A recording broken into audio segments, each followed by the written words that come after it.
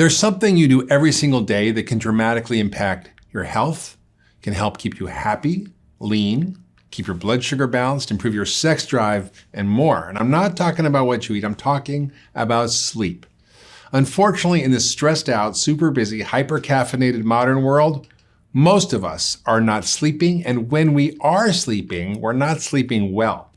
Among the numerous responsibilities we juggle every day, the quality of our sleep often takes the back burner, and those repercussions show up in our health. The idea that sleep is for the weak and that we need to burn the candle at both ends in order to be successful is slowly killing us and just wrong. One study found that just one partial night's sleep could create insulin resistance, which is prediabetes, which then leads to diabetes and many other problems. Others show that poor sleep contributes to cardiovascular disease like heart attacks, to depression and mood disorders, to poor immune function and frequent infections, and to lower life expectancy. Sleep is how our body repairs itself. Simply put, sleep is a major cornerstone for an energetic, joyful, and healthy life.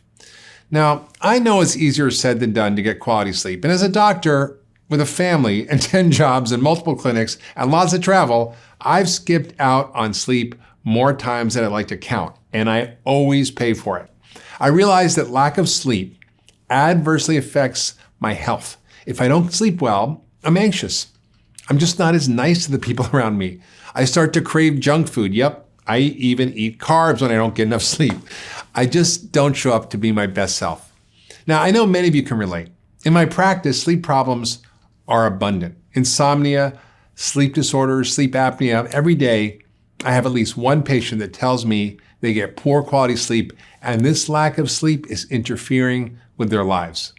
Now, I created this course because I believe that sleep is the most underappreciated aspect of health and wellness. And although it might seem as though getting good sleep is as simple as putting your head on the pillow and closing your eyes, it's actually much more complex than that. With 5 trusted experts, we're going to walk you through the pillars of sleep so that you can start getting the sleep your body deserves and that your body needs today.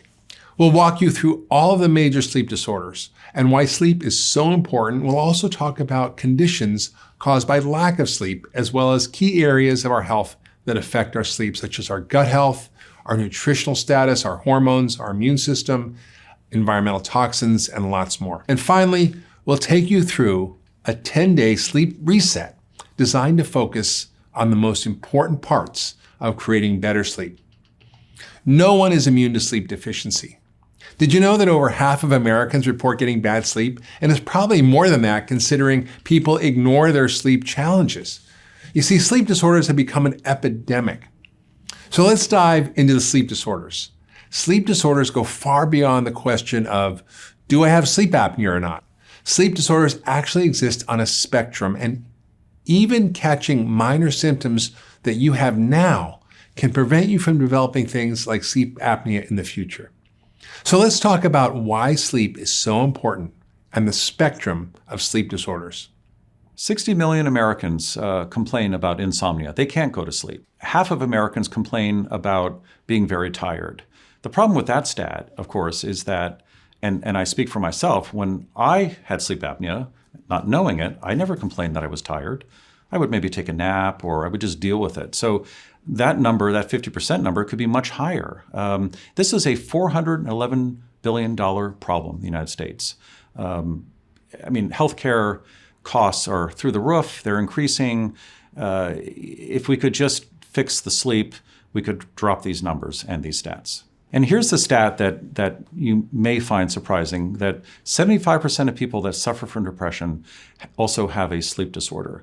There are some researchers, there's one in Berkeley, there's one in England, that are seeing something more than that. They're seeing a 100% correlation between some form of mental illness or mental disorder, mental health issue, and they're seeing sleep, a sleep disorder that's related to it. So figure 70%, maybe even 100%. Sleep is essential for health for so many reasons. And when I talk to my clients, the first thing I talk about is the hierarchy of the foundations of health. So foundations of health means your nutrition, your exercise, your sleep, stress reduction, all of these things that we have to take into account. But on the top of that pyramid is sleep. It's before nutrition, it's before exercise, it's before supplementation for sure. And the reason behind this is it affects every single cell in our body. Without sleep, we couldn't, after 2 weeks of not sleeping, they've done studies, people cannot go on. People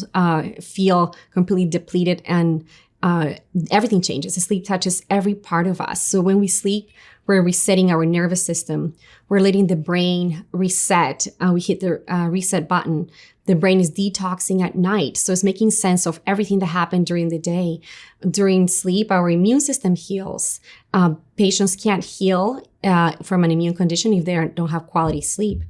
During sleep, we also are allowing our body to detoxify when it comes to liver toxins and environmental toxins. This is how we pull a lot of our toxins out, is through resting. When we're sleeping, hormones, certain hormones increase, like human growth hormone and melatonin levels, testosterone levels go up, which allows our body to grow, to transform, to create new cells. For children growing up, as they're growing up, you need to sleep in order to create more growth hormone. Without it, we couldn't develop. We couldn't create new cells. So sleep touches really every part of us. Our gut function, our intestinal tract is very connected to us having proper sleep. Without sleep, our biome, our flora, our microbiome actually becomes more toxic and more depleted. So the sleep button that we hit at night is shutting it all down. We change our minds, our state of our mind, our state of our body to reset everything within us. And I have never seen a patient that was in good health that was not sleeping. So in reality, you can't heal someone or really achieve health if you're not getting proper sleep. So I would say from anything that my patients when they come to see me, one of the number one conditions that I see people for at my clinic are insomnia or sleep issues. And without addressing their sleep, they're not going to be able to heal. They can't balance their hormones. They can't lose weight. Women that have trouble with weight problems, they are not going to be able to heal and manage their metabolism if they don't get enough sleep. It also impacts our heart health. So there's a huge connection of lack of sleep with leading to heart disease, strokes, heart attacks, also a tendency towards diabetes. When we sleep, we're resetting our insulin, our glucose pathways, and without proper sleep, patients become pre-diabetic and eventually diabetic. So as you can see, sleep touches every endocrine system, every organ in our body, detox function, immune resetting, and impacts our mood greatly. People that don't sleep have more problems with anxiety, depression, concentration problems, learning problems, attention deficit disorders. So sleep touches all parts of us.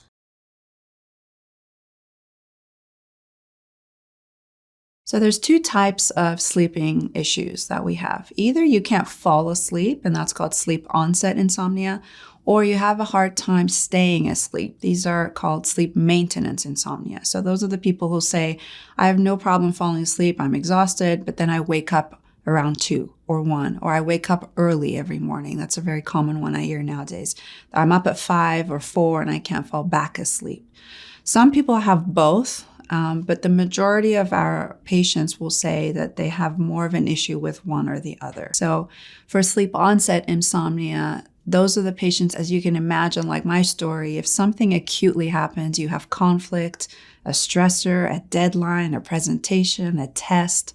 So mentally or emotionally, if you're aroused or stimulated or worried or stressed, that's going to make you not be able to fall asleep. So typically I see 6 causes for sleep onset insomnia. The number one would be sleep hygiene, which you've all heard of. Every magazine out there, they list the things that we should all be doing to avoid being able to fall asleep easily. So sleep hygiene is things like not having bright lights at night, not eating too late, not having stimulants like watching TV or having your iPad or your iPhone on, things like that. So sleep hygiene is probably the number one thing I work on with patients to make sure first and foremost, do you have all these down?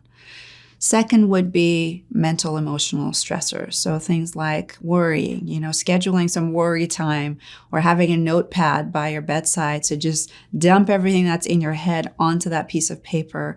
And sometimes this is much easier said than done. So you might have a death in the family. You might have someone who's in, the hospital and you can't be there and you're worrying about that. It's not going to be that easy, but often conflicts and emotional or mental stressors are reasons why people aren't falling asleep. Other causes might be the heart. So in Chinese medicine, we talk about 2 causes for sleep issues.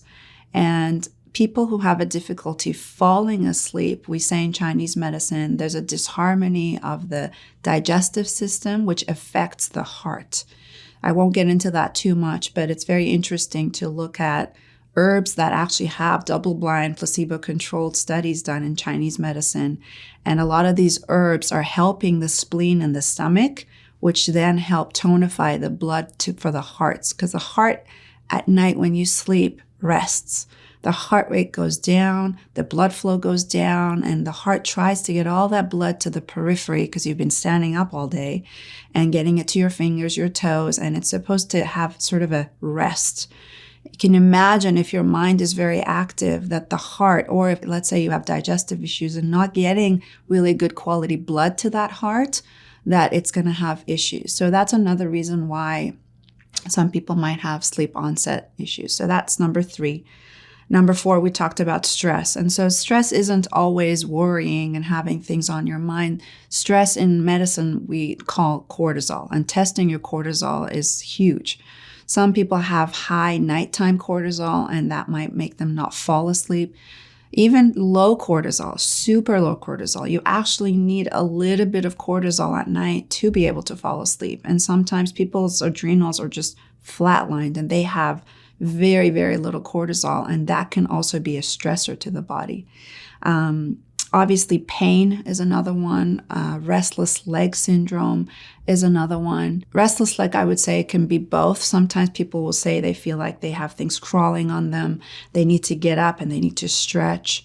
That might be one. But if it's happening in the middle of the night, they might not even be aware of it. Poor circadian pathways and rhythms. So I always say sleep is not about nighttime. It's about daytime and that diurnal pattern of the up and down of your day and that cycle. So if your circadian rhythm is off and you've been almost too on all day, it's going to be hard to turn off at night. The most common sleep disorder is insomnia. It seems that even though this is an innate thing that we don't really need to learn, that it's built into us, the rhythm of sleep and the capability, the ability to sleep is in us. Neurologically, we still can't sleep. And that's, as I mentioned earlier, that's half of America. We can't sleep. I mean, what's going on there? That's not right. Maybe if it was 10%, that would be understandable. But so insomnia is the largest, biggest category as far as sleep disorders. Right behind that, of course, is obstructive sleep apnea or sleep disorder breathing, and that is the obstruction of the airway, of air getting in and out of your airway, and you're not able to breathe at night. And as you get closer to deep sleep, these muscles that give you tone in the airway collapse. Only your diaphragm is working, your heart muscle is working, of course, and when that collapse occurs, that paralysis occurs, the collapse of the airway is more likely, especially as you get older, especially after menopause. And then you start waking up, and then you can't attain that deep reparative sleep that we all require. And insomnia actually is linked to not sleeping well enough. That may seem counterintuitive, but people that are very tired sometimes can't fall asleep. So the question is why are we seeing more of this collapse of the airway? This is below the upper part of the pharynx. This is past the tongue. If you look at sleep endoscopy type of images, that's a moving image of someone that is asleep, you'll see this airway. The airway is is frightening when you first see it. It's just, a good airway is maybe the size of the opening of a tapioca straw. It can get smaller than that. And that's during waking hours. That's when the muscles around that airway have tone. So what happens when you're on your back, you've got your heavy mandible and your tongue pushing back on the upper part of the airway, that whole airway is being compromised, and you've lost the tone in the muscles that allow it to be pulled together. This again is the Bernoulli effect, being pulled together by a big volume of air coming through the mouth. So why is that happening more? I mean, and our ancestors didn't have this issue. Well, it goes to the fact that our airways are developing. They're into a smaller space. The bone structure, the capsule or that box that I referred to, the airway box, is smaller. Hence, given the amount of tissue that would grow there normally, has less room for it to exist in that space. So our airway is getting smaller. We are developing, or evolving, if you want to say, into a species with a retrognathic jaw. Our foreheads, our heads are supposed to be enlarging a little bit. Our brain capacity is supposed to be increasing. I see very little signs of that. But the jaw is getting smaller. And because of that, our airway is literally under attack. It is under fire, and it can't function the way our ancestors' airways did. So let's talk about sleep apnea. Sleep apnea is actually a very common condition that I see in my clinic. And a lot of people believe that sleep apnea only happens with older patients or overweight patients, and that is not true. Sleep apnea actually can happen with young adults, with women, even children can have sleep apnea. And what is a sleep apnea? So sleep apnea is when breath is paused, is stopped during sleep.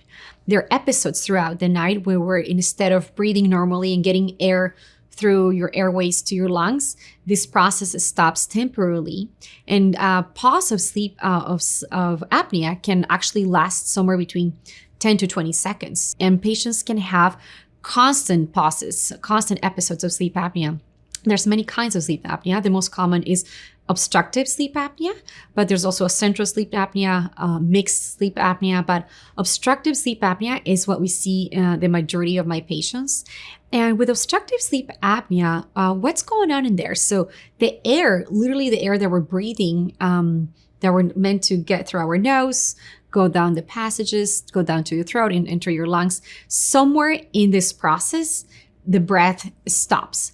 And we call it obstructed because there's an obstruction that's happening. So it's either the air is not flowing through the nasal cavity, maybe it's not going down correctly through the pharynx, through the throat. Maybe there's a blockage in the tonsils in the throat, and then the air doesn't reach the lungs. So during sleep, when we're sleeping, where the body, the autonomic nervous system controls this breath, we're not meant to be thinking about breathing. So as an automatic process, as we sleep, that we're breathing correctly. Whenever we have an obstruction in this process, sleep apnea occurs. And what causes the sleep apnea? There's many causes of it. So in the obstructive, I have seen patients that have sleep apnea because they have chronic seasonal allergies. Sometimes their allergies are so bad, their environment they're living in can be polluted, toxic, or they have seasonal allergies to the outside pollens that it blocks their sinuses, and they can get quite a bit of congestion and start experiencing sleep apnea as a result. They can also occur when someone has very enlarged tonsils. So even a child, I've seen children that have very enlarged tonsils from chronic strep infections or chronic viruses. Also eating the wrong diet, having a lot of dairy and sugar can inflame someone's glands, and the obstruction of the gland at night can cause episodes of sleep apnea. We also see this as patients get older, which is true. As we get older, our risk of sleep apnea is higher. What's going on is that the muscles that are surrounding the airways, the breathing space, all these muscles in the inside, including around your throat, they start to collapse. Even the tongue starts to collapse. So the tongue can fall back and obstruct the airway. So air is not flashing through. So somewhere in this process, the air is not moving through. But as we are getting older, the tones of the tonality of our muscles, our muscle tone, it starts to decrease, and everything starts to fall into each other. So when we're sleeping, it is common that And a young adult can have just an episode of sleep apnea if they have drunk a lot of alcohol. So when someone drinks a lot of alcohol, the body oversedates and the central nervous system doesn't regulate our system as well.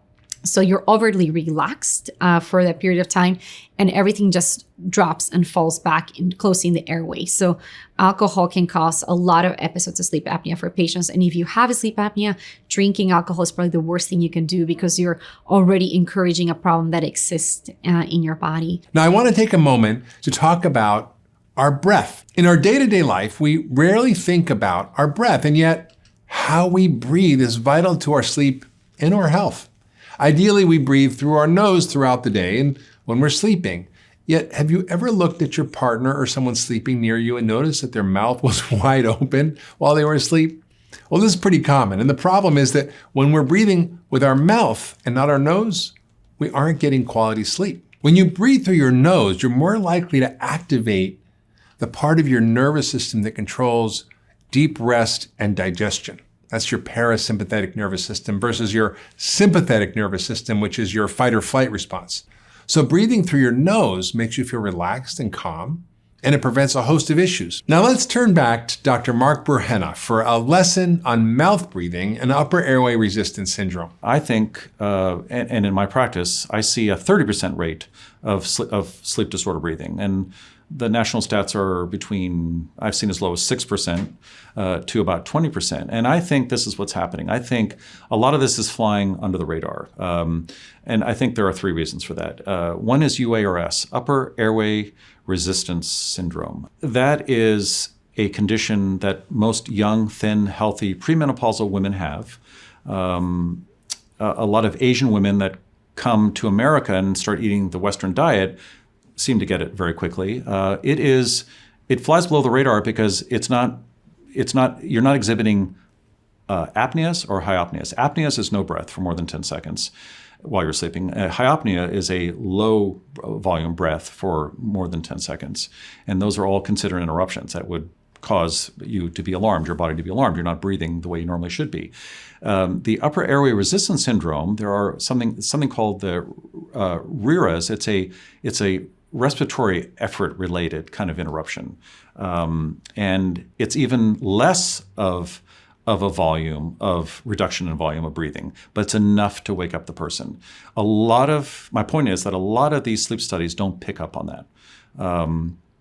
And that's a shame because those women will get full on obstructive sleep apnea suddenly when they reach menopause or even perimenopause because their drop in estrogen and progesterone, which are hormones that are actually protective of the airway muscles, is such a sudden drop that all of a sudden they've caught up with their male husband or male partner. He's been snoring gradually all along, and then all of a sudden women catch up suddenly when menopause appears. What is mouth breathing? Mouth breathing is someone who is taking in all the air through their mouth at night when they sleep, during the day. Obviously, when we talk and we eat, and less so when we're eating, because if we're good nose breathing, we can eat and breathe through the nose. But typically, if someone cannot breathe through their nose, they are mouth breathing. And mouth breathing leads to all sorts of dental stuff like higher cavity rate, drier mouth, increased incidence of gum disease. But it goes beyond that. It goes beyond the dental implications. The most important one, I think, is the regulation of your breathing rate. And at night, that's important. I use a device, a ring, that measures that. And I can actually measure the difference or see the difference between my forced nose breathing by taping and not being able to tape because I'm congested. I can actually see that reflected in my results the next morning in terms of respiratory rate, heart rate, and even heart rate variability. So if you're breathing through your mouth, you're breathing in a different way. You're breathing in a way that is not conducive to feeling well. So to make it simple, if you can breathe through your nose, you're not over-breathing CO2. Breathing is as much bringing air in than it is as well expelling CO2. And if that mix isn't correct, and optimal, which nose breathing tends to do on its own, then your blood pH will change. It will become more acidified. That will, because the base of the brain is looking at CO2 levels in the bloodstream, not O2 levels, to determine how quickly you should breathe. It's going to want you to start breathing faster to get rid of some of that acidosis. But if you're mouth breathing, then you're borderline hyperventilating. So that can have an effect on your brain. It can have an effect on your sleep, which in turn will have an effect on your brain and your body. So mouth breathing is something that is unbelievably overlooked, but so actionable. And it's as simple as taping your mouth shut with the right tape. Now, there are some people that cannot breathe through their nose, and that's another great reason to try mouth taping to see if you are one of those people. And if so, that can be corrected. These are things that will help you sleep better. It'll also be something that makes you feel better during the day. Just being able to use your nose for what it was meant to do, and that is to take in air and to expel air as well properly. In mountaineering, when the partial pressures get very low at high altitude, it's very important to breathe properly. As an athlete, it's very important to breathe properly. But when we're sitting around, a lot of people think, oh, it doesn't matter how we breathe. It does. You just heard about something called mouth taping. This might be a new concept to you. We're going to dive into mouth taping and ways to start breathing through your nose later in this course. For now, I just want you to understand the importance of breath. In the course materials for this lesson, you can find one of my favorite breathing exercises that you can do today to calm your body and prepare you for sleep. So the key to getting better sleep lies in addressing the root cause of our sleep challenges. Are we having difficulty breathing at night? Is stress preventing us from better sleep? Is it our hormones, our blood sugar, our allergies, or environmental toxins affecting us? In this course, we're going to talk about each of these root causes. But before we dive into that, let's talk about the stages of sleep. This is important information that will help you understand what happens each night when we shut our eyes. Sleep starts off with stage 1, which is very short. It only makes up about 3% of your sleep, and this is just the transition into sleep. Stage 2 is actually the majority of your night is spent in stage 2, and this is when your heart rate slows down, your breathing rate slows down, and you start the recuperation process of sleep. Now, stages 3 and 4 are also known as delta or deep sleep, and this is slow wave sleep. So this is when your body starts to heal any of the physical traumas that have occurred. In slow wave sleep, you also filter out all of the unnecessary information that you accumulated throughout the day. The billboards that you saw, the commercials, the TV shows, everything that you don't need is kind of dropped in stages 3 and 4 of sleep. Now, REM sleep is your rapid eye movement sleep pattern, and this is when you have a paradoxical reaction occur. Your heart rate increases, there's increased sympathetic tone, and REM sleep is important for memory consolidation. So you're taking things from your short-term memory, things that you tried to learn during the day, and you're putting it into your long-term memory. This is why REM sleep is so important for mental health. Waking up without anxiety or irritability is also dependent on your REM sleep patterns. So these are the 3 stages of sleep that are very important for us to understand. And in conversation with my patients, we are always trying to increase the amount of deep sleep, REM sleep. More than quantity, quality is really important. Of course, the ideal for an adult is between 7 to 9 hours of sleep, and everyone has unique demands. I have patients that do great with 6.5 to 7 hours as they get older, and patients that need 9 to 10 hours. You can have the same 50-year-old patient that needs different amounts. So a lot of it has to do with their physiology, what their demands are of the body, but achieving the deep state and REM is ideal. And if light sleep, you're going to actually wake up in the middle of the night through light sleep, and that is normal. A little toss and turn is part of what's important for sleep. This can create actually a lot of anxiety for my patients when they think they have to just close their eyes and open their eyes the next morning. And the body's not meant to do that. So there's that. You're going to do that if you're in deep state of sleep or REM. Or during the light phases, you're going to have some shifting of positions, some turning, and that is normal. As long as your body is falling back into sleep, that's what's expected. So teaching people that if they wake up a little bit during the night and they fall back to sleep, that is normal. We're meant to be in the lighter state, and that is a healthy part of our system. Our sleep cycle is not something that should be continuously managed. If patients just want to close their eyes and open their eyes the next day, this is why we see a lot of people doing prescription medications. You'll get that with a prescription med, but with proper sleep, you still might have a little waking up your body that is part of the light sleep cycle. As part of our sleep cycle, the body goes between the deep state, the light, the REM, within in a 90-minute cycle. And this keeps happening throughout the whole night. Most of the deep sleep is actually achieved in the earlier hours of the night. So when your parents told you to go to bed early, yes, it's true. We should be going to bed earlier. If you're sleeping by 11 p.m., between 11 to 2 is when we are able to achieve the deeper state of sleep. So someone that goes to bed every night after 2 a.m., the body naturally is not going to hit that deep state of sleep. So getting to bed earlier is very important for that reason. So that state of deep sleep, light, deep REM goes every 90 minutes. And the longer you are sleeping, the more you go into REM. So your REM cycles increase more throughout through the evening. So when you're about to wake up, you might be hitting your longest state of REM, and that's when you're dreaming the most. So a lot of people that have an alarm clock to wake up, if the alarm wakes you up and you were in the middle of a dream state, that's when you're hitting the REM. And patients ask me about dream recall, and they say, I just can't remember my dreams. So most people, if they're hitting REM sleep, are having some state of dreaming, but they're probably not going deep enough in the REM that they can recall their dreams. And remember that memory it's processed and integrated and sharpened during the REM phase. So if they're not getting enough REM, they're not going to recall a lot of their dreams. But most people do dream. It's just the recalling and their ability to spend on REM. So tracking someone's sleep is interesting because when you track sleep, you're able to see how much time someone spent on REM versus deep and light states of sleep. That was a brief lesson in the stages of sleep. And I know this is a lot of information, but it's important to understand why sleep is so important and how sleep can impact everyone at any stage of life. The good news is that the earlier we catch these problems, the better. And it's almost never too late to fix our sleep. I know what it's like personally to get really bad sleep. When I was dealing with some serious health issues, I felt wired and tired pretty much every day.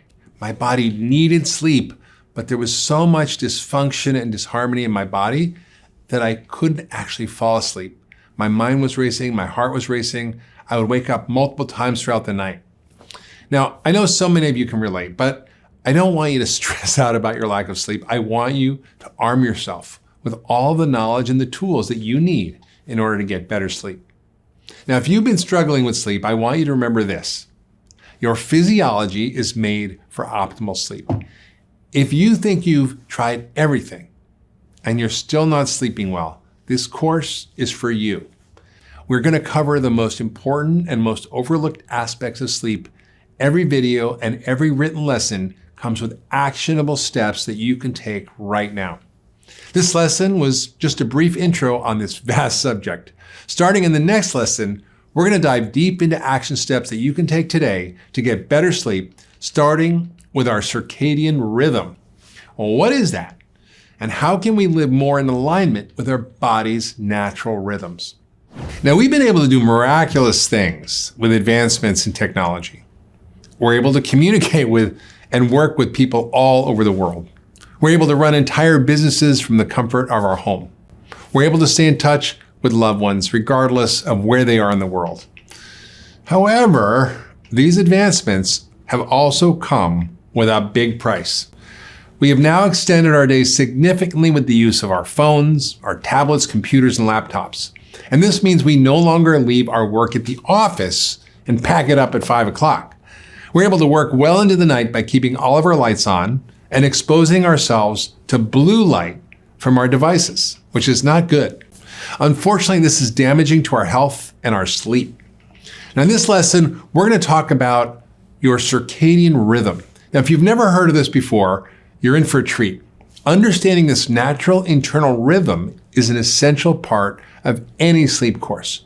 You're also going to walk away with practical tips to reset your circadian rhythm. These are things that you can start doing today. So a circadian rhythm is a natural internal process that regulates our sleep-wake cycles. This 24-hour internal clock is influenced by lots of things, mainly light and our eating habits. Our circadian rhythm also influences our lifespan. That's right. The more in alignment we are with our natural rhythms, the healthier we will be. In her book, Chasing the Sun, author Linda Geddes explains that almost half of our genes are under circadian control, including ones associated with every major illness investigated so far, including cancer, Alzheimer's, type 2 diabetes, coronary heart disease, schizophrenia, and obesity. Circadian rhythm expert Dr. Sachin Panda says our genes are no longer our master conductor. Our behavior is the master conductor of all our internal rhythms. This is good news because it means that we are not at the mercy of our genes. Our behavior and the things that we do daily and habitually can transform our health, our genes, and our sleep. It turns out that more often than not, sleep problems are not just a nighttime problem, they're a daytime problem. All of the things that we do during the day, our habits, the time we exercise, the foods we eat, when we eat, all influence how much we sleep and the quality of our sleep. So your body works on something called the circadian rhythm, and this is your internal clock. So how this works is light exposure goes into your eye, it hits your retina, and from the retina, it's transmitted to the suprachiasmatic nucleus. This is an area of the brain where serotonin is going to be produced into melatonin. This is also where your pineal gland is. Melatonin production is going to make you feel sleepy, and it's going to help you actually fall asleep. Now, on the flip side, your circadian rhythm is also regulated by cortisol. Cortisol is your wake up, get up and go hormone. Cortisol gets a really bad rap, and I'm not sure why, because it's essential in your health. This is the one that makes us actually want to feel like we can do things throughout the day. It's our driving factor. So this balance between melatonin and cortisol is what makes up this circadian rhythm. Now, the circadian rhythm is important for a bunch of reasons, but first I want to talk about one of the most important driving factors behind the circadian rhythm, and that's light exposure. Light exposure is actually more important to your circadian rhythm than melatonin production, which most people don't know. One study looked at 3 groups. They put people into 3 different groups. One of them was an exercise group. The other one was a light exposure group. So these people got light exposure within 5 minutes of waking from a light box. And then the other group was a sleep hygiene group. So they just educated this group about what really can help you with sleep.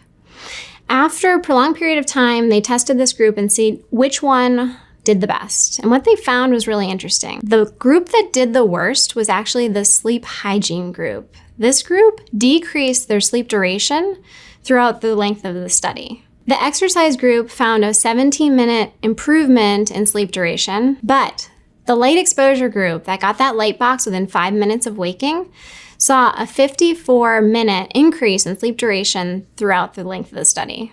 That's incredible. Prolonging sleep by a full hour every night can do wonders to your overall health. So bright light promotes sleep in a few different ways, and the 2 mechanisms that are well established are its antidepressive effect, as well as its ability to shift your circadian rhythm. So we know that sleep is really important at preventing depression, and we know that depressed individuals actually have poorer sleep. So this is one reason why light exposure during the day might be essential to promoting sleep at night.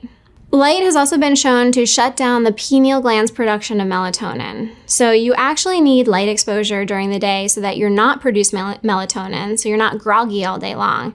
And you can think about this like in the sitcom, the mom comes in, opens up the curtains, and exposes the child to light so that they wake up and they get out of bed so that they can go to school. And this actually has a physiological mechanism behind it because you need that light exposure to come in, to hit the retina, to actually shut off melatonin production so that you're not sleepy all day long.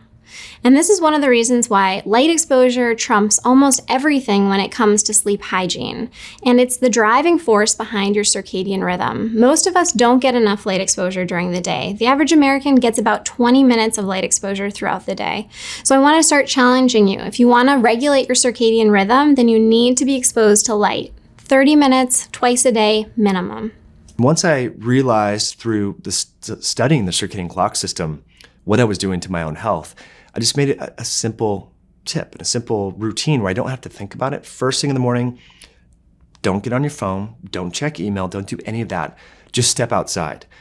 And, I travel a lot, sometimes 70 flights a year. I haven't been in a situation where I've been unable to do this. Even in a hotel in New York, Seoul, South Korea, wherever, I've been able to just get out, and it really kickstarts your body's circadian rhythm.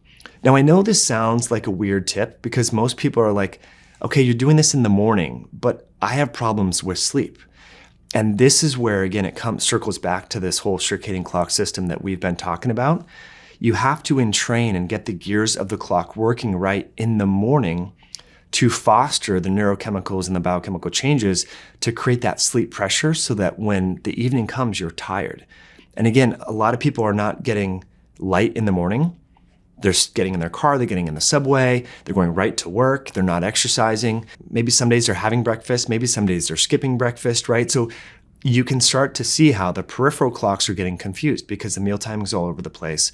The central clock is not getting that adequate sunlight and the good light to keep things going. So there's a mismatch between the circadian clock system, which ultimately will help to create the hormonal milieu that causes us to not only feel sleepy, but to actually stay asleep. The hormones melatonin, adenosine, these different neurochemicals that help us not only get to sleep, but also help our brain and our body recover from the day that when we're awake. So super important.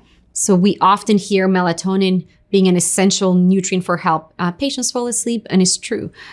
With our circadian rhythm, as we are exposed to light in the daytime, to sunlight, to direct light, our circadian rhythm, which is our mechanism, our biological clock that regulates our sleep cycle, the exposure of light allows our brain to start getting ready for building melatonin in the evening. So in the morning, the body knows that the light is stimulating to not make melatonin at that time, but it preps itself for the evening. So as the light goes down, if we're living in the natural rhythm of nature, if there was no light around us or electricity, the evening, the darkness triggers the pineal gland to release melatonin. So melatonin is we call it, it's a neurotransmitter, but also a hormone, so like a neurohormone that it's an essential part of helping us fall asleep at night. So without the proper night and darkness surrounding us, the pineal gland is not able to create enough melatonin, yet it needs the sun in the morning and it needs the darkness at night. So as melatonin is released, that naturally helps the body fall asleep. It encourages the sedation in the body. And the more we sleep, the more melatonin we make. So melatonin is a really important antioxidant for the brain. Melatonin is not only helpful to help you keep sleep, but is one of the most important antioxidants to keep the brain healthy and young. It's really an anti-aging nutrient, or I like to call it graceful aging nutrient. With melatonin, it's been shown that as we age with chemicals around us, environmental toxins, we can end up with what's called a leaky brain. The blood-brain barrier gets slightly broken, and it allows for all the toxins to go into the brain, and we end up with a toxic brain. Melatonin actually helps patch up these little holes. So melatonin is an antioxidant, but it also helps heal the brain layer. So sleeping at night is essential for healing a leaky brain. And often patients that are not getting enough sleep, they're not going to get enough melatonin. And as we get older, naturally our melatonin production drops. So it is essential as someone is aging that they could supplement with some melatonin, sublingual melatonin, oral melatonin. But melatonin levels should be titrated slowly if you're going to consume melatonin. And I also prefer to have patients do what's called a sustained release formula, so it can stay in your body through the evening if melatonin is going to be used. A lot of my patients say, I take melatonin, it doesn't help me.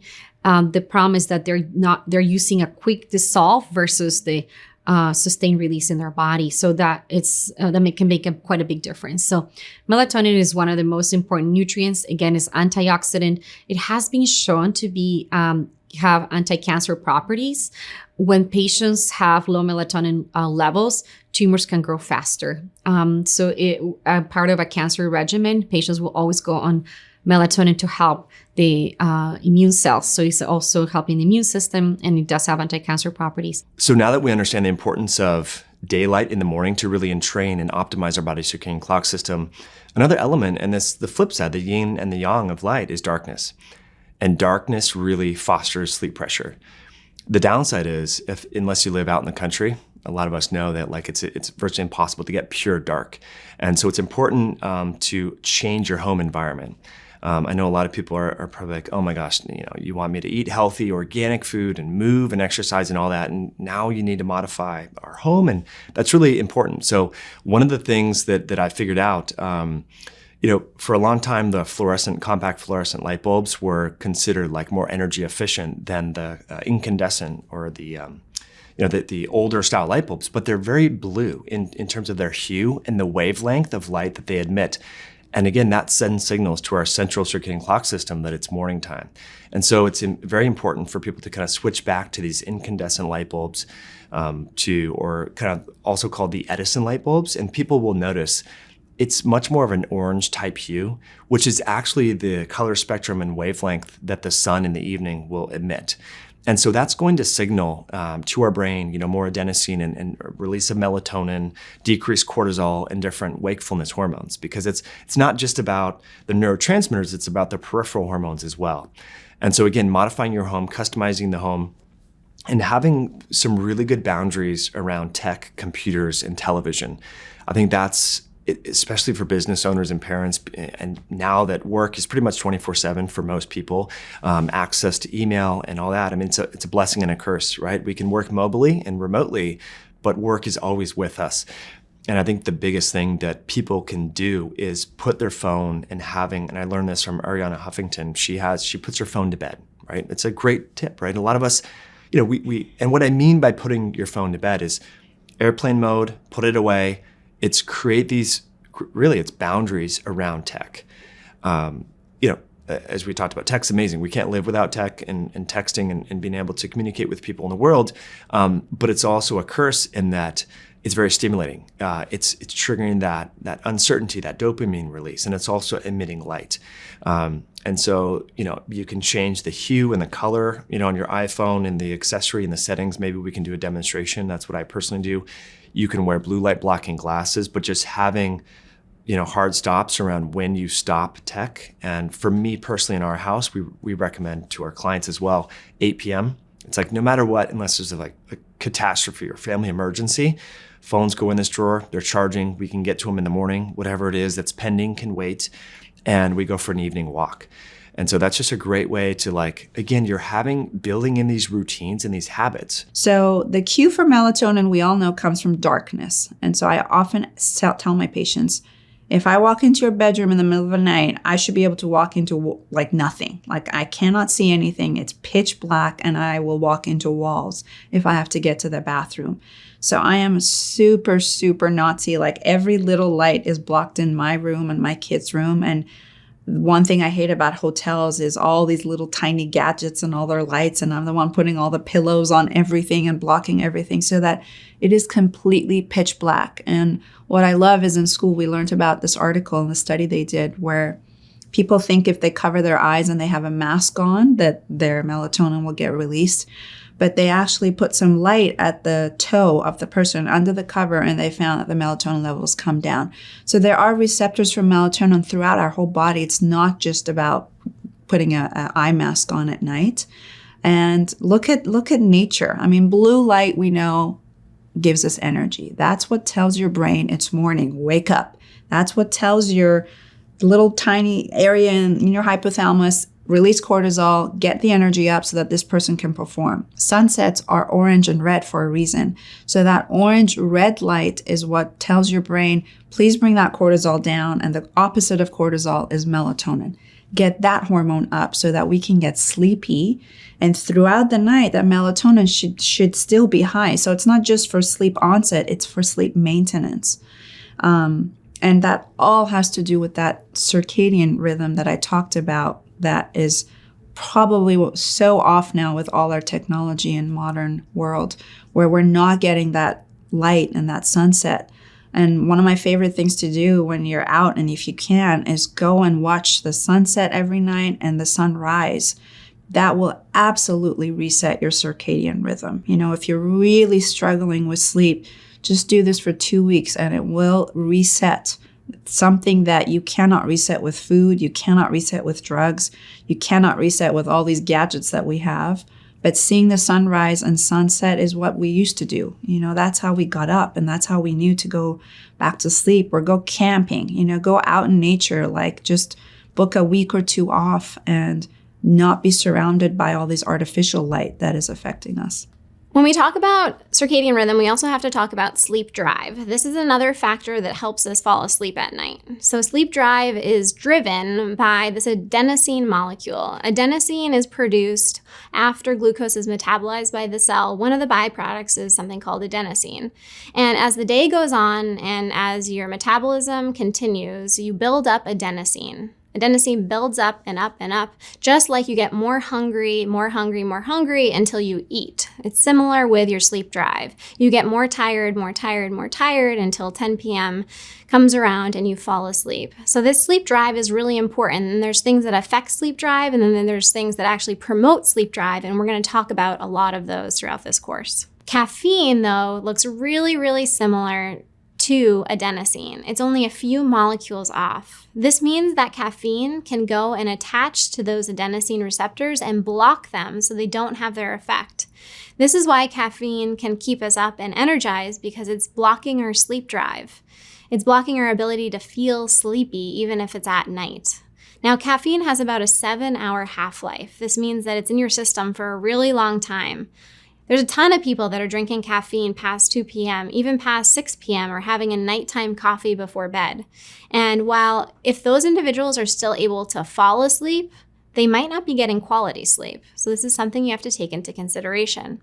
I recommend that people stop consuming caffeine by noon to 2 p.m. so that they can fall asleep at a normal time around 10 p.m. without the caffeine in their system.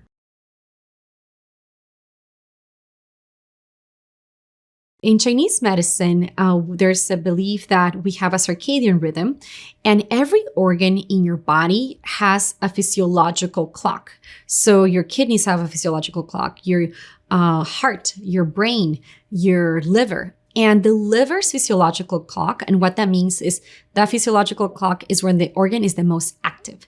That's when the organ cleanses itself. It has the most energy to regulate itself and go into homeostasis. So the liver's biological clock is between 1 and 3 a.m. The gallbladder is between 11 and 1. And between 11 p.m. to 3 a.m., that window where we should be sleeping is where the body is doing the most detox. And we're not even counting the brain yet. The lymphatic system is active at night. So there's suddenly three systems that are very active. And then the lymphatic system wakes up at night, 60% more active. So the body goes into a full mode of detoxification at night. It's being busy all day, processing, digesting, breathing, helping you operate, think, live life. And then when you close down the body to rest at night, the body's very smart and it has its own ability to self-regulate and dump the waste out. So if we don't properly sleep at night, we're not able to remove the toxins that our body needs to clear off in the evening. So let's go back a little bit to the liver. So the liver is the most active between 1 to 3 a.m. And many of my patients that come in to see me, they say, I always wake up at 1 a.m. or 2 a.m. or 3 a.m. If you're waking up during those times, your liver is detoxing, is doing what it's meant to do. But it means that there's too many toxins that are waking your body up. So we're supposed to be sleeping through that time. The body's not meant to be waking up through that detox period. When the body wakes up during those times, there's an overcharge, there's too much what we call yang energy. There's the yin and yang. The yang energy is that there's too much fire, too much toxicity, too much inflammation in that liver that is calling all systems to come help, and your body naturally wakes up during that time. So an increased exposure to toxins through our environment is going to tax our systems. And this is why, let's talk about alcohol. When patients drink alcohol, they don't sleep as well.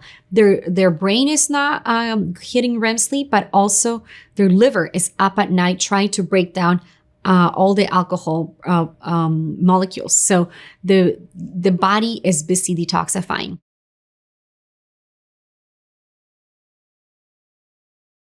Long story short, there's this master operator, the master circadian central clock system, and then the peripheral clocks are influenced by non-light mediated factors. For example, meal timing, exercise timing, things along those lines. And so let me just give you an example of how you can perturb both your your central clock and your peripheral clocks.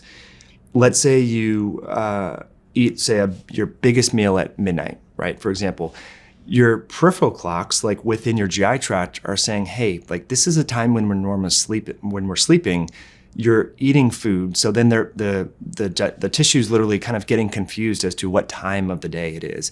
And that's going to have negative feedback inhibition on the entire circadian clock system. And so long story short, for people to understand, the take-home message is when we eat, like the meal intervals, the consistency when we eat has a big influence on that night's sleep and also our entire circadian clock system. And so I think it's important to talk about this because at present, intermittent fasting, various one meal a day, time-restricted feeding are very hot strategies that a lot of people are implementing to improve their health, potentially enhance longevity. But they can also be strategies when used appropriately to foster deep sleep. Because if you're having your meals, let's say you just do 2 meals a day or even 3 meals a day, keep it very simple for most people, your body starts to anticipate. It's called the cephalic phase of digestion. So your body is anticipating that food coming in. And this is partly mediated by this circadian clock system.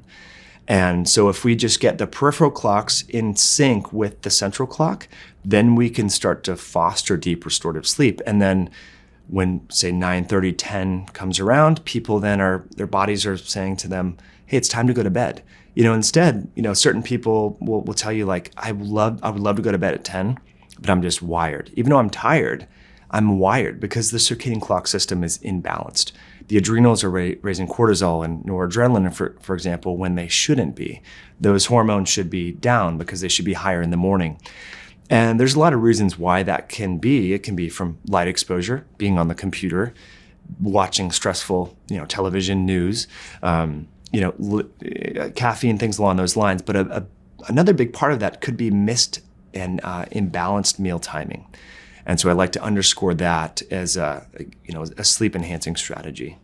A really good question comes up is what's the best time to eat to enhance and foster deep sleep? And I'm a little bit biased. I used to do endurance athletics, semi-pro bike racing, and the mantra among cyclists, because in cycling you want to be strong, but you also need to be lean. Like your power to weight ratio really governs like literally who wins the Tour de France or not. And so an easy way to do that is to get in your calories that you need earlier in the day and stop eating as early as you can. Like, so athletes would train, early in the morning, have a big lunch and then cut off. So they're fasting for a large part of the day. And so I think for a lot of people, and again, I like to just add a little caveat here, context. I don't want people to change anything if what they're doing is working, only if these things are not working. So if you're struggling with sleep, if you're struggling with body composition, then try this. Try eating earlier in the day and starting your fast, if you will, your last meal as early as possible. And what I've found through promoting this online, and this isn't just me talking about it, I report some of the time-restricted feeding studies that have been conducted by major universities throughout the world in the past 10 years, is they've found that early time-restricted feeding enhances things like autophagy. It affects favorably mTOR, which is a growth factor that can be linked with cancer and other diabetes and obesity and neurologic disorders. By eating earlier in the day and starting your fast earlier, that coincides with these peripheral clocks that we've been talking about within the GI tract, within the liver, within the muscle tissue. It seems that our GI tract, about right now when we film this at 10 a.m., roughly, It's when our GI tract and our juices and our motility is at its peak, right? It starts around 10, depending upon the study that you read, between 10 and 4 is when your digestive function is optimal to receive a meal. Now, what are most people doing? They're eating at 8 p.m., 9 p.m. They're going out on the weekends, after the bars, they have pizza, things like that. And they wonder why their health is kind of a wreck and why they can't sleep. To make a long story short, I think there's a lot of evidence emerging. And I think it's a great tool if people have the ability to have the willpower to cut off their feeding window early enough. So let's take all of this and put it into practical steps you can take today. First, I want to ask you some questions about your daytime routine. Do you get outside in the morning, or do you go from your house to your car, to your office, to the gym, and then back home? I mean, if you go to the gym, that's good, but it's not bad. Can you today commit to spending about 15 minutes outside every morning without sunglasses so the light hits your eyes and goes into your pineal gland, which regulates your circadian rhythm? Can you eat your lunch outside? Can you take a few walks throughout the day? A few times a week, can you exercise outside instead of inside? I mean, even if it's cold outside, it's so important to spend some time outdoors. In the winter, I still prioritize time to go outside. I go cross-country skiing, I go for long walks in the neighborhood or in the woods. It's good for my body, it's good for my brain, and it's great for my sleep. Getting sunlight is also vital for one other very obvious reason: vitamin D. Now, deficiencies in this vitamin affect over half the population and has been linked to many cancers, to high blood pressure, heart disease, diabetes, depression, fibromyalgia, chronic muscle pain, bone loss, and autoimmune diseases like multiple sclerosis. Several studies have shown that low levels of vitamin D in the blood are associated with more sleep disturbances, less sleep, and poor quality sleep. For now, I want you to commit to this. Before you check your phone, or turn on your favorite podcast, The Doctor's Pharmacy, obviously, I want you to step outside, even if it's just for a few minutes. Maybe you'll go for a quick walk or a jog. Maybe you'll meditate outside. Maybe you'll enjoy a cup of tea or coffee on your porch. Whatever it is, take a few minutes in the morning to embrace the power of sunlight. Now let's talk about your nighttime routine. Are you still looking at screens until you fall asleep? Do you keep all the bright lights in your home on until you fall asleep? Do you work in bed? I want you to commit to this. Spend 1 to 2 hours before bed without screens. You won't believe how powerful this simple action can be when it comes to your sleep. If for some reason you can't commit to avoiding screen time before bed, I recommend wearing blue blocking glasses. Although nothing will be better than avoiding screens completely before bed, they can help. Also, if you have to look at your computer or laptop at night, also download something called F.Lux, L-U-X, which eliminates blue light from your screen. That's F.Lux. As far as light in your home, I like using orange or red bulbs, or simply dimming the lights in my house. Sometimes, if it's safe, I use candlelight. Remember, when it's dark, melatonin, often known as the sleep hormone, is synthesized by our pineal gland right here. Now, if we're constantly exposing ourselves to light at night, it's going to be a problem. In her book, Chasing the Sun, author Linda Getty says it's important to dim our nights and to brighten our days. And this means getting more sunlight during the day, especially in the morning, and minimizing our exposure to light, especially artificial light, at nighttime. This might be one of the most important tips for resetting your circadian rhythm. Next, let's talk about when you sleep and when you wake up. Can you commit to going to sleep and waking up at roughly the same time every day? I know it's not always possible, but for me, 90% of the time, I try to get in bed by 10 and I'm up at 6. And if I break this routine for a couple of days, I definitely feel it. Now, while it might seem boring to have this routine, it's a great way to set your circadian rhythm and to optimize your sleep. And finally, let's talk about when you eat.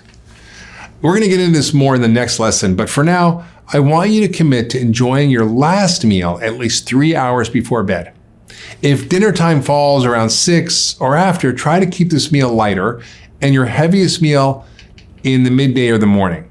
This might seem completely abnormal to your typical routine, but it's a great way to prepare your body for bed. Also, if you enjoy coffee or tea, try to have your last cup before noon or at the latest before 2. And if you're caffeine sensitive, you might try quitting it altogether. In the next lesson, we're going to talk about what to eat. We're going to dive into all things nutrition, including balancing your blood sugar and how to time your meals to get better sleep. We're also going to talk about the connection between our gut and our gut health and our sleep. Have you ever had a big heavy meal before bed and then had a poor night's sleep? How about a few drinks before bed followed by a night of snoring or tossing and turning? Or maybe you deprioritize eating whole, balanced meals and that blood sugar dysregulation kept you up and hungry at night, maybe even gave you night sweats. Most of us have experienced the direct effects of food and alcohol on sleep. But what we eat and when we eat has a profound impact on our sleep in more ways than you know. Today, our experts are going to walk you through the importance of nutrition and how we eat and when we eat, and how that can be a powerful tool or a foe depending on the choices we make. We're also going to dive into the world of gut health. How does our sleep impact our gut, and how does our gut impact our sleep? We'll find out in this lesson. I truly believe that the two most common culprits threatening your sleep-wake cycles are unregulated blood sugar levels or poor nutrition status and chronic stress. We're going to talk about our chronic stress in the upcoming lessons, but for now, let's turn to our experts for a lesson in nutrition, blood sugar, and sleep. Nutrition affects our sleep in so many different ways. One of the biggest things that I see is when women come into the practice and they're actually restricting their calories. So they're just not eating enough food. I call this undereating, and a lot of women and men are undereaters. What happens when you don't eat enough calories is that you actually get a reduction in your slow wave sleep. This makes a lot of sense from an adaptive perspective. Slow wave sleep is when we produce about 70% of our growth hormone. Why would we need to produce growth hormone if we're not building tissues, right? If you're in a catabolic state, meaning you're not eating enough calories, the last thing you need is a hormone that helps you build tissues. However, growth hormone is essential for so many other things, and if we're not getting the benefits of growth hormone, then it's really detrimental to our health. Growth hormone's needed for bone mineral density as well, decreasing fat mass, improving lean body mass, and overall anti-aging. So if you're restricting your calories too much, I would say less than 1,500 for a woman is not enough calories for sure, then you're not getting the benefits of growth hormone and the benefits of slow wave sleep. The other factor of nutrition is going to be your ability to regulate your blood sugar levels. Blood sugar regulation is key when it comes to nutrition, and this is something that I hammer home all the time because it can make a huge difference in your cognitive performance, your emotional regulation, and your overall health. You see, most of the neurotransmitters in your brain actually require stable blood sugar levels to be produced and released. These are things like dopamine, serotonin, GABA. These are your happy neurotransmitters, your motivation neurotransmitters. Everything that's going to affect your mood throughout the day relies on a stable blood sugar all day long. However, blood sugar also affects your sleep at night. So if somebody comes into the office and they say, it's really weird, I wake up at 3 a.m. every single night and I have no idea why. A little bell goes off in my head and it says, okay, likely a low blood sugar issue. This is because if your blood sugar declines, your body's natural response is to increase cortisol and adrenaline. These are two hormones that can be literally life-saving. They increase your blood sugar in response to low blood sugar levels. They want to get you back up to baseline. However, these two hormones are also responsible for waking us up in the morning. And you don't want to be woken up at 3 a.m., which is exactly what happens when blood sugar dips at night. So a lot of individuals aren't aware that they have a blood sugar issue, and they're waking up out of survival. Their brain is actually waking them up because their blood sugar has dropped, and their adrenals, if they're not working well, is releasing a little bit of adrenaline, and it's that adrenaline that wakes you up to say, please go eat. Now, some people will say, I wake up and I'm hungry, and that's a clear sign that their blood sugar was probably low. But sometimes that's not the case. They're still just in bed and they're flip-flopping and they're trying to fall back asleep and they can't. Sometimes people will say, I woke up to urinate. But it's not truly that the urination woke them up. It's that they wake up and then they think they have to go urinate. So blood sugar is a huge one. And one of the tests for that is I actually say, please have a handful of nuts or have some sweet potatoes or some quinoa or something like a complex carbohydrate right before you go to sleep. And just try this for a few nights. And you'll be amazed at how many people say, I slept a lot better when I eat right before bed. Now, usually we tell people don't eat before bed, but if someone has an adrenal issue and they eat dinner at 6 or 7 p.m., the sugar from that meal lasts about 6 hours. And then after that, your liver has to kick in and get that sugar out and use it so that your brain sustains that nice blood sugar throughout sleep.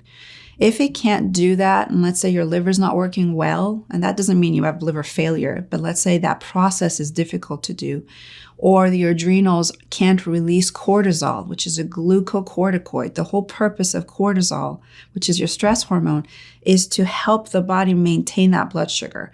If it can't do that and it releases that adrenaline, that's going to wake you up. So how do you fix that? You don't want to go and just keep having sugar before bed or these complex carbs. You have to look at your blood sugar control throughout the day, and that starts from your breakfast to every meal. So one of the things I recommend for my patients, especially if they're women and they've been on the keto diet, which I find a lot of them feel great, they've lost a lot of weight, but they can't sleep well. And it's because they have no carbs. And we need carbs. We need a little bit of carbs, and it can absolutely affect your sleep if you're not getting enough carbs. So sometimes I'll say either cycle some carbs in or make sure that you're having a complete meal or have a handful of something right before bed and see if that's the issue. So finding out the cause of that is much better than taking an Ambien or taking a sleeping aid, because that's not fixing the problem. What your ideal plate should look like for blood sugar stabilization is this. Half of your plate should be non-starchy vegetables. These are things like spinach, kale, arugula, broccoli, cauliflower. All of these things are really, really potent in antioxidants, vitamins, and minerals that we need for sleep, which we'll talk about soon. But they're also lower in carbohydrates, so you're not getting spikes in blood sugar that can then lead to dips later on. A quarter of your plate should be those starchy vegetables. These are things like sweet potatoes, yams, squash, all of that good stuff. I say about a quarter of your plate should be comprised of that. You're going to change the amount based on your goals and your body type. So some people can eat way more carbohydrates than other people, and it should be based on your carbohydrate tolerance. Your physician or your doctor can help you work out what that is for you. But you don't want to be gaining weight and you don't want to be losing weight, and that's one that you can tailor based on that. The last quarter of your plate is going to be composed of your protein source, and this can be anything from grass-fed beef, pasture-raised chickens, wild-caught salmon. Any of those things are going to make about the palm size of your hand for protein. Now, protein is essential for sleep health for a few reasons, and one of those reasons is that tryptophan is the precursor to 5-HTP, which is the precursor to serotonin, which then gets converted to melatonin. And melatonin is going to help you fall asleep at night. So really, the tryptophan from your protein is the building block for melatonin for sleep quality. The other reason that protein is important is what we just talked about. It's really important for blood sugar regulation. So you need enough protein in your diet to help regulate your blood sugar throughout the day so that you don't dip too low at night. The last component of your plate is going to be fats. So things like olive oil, ghee, coconut oil. You need at least 1 to 2 tablespoons of fat on all of your meals to help stabilize your blood sugar and produce enough of the omega-3s that help reduce inflammation, which then also help affect your sleep quality. Sometimes having a high elevation of sugar can wake you up, as well as a low glucose can wake you up. And I see this a lot with my patients that have diabetes. I'm going to share this example. One of my male patients, a 48-year-old male, Stephen, he came to see me, and he was already diagnosed with sleep apnea, but he had very high blood pressure, had atherosclerosis already, so he was building plaque in his arteries, and he had uncontrolled diabetes. His hemoglobin A1C was 9, which should be, again, less than 5.7. And hemoglobin A1C measures how one manages glucose over a period of 3 months. So his levels were very elevated. He was on metformin. He was on prescription medications.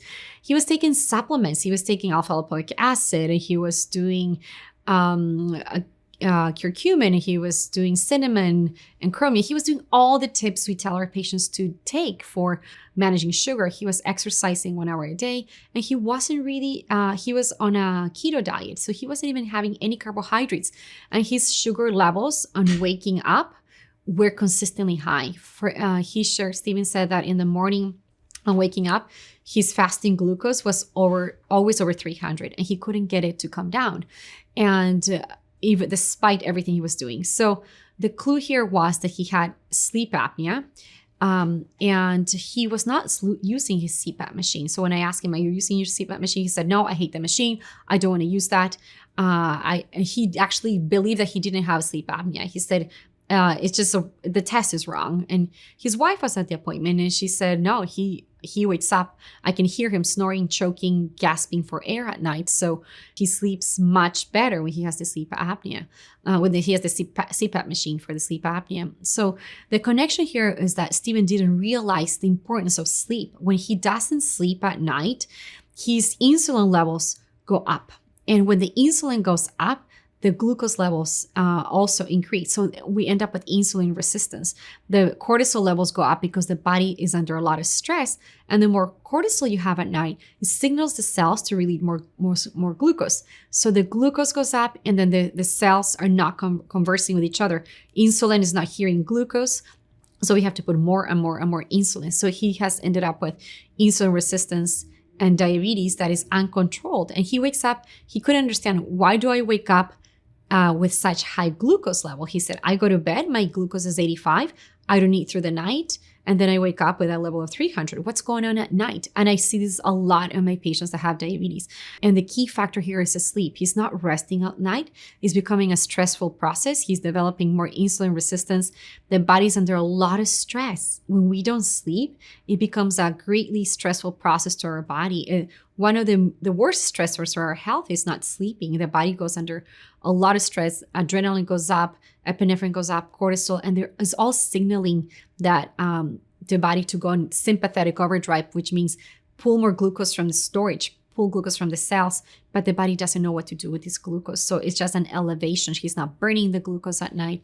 So once we make the connection, he saw the importance of sleep and sugar management. He started using his CPAP machine, and we also guided him to do some of the exercises to strengthen up. And he also got a mouthpiece to help from time to time if you want to take a break from the CPAP machine. He had a dentist made a mouth guard unique for him to help him keep the palate higher and the tongue relaxed so he could get more air in. So the CPAP machine sometimes can be uncomfortable for people. They do have a pillow for him as well. But so he rotated from now and then using the mouth guard. But within 3 months of just using the CPAP machine and working with bringing more breath into the airways, without changing anything else, he was sleeping, and his hemoglobin A1C levels had dropped down to 6.4. So it was a drastic change. He was already exercising. He was already eating right. But in here for him is he wasn't sleeping and nothing else changed. So for a lot of patients that have uncontrolled glucose or are pre-diabetic, getting quality and restful sleep is really important for them.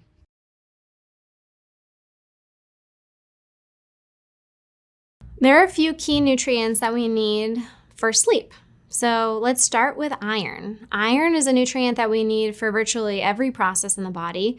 And that's because iron's job is to attach to our red blood cells. It holds oxygen.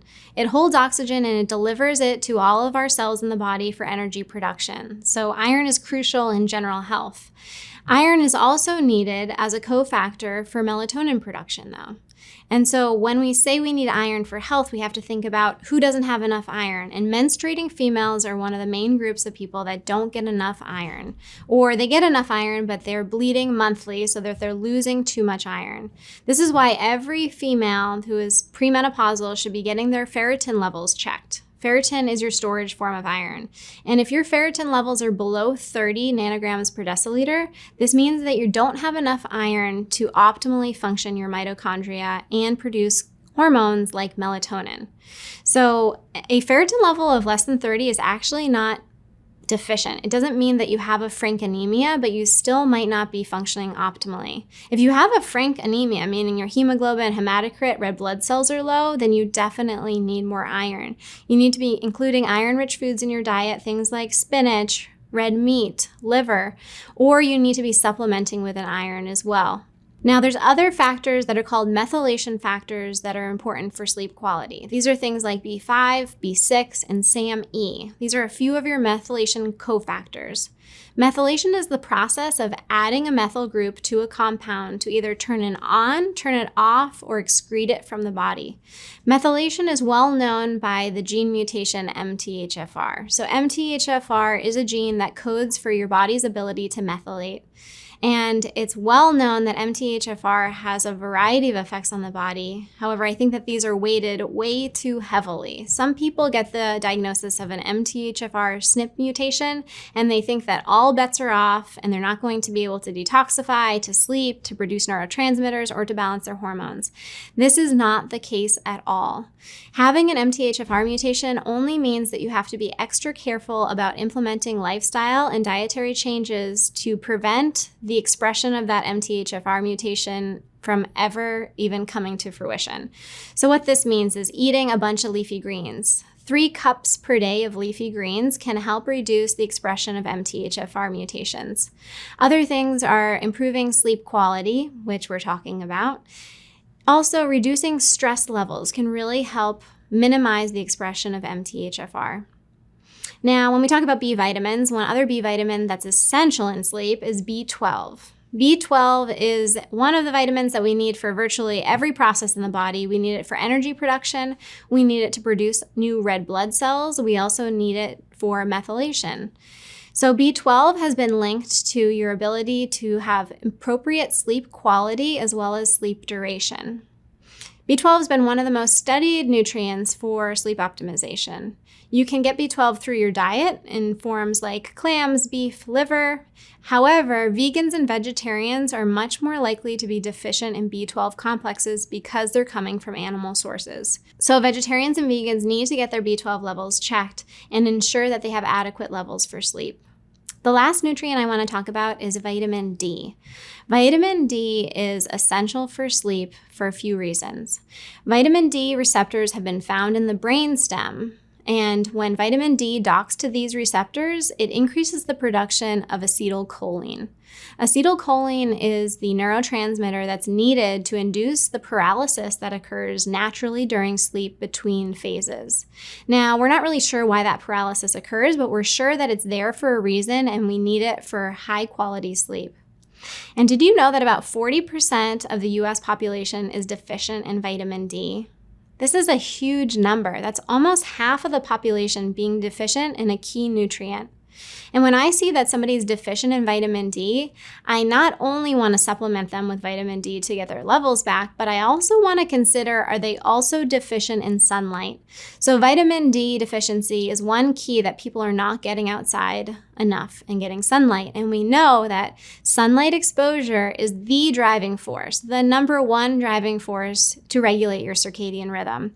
So if you're not getting enough vitamin D, you're not getting enough sunlight, your circadian rhythm is likely thrown off. So the best thing that you can do is aim for 2 30-minute sessions outside per day to get your vitamin D level up, but also to get that sunlight exposure in. Now let's talk about our gut health. Our gut bacteria regulate many of our body's functions, from creating vitamins to controlling our immune system, to our brain function, and of course, our metabolism and weight. They are critical to our long-term health. Unfortunately, modern living and our bad lifestyle choices have been hard on these little bugs in our gut. The standard Western diet is impoverished of the things our beneficial gut bacteria require to thrive. All the chemicals from processed foods, the environmental toxins we take in like glyphosate, only make the situation worse. Our guts become damaged when we eat a processed diet that's high in sugar and starch and don't eat enough of the right fiber and the right prebiotics, or take too many gut-busting drugs like antibiotics, acid blockers for reflux, anti-inflammatory drugs, hormones, and lots more. Think of your gut as an inner garden. Just as with any garden, when you let the weeds take over, you get into trouble. Now let's hear from our experts. Serotonin is another neurotransmitter, and that we talked about that is a precursor for melatonin. Serotonin typically is needed and it can be stimulating, right? That's what people take in their antidepressants, or they're trying to get the serotonin levels to stay high in their body. But sometimes there's a huge link between depression and serotonin deficiency, which causes insomnia.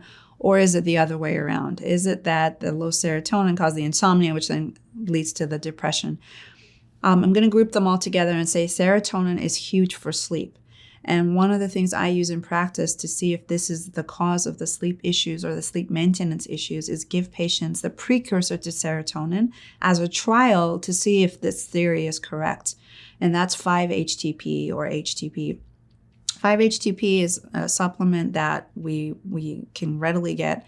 Obviously, talk to your doctor because you cannot take it if you're on SSRIs or medications that also increase the level of serotonin in the body. But serotonin is made in the gut. And what we're seeing is this epidemic of the microbiome of the gut being off, which again, we've seen when you don't sleep well, different bugs grow and that can throw it off. But also the bugs in your gut like E. coli and enterococci, they actually make 5-HTP. So if you have an imbalance in your gut and you have that dysbiosis, we're still in that. Is it chicken or the egg? Is the insomnia causing that? Or is the change in our, from our food and the environmentally, toxic world we're living affecting the microbiome of the gut? And that's making us depressed, low 5-HTP, low serotonin, low melatonin, and making us not sleep well. Other neurotransmitters that we have are GABA and glycine and L-theanine. So these neurotransmitters are called inhibitory versus excitatory. So we have two kinds. The ones that the ones that stimulate you, they wake you up, such as dopamine, taurine, and then we have the ones that calm you down to allow you to rest and sleep. Similar to what we talk about with the parasympathetic and the sympathetic nervous system, we have neurotransmitters that allow us to be sharp, alert, focused, and we have neurotransmitters that allow us to calm and relax at night. So GABA is probably one of the most important neurotransmitters. GABA is a natural, we call it as a natural Xanax, is the relaxer for the body. And GABA is also produced in the evening. GABA, the neurotransmitter GABA is also made by the bacteria, by your friendly bacteria in your gut. So if someone doesn't have a healthy gut or a healthy microbiome, they're not going to make enough GABA in their body. And lack of GABA leads to a lot of anxiety for patients. So neurotransmitters, also L-theanine is another one that calms the brain and calms one's cortisol levels. So L-theanine is used to reduce cortisol and calm all that stress in the brain. So L-theanine, GABA are some very important neurotransmitters that if someone is low on, they're going to experience a lot of anxiety and not be able to cope with stress. So serotonin is very connected for depression support, and L-theanine and GABA for anxiety. So those are the neurotransmitters that I always want to make sure my patients are have proper levels in order to support pathways of sleep. And again, when we don't sleep, we don't regenerate those neurotransmitters. So it's the cycle. The lack of them causes you not to be able to fall asleep, but not sleeping also depletes the body from it. So it's a lot of times when we have a broken cycle of sleep, we do have to supplement with GABA, with L-theanine, with 5-HTP or melatonin to allow the brain to reset and calm at night until the body starts to make it on their own. We have to correct the gut biome. We have to work with diet, with the gastrointestinal tract, clear whatever's not right in the gut, work with food in order to shift that. But often it's like, where do you start? You do have, often I find that I have to supplement my patients until they can sleep, because once they can sleep, they can make a lot of these nutrients on their own. They can heal and reset. So it's a step that often has to be done. In Chinese medicine, everything starts in the gut. And what we love in Western medicine is you will see patients when they have a sleep disorder and they don't have sleep apnea or they can't figure out what it is, they'll either get sent to the gastroenterologist, they'll get sent to the psychiatrist or the psych, and get a medication for anxiety, depression, or be labeled as mood disorder causing the sleep issues. But one of the main things I see is these people have digestive issues, and so it's not that digestive issues cause insomnia or insomnia causes, because every single system in your body is connected. So it's not just this, we love to say the gut-brain axis or the heart this axis, but there is an axis between every single part of you. And everything starts from the gut because all your nutrients come from the gut. And one of the most important things I look at deficient in almost every patient I see are minerals. And minerals come from our soil, from our vegetables. And they're so much lower nowadays than what they used to be. So we find a lot of our patients, almost everyone I see, doesn't have enough magnesium, which is a smooth muscle relaxant, which is so important for sleep. Zinc, iodine, copper, manganese, all these minerals, even iron. Iron deficiency is a huge cause of issues with sleep, especially restless leg syndrome. So they've done research finding your ferritin levels, which is a indirect measure of iron, your stored iron levels. If they're below 50, now the cutoff is usually 10 or 20, really pretty much lower. But if it's below 50, they found that you're going to have more restless leg syndrome. And when they increased the iron stores to 60, they found that improved. So minerals, which come from the way you absorb and digest and assimilate food, which is all your digestive system, is huge for sleep. And often I will use minerals for patients at nighttime or in the evening. I'll say, stop your multivitamin. So vitamins are more stimulating. I like vitamins to be taken in the daytime, and I like to take my minerals separately and have patients take minerals at the nighttime. I always also find there's a yin and yang to everything energetically. And so vitamins are more yang, right? They're supposed to, vitamin B12, it gives you energy. And then magnesium and a lot of the minerals are supposed to calm your nervous system down. So gut health, a lot of times it doesn't have to be that you have diarrhea or constipation or SIBO or an actual huge disorder. It might just be that you're not digesting very well. And I've seen this when I eat heavy and I'm bloated or I just don't feel good at night. That will absolutely have an effect on the quality of my sleep, because my body's role at night is to clean the cells and repair DNA, repair the cells, especially in the gut, which usually turn over every 3 days. But if my gut doesn't have the nutrients the body needs to do that, or it's full of food or, alcohol, and it can't do that, I'm going to have poor sleep, which then makes my digestive system weak the next day.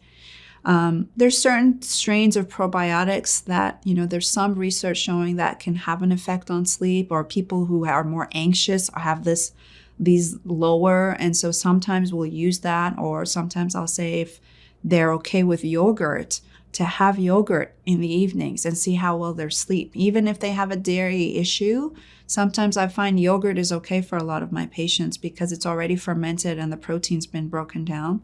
But it's really for the probiotics in there that I'm trying to assess, is the gut affecting the brain, which is telling the body to sleep? So one of the things that we can do for helping digestive flow of juices is making sure you're very relaxed and in almost a meditative state before you eat. So looking at your food to the point where you are salivating, so that I know if you're salivating, there's probably other juices coming out elsewhere. And spitting your food out once and just seeing how can you tell what you just ate. So did you chew really well? And it all starts in the mouth. If someone does have low stomach acid, and some signs might be that they crave sugar after they eat, or they feel really heavy if they have a lot of protein like meat, or they even avoid meat because they feel so full after they eat, that could be a sign of low stomach acid. SIBO might be the same thing. It's bacteria is coming in because it's not very acidic. Or even if someone tells me they drink a lot of water with their meal, well, they're diluting a lot of that stomach acid. One of my favorites is to use bitters, herbs that are bitters, Swedish bitters. So me just saying bitters, I started to salivate, right? So my brain knows that if there's something bitter in my mouth, juices are going to come out, stomach acid comes out. Gentian, radicchio, a lot of these, even Italian salads are bitter to help them digest the heavy meal or the meat they might eat. Apple cider vinegar, that you can put in a little bit of water and have a shot of that before you eat. or taking actually digestive enzymes like HCl, pepsin, bile. But talk to your doctor about that. A lot of people get worried, oh, I don't want to get dependent on taking digestive enzymes. And I always say it is so much better to take something that's going to actually break down the food that you just spent money on or made to get the nutrients, right? Well, that's why you're eating, is really to give your body a message. And if that message can't even make it there because it didn't even get, broken down, then we're worrying about the wrong thing. So it's more important to make sure you have enough stomach acid. And as we age, stomach acid production goes down. It does not go up. So if someone gets put on an acid blocking agent at the age of 60, it's not because they have too much acid. It's just not possible. It's because the sphincter is loose and that acid is coming up, or it's because they don't have enough stomach acid. And that food that came in there is sitting there in their stomach. It's not getting digested, and now it's backing up. And that's what's causing that burn.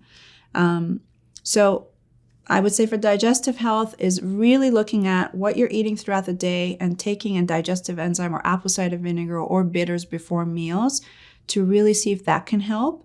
Taking minerals at night can help, and making sure your water is clean and you're not drinking with your meals, and alkalining, that stomach acid that's supposed to burn your finger. If I put my finger in your stomach when you're eating, it should burn.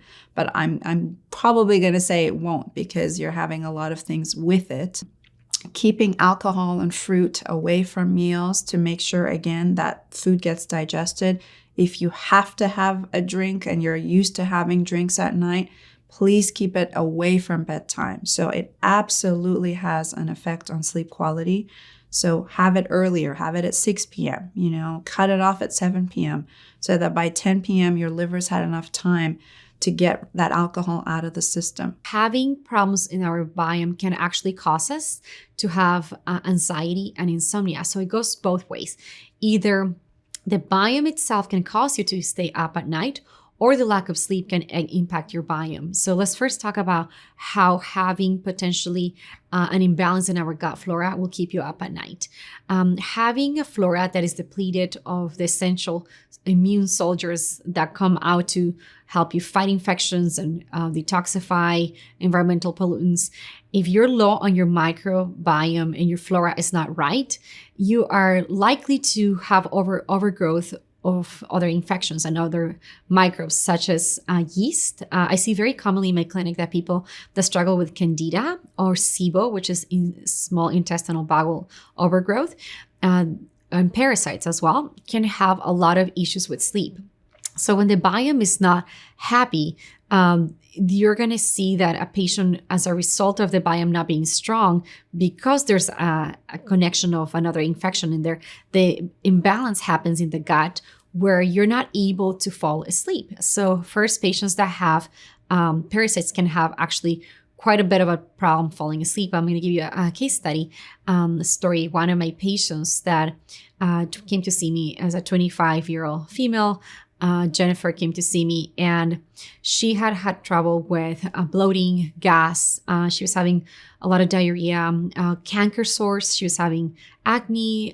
She had some hemorrhoids, a lot of gut issues. So it was obvious that something was going on with her gut. And she had already seen 3 gastroenterologists. She even had a colonoscopy. She had seen from time to time even blood in her stool, and they couldn't figure out what it was.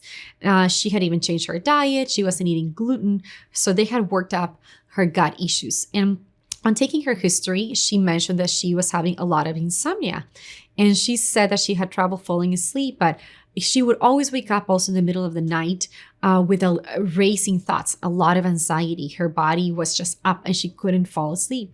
She also mentioned that she had a very difficult time around the full moon. That's when her body had the most difficulty staying asleep and falling asleep. And she said her anxiety was just really increased around the full moon.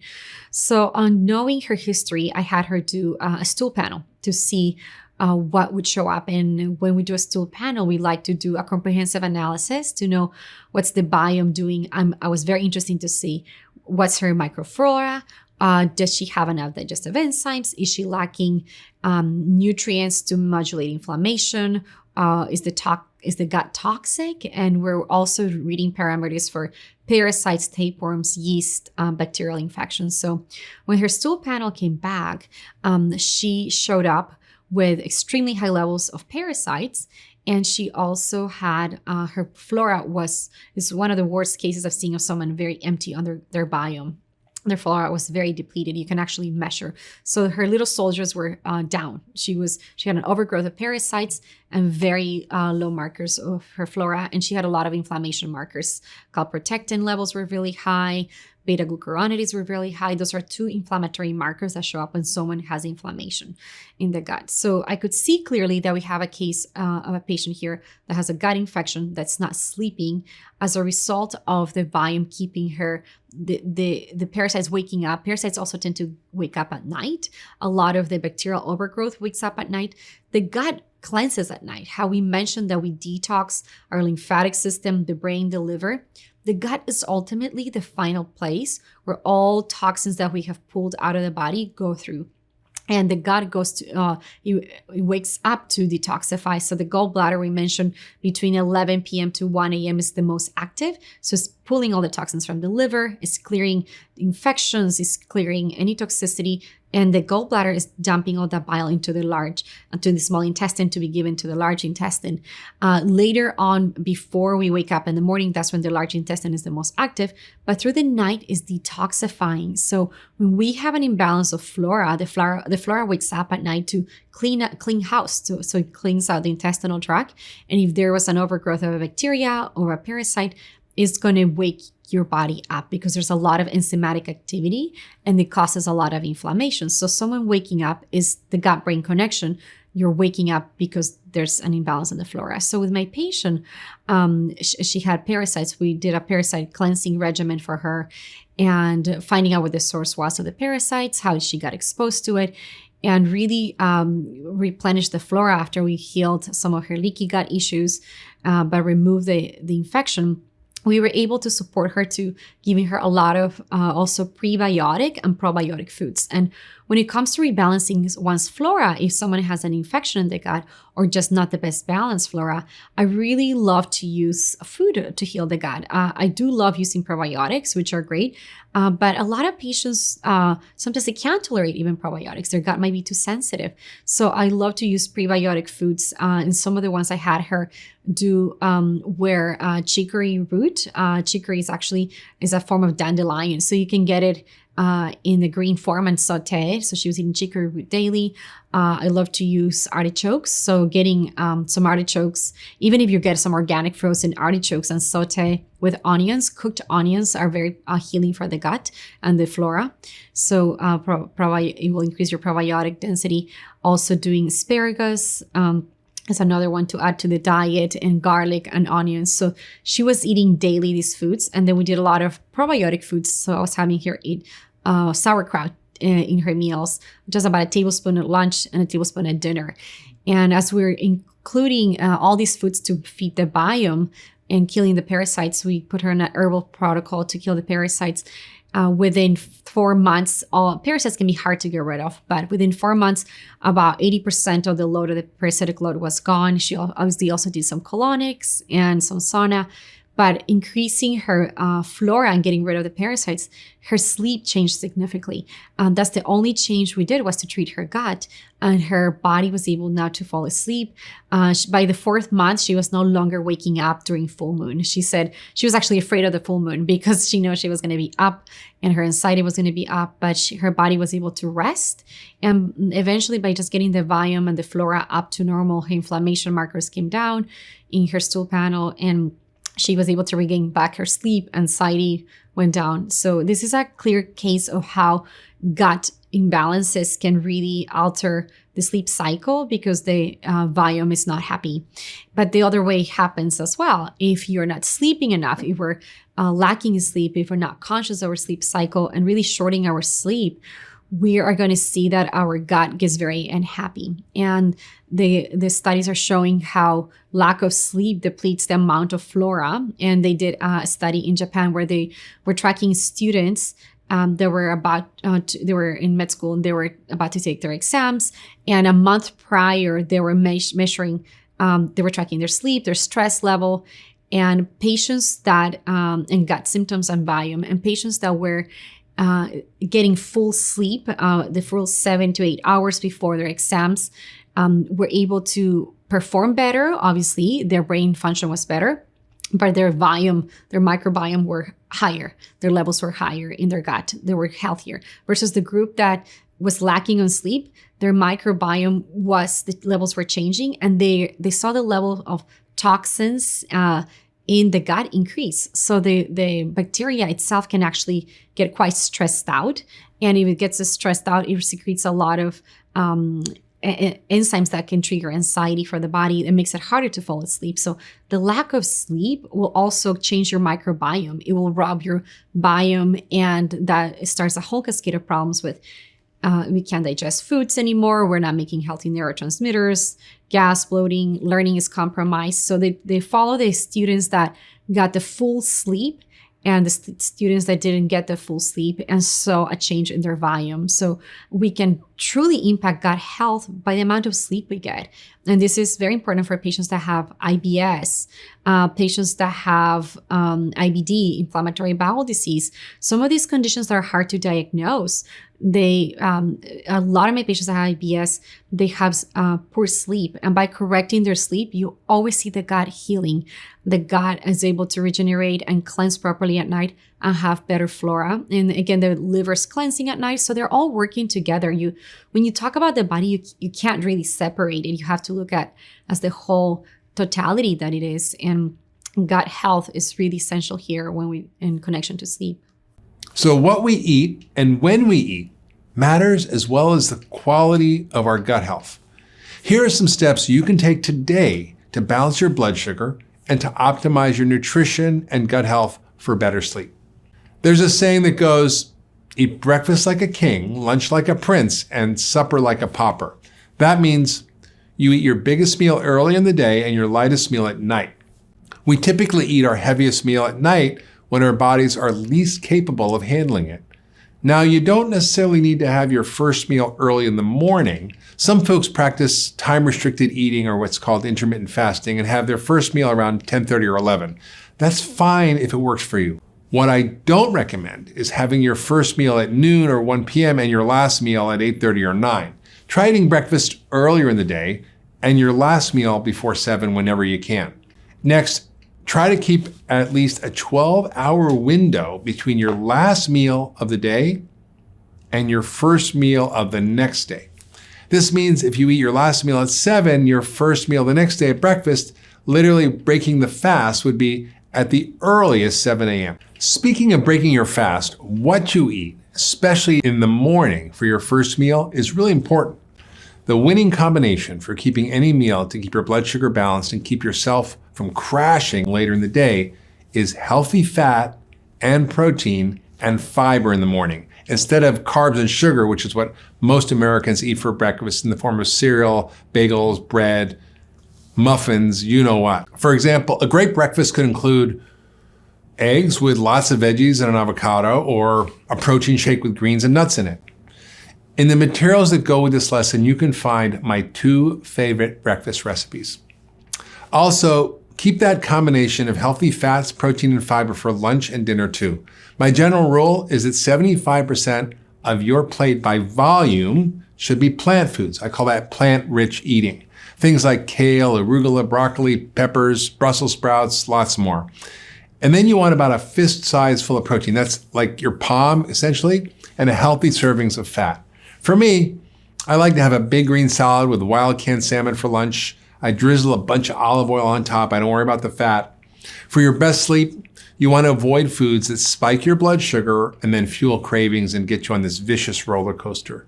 And that means you should avoid things like processed sugars and refined carbohydrates from bread and pasta and other flour products. If you're going to eat grains, eat whole food grains, not flour or ground grains, whole grains like wild rice, black rice, quinoa, millet, buckwheat. You want to eat foods that are rich in the nutrients that help your sleep. Things that our experts discuss, such as vitamin C, iron, magnesium, zinc, and make sure your vitamin D levels are optimal, and that means at least 45 to 75 nanograms per milliliter. If they're lower, you might need to supplement. Now, unfortunately, many of us, probably 80% of us, are insufficient or deficient in vitamin D. For a full list of approved foods for your 10-day sleep reset, check out the lesson materials. As our experts mentioned, some individuals might be experiencing blood sugar dysregulation at night. And if you get up between 1 and 3 a.m. and you're hungry, or you suspect low blood sugar is causing your sleep problems, or you're having hot flashes at night, try having a little bit of sweet potato or maybe some almond butter before bed and see if that helps. When it comes to caffeine, have your last cup of coffee or black or green tea before noon. Now, if you're sensitive to the effects of caffeine, you might want to quit it altogether. You might be able to have a little green tea later in the afternoon, but keep the coffee and black tea for the morning. If you're sensitive to caffeine or you're dependent on coffee to get up in the morning, I want you to consider weaning off it for a bit. Try going from multiple cups to 1 cup, then half a cup, maybe a quarter cup, then switch to green tea so you taper off and you don't get that caffeine withdrawal headache. Just try it for a few weeks and see if your sleep improves.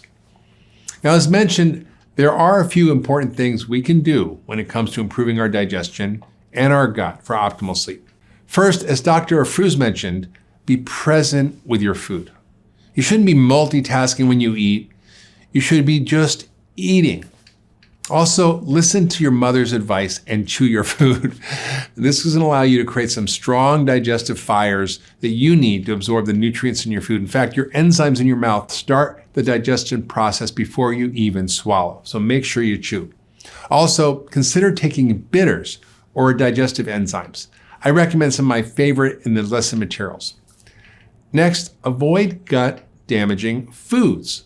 Things like processed sugar, refined carbs, artificial sweeteners, refined oils from soybean and canola oil, and all kinds of food additives and chemicals and thickeners that mess up your gut. You can also increase your consumption of polyphenols. These are all the colorful compounds that give fruits and vegetables their color.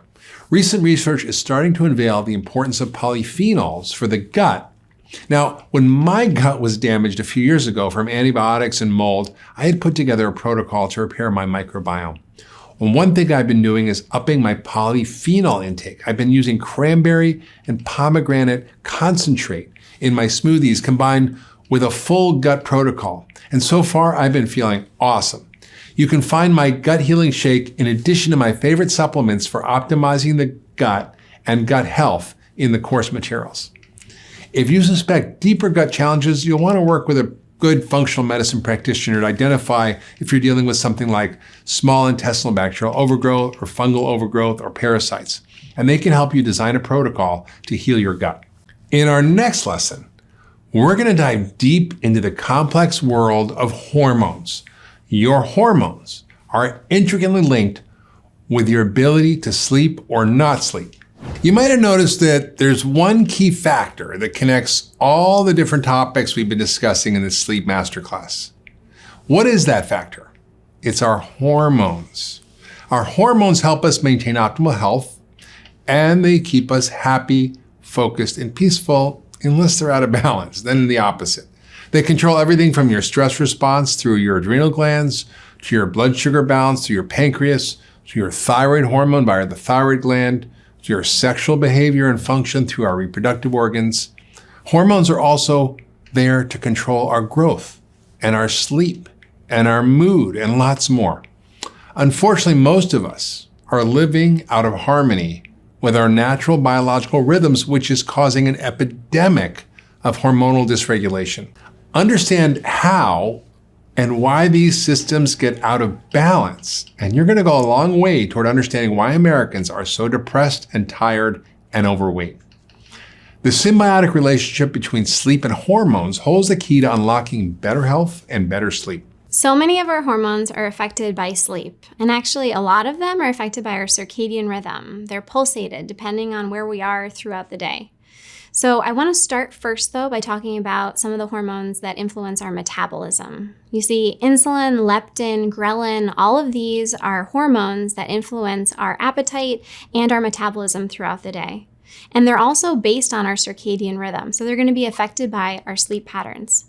One of the easiest ways to see how our hormones are affected by our sleep is to take a subset of subjects that we know have a dysregulated circadian rhythm. These are night shift workers. So night shift workers are often studied so that we can see the effects of sleep and sleep quality that have on our body, our hormones, and everything else. One study looked at shift night workers, and they found that they have a greater incidence of cardiovascular disease, diabetes, and obesity. These are all disease processes that are related to your metabolism. So we know how important not only sleep duration, but the timing of sleep is on your metabolic health. Let's talk about thyroid hormone first and how that affects your metabolism. So your thyroid hormone sets your metabolic set rate, meaning that every single cell on your body has a receptor to your thyroid hormone, and when that thyroid hormone docks on the receptor, it sets your metabolism for that cell. So your thyroid produces two hormones. It produces T4 and T3. These are both thyroid hormones, and it produces mostly T4 in terms of volume. However, T4 has to be converted to T3, which is active thyroid hormone. You see, T3 is actually the one that docks and produces the effects on your cell. T4 is not turned on yet. What's interesting with sleep is that melatonin, which is produced during sleep, helps activate that transition from T4, inactive thyroid hormone, to active thyroid hormone, T3. So sleep is essential at setting your metabolic rate. The other thing we have to consider with hormones is insulin resistance and insulin sensitivity. So insulin sensitivity occurs at night. Your body becomes more sensitive to insulin during sleep. This is so profound that if you look at people who are sleep deprived, what you see is that they have a decrease in insulin sensitivity. So just one single night of sleep deprivation causes a 40% reduction in your ability to handle your glucose. Insulin sensitivity also helps regulate your craving. So we'll talk about that when we talk about appetite, but it's really important for your metabolism. Cortisol is another hormone that's related to your metabolism. And when cortisol is increased for a prolonged period of time, meaning that maybe you have a chronic stressor that's bothering you, this is when we see an issue with cortisol and metabolism. You see, cortisol should be highest in the morning, which is natural. It gets you up, gets you going. However, when you have that prolonged increase in cortisol, your body thinks it's under stress. Say, for instance, a tiger is coming at you. Your body wants to increase cortisol so you have enough fuel to run away from it. The issue is, though, our stressors never require us to run away anymore. So what we're left with is high glucose levels, high blood sugar levels for prolonged periods of time, which then cause that insulin resistance that we talked about before. Sleep also has a huge impact on our appetite. So when we talk about metabolism, we're really talking about weight maintenance, and we have to talk about appetite. So we have a few appetite hormones. We've got leptin. Leptin makes us feel satiated, feel full. Ghrelin, on the other hand, is your hunger hormone. So when ghrelin increases, hunger also increases. These two hormones are paired with our circadian rhythm. So we know that if you don't have enough sleep at night, you're not going to produce enough leptin. And without enough leptin, you're not going to feel satiated. The reverse is true as well. You're going to be producing too much ghrelin with sleep deprivation. And an overabundance of ghrelin means that you're hungrier. So you're hungrier and you don't have the satiety feeling. This is going to increase your craving for food in general. We also know that with sleep deprivation, you're more likely to consume sugar. So that's going to have a direct effect on your appetite and our craving levels over time. Sleep is so important because it's where we repair biologically. So there's various hormones that increase and decrease throughout the day. And in my estimation, one of the reasons why I think sleep is so important is because human growth hormone and much of the repair that goes on within the brain, Matthew Walker speaks eloquently about this. All the different neurochemicals and neurotransmitters that are created through wakefulness within the brain and also the body are detoxified, eliminated. Various neuronal pathways that help us with consolidating memories happen during REM sleep and while we're sleeping. And so much of this so-called neurologic pruning that occurs within our brain occurs while we're sleeping. Human growth hormone, HGH, is our anti-aging hormone. And why this is so important is it has a variety of effects on the body that help reduce our aging capacity. So human growth hormone is produced during night mostly. In fact, 70% is produced during sleep. And this is only if you're getting quality sleep. This happens during slow wave sleep. This is the phase of sleep cycle where it's restorative and helping our body repair physically for the next day. It's also known that growth hormone is released within the first 70 minutes of falling asleep. So we'll talk about how alcohol affects your sleep later, but note that if you have disruptions in early phases of sleep due to alcohol consumption, then you're likely not producing enough of that growth hormone. The effect that growth hormone has on the body is extraordinary. Growth hormone increases your lean body mass. It also helps you burn fat for fuel. Growth hormone improves bone mineral density and overall protects your body from aging. So this is one more reason why we need to prioritize sleep to optimize our hormones. So I myself had experienced many problems with sleep. It actually started when I was very young, and I recall being 7, 8, 9 years old and having a lot of difficulty falling asleep. I recall being up until like 1 and 2 in the morning. And this pattern for me continued as I got older. And really, it wasn't until my late 20s that I got my true first night of sleep.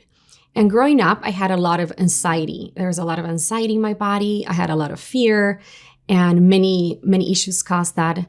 And as I got older, my sleep became worse and worse. And it was very difficult for me to close my eyes and feel safe. There was a lack of safety as I was sleeping. And I remember feeling a lot of anxiety, and my mind was just racing. My mind couldn't calm down, and I was literally afraid of the dark. So I couldn't fall asleep easily.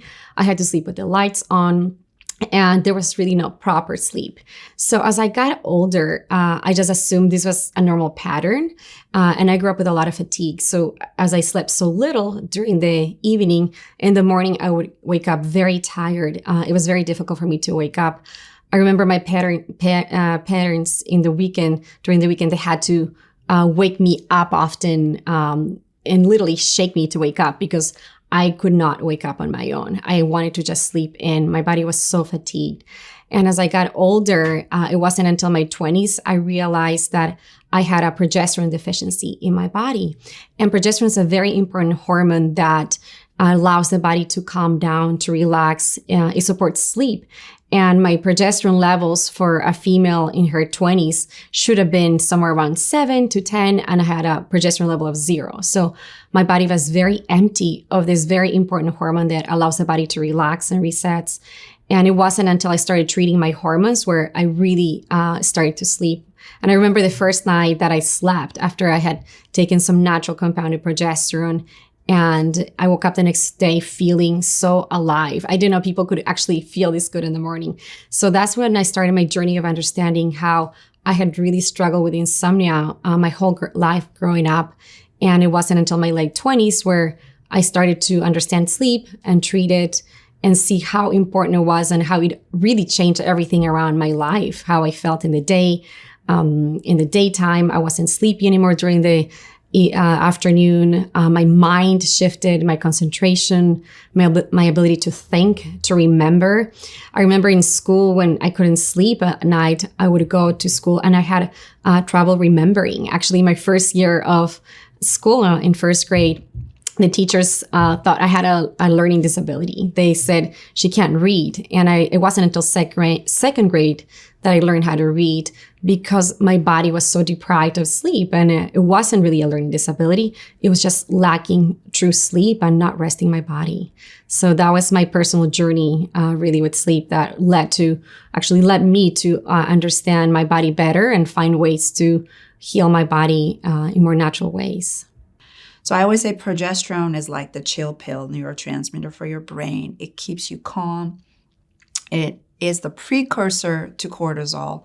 So that's the one that comes before your stress hormone. So if you are stressed or your brain thinks you're stressed, it's going to take up and convert that progesterone to cortisol so that you can survive and be alert and not sleep. So think of it as like caveman times. When there was a threat, you couldn't sleep. You had to protect the family. And so it would convert that progesterone and have that higher nighttime cortisol.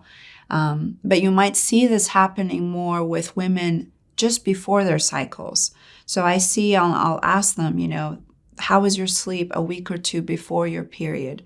And if it's going down and it's not as deep, or you're more moody and you're irritable, it's not just PMS. There's a reason. And it's often because there's not enough of that progesterone hormone, or they relatively have too much of the other one, estrogen, and there's an imbalance of those two. So progesterone deficiency is huge, and I'm a huge advocate of looking at that, especially for menopausal, perimenopausal women who'll come into my practice and they'll have heavy periods. They're tired throughout the day and they're not sleeping very well and they're waking up. And I'll ask them, have you had a sleep issue in the past? And they'll say, no, I always slept really well. But gradually with hormonal changes, now they're finding that their sleep quality isn't as good. So let me share a story. One of my patients that came to see me, Iris, came to see me. She was at age 54 and she had gone through menopause. Her cycles had stopped already. So she was about 2 years post cycles, and she had been working with other doctors and on her sleep.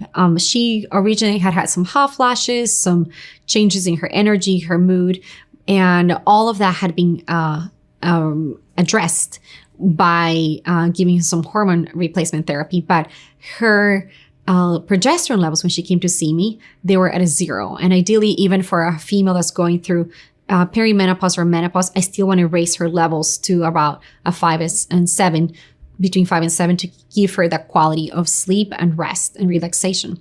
So when she came to see me, she had terrible insomnia. She was not falling asleep until 1 a.m., up every hour, and waking up early, very tired. So she had some fatigue, and she did have anxiety and depression. She was managed for the most part, but she was just not optimal. And she had tried many therapies for her sleep and could not see results. So I ran the progesterone pathways for her. I also checked her estrogen levels, and she was taking a little bit of estrogen. She had been giving a sublingual estrogen and a cream of progesterone. And her body was just, the levels were not raising, even though she was on hormone therapy, which naturally estrogen and progesterone will help women with falling asleep, encourages the sleep cycle. Her levels were still not rising, which would explain why she couldn't fall asleep. So on doing further analysis, we found out that she actually has some deep gut issues. A lot of the hormones are being created after menopause. Your adrenal glands have to support, but the gut is very important in helping you also regenerate the healthy hormone in the gastrointestinal tract. So she had actually quite a bit of parasites and a lot of yeast. And her estrogen metabolism is the other test I run with her, which measures one's ability to break down hormones. And even though she was taking a very low dose of estrogen, her body was not breaking down her estrogens and her metabolism was off. She was making a lot of bad estrogen versus good estrogen. So she's a patient that had very high bad estrogens with no progesterone. Even though she was being supplemented, the levels were not going up in her body that would support her sleep. So what I had to do with Iris is I had to help her cleanse her liver so her body can metabolize estrogens better. And this is why when environmental medicine comes into practice, that we had to help her change a lot of the estrogens that were coming into her body through outside sources, which are called xenoestrogens. They're the toxic estrogens. So things such as plastics have behave like estrogen. So anything that's BPA, plastic water bottles. BPA can be also in your clothing, on materials around your house. So Tupperware. So we changed a lot of her BPA in anything that contained BPA in her regimen. Phthalates and parabens are they're two that increase bad estrogens in the body. And phthalates and parabens are toxicants that are often used to make makeup. You find them in shampoos, in conditioners, and any beauty products or personal care products. And I measured her xenoestrogens, and her levels were very elevated for her, which was leading to the higher bad estrogen. And when she had that bad estrogen, it was suppressing her progesterone that she was taking to support her sleep. So her body was not able to use even the hormones that she was given because her liver was too taxed. So we had to go through a process of cleaning out any bad estrogens, bad hormones, and then cleaning out her gut. So cleaning out the infections that she had.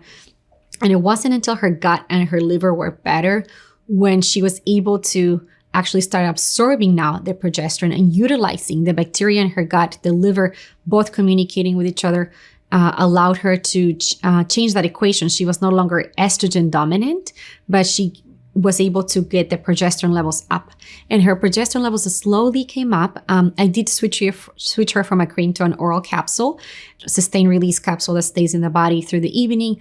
And she was able to fall asleep easier, go to bed, and stay asleep throughout the evening. So for her, the key was that she was missing progesterone in her body. And even though she had attempted herbals to increase progesterone, such as Vitex or Chase Tree, she had taken homeopathic, she had done acupuncture, many modalities that would help. She could still not raise those progesterone levels, but it really had to do with her gut health, liver health. And once we cleaned that, her progesterone levels came up. So it took her about 5 months. And within 5 months, her levels had gone up to about a 5, which I was very happy from a 0. And she started to sleep. Her body started to go into the relaxation, the parasympathetic mode, the resting mode, and the brain started to rest and heal. So her mood actually increased drastically. Progesterone, for a lot of women that are going through menopause or perimenopause that experience anxiety and depression, most doctors are putting them on antidepressants or Xanax. And progesterone is your natural alternative. It's like your natural Xanax, your natural antidepressant, and it really is a modulator for the brain. It helps increase the serotonin levels and GABA levels. One of the quickest ways to get someone's anxiety levels down is to give them some natural bioidentical progesterone, which also increases GABA in the brain. So her depression and anxiety clear by increasing her progesterone. But many patients do take progesterone, but often the body doesn't register that has entered the body because there's blocking mechanisms such as gut or liver. If they're not working well, the hormones cannot be properly balanced. So I see this very commonly in my clinic. The hormonal changes are happening, and insomnia happens, anxiety happens, depression. And this is out of our control in a way because the hormones are being lost, and the quality of sleep, the amount of sleep will change. So for women, some can handle natural progesterone. I advise you to see a practitioner for that, to get tested and understand your levels. And there's many gentle ways to supplement. You can do Vitex and you can do a natural support. You don't have to do a replacement of hormones, but your liver has to be working correctly and your gastrointestinal tract has to be working correctly in order to absorb the hormones. But a case of a deep anxiety and insomnia will be connected to low progesterone. And it's not only connected to women that are in perimenopause, but also younger women. There's this belief that only older women have hormone changes. And I personally had my levels tested in my mid-20s and I had 0 progesterone. So that was contributing to my anxiety, to depression, to insomnia. So younger women, women that have PCOS, polycystic ovarian syndrome, there's a correlation as their ovaries are not ovulating, they're not making progesterone. Progesterone is made when we ovulate, and it's the hormone that helps us also have healthy cycles, prevents us from having estrogen dominance. So a lot of women that have PCOS have insomnia and anxiety. And you can be in your teens and have 0 progesterone. I've seen this women in their 20s, their 30s. So an overactive mind, it's a sign of low progesterone. Women that have restless leg syndrome tend to have low progesterone as well. So I see this in my 20, 30-year-olds. I also had a lot of restless leg before I got my progesterone back into alignment. And the restless leg is when the nervous system is overstimulated. It normally shows up at night. So your limbs, it could be happening in your arms, but it's mostly in your legs. They become activated. The nerves are over stimulated and they're shaking, and the body naturally has the desire to move. So how do you know you have restless leg? It's just a clinical diagnosis. There's no measurable test, but if you're having, if you feel the sensation of your legs are itching, moving, or you need to move, it can come as a nervous pain inside, deep into the legs. That is a diagnosis of restless leg syndrome. And it keeps people up at night. A lot of young women wake up in the middle of the night because their legs are shaking, and you have that need to get up and move.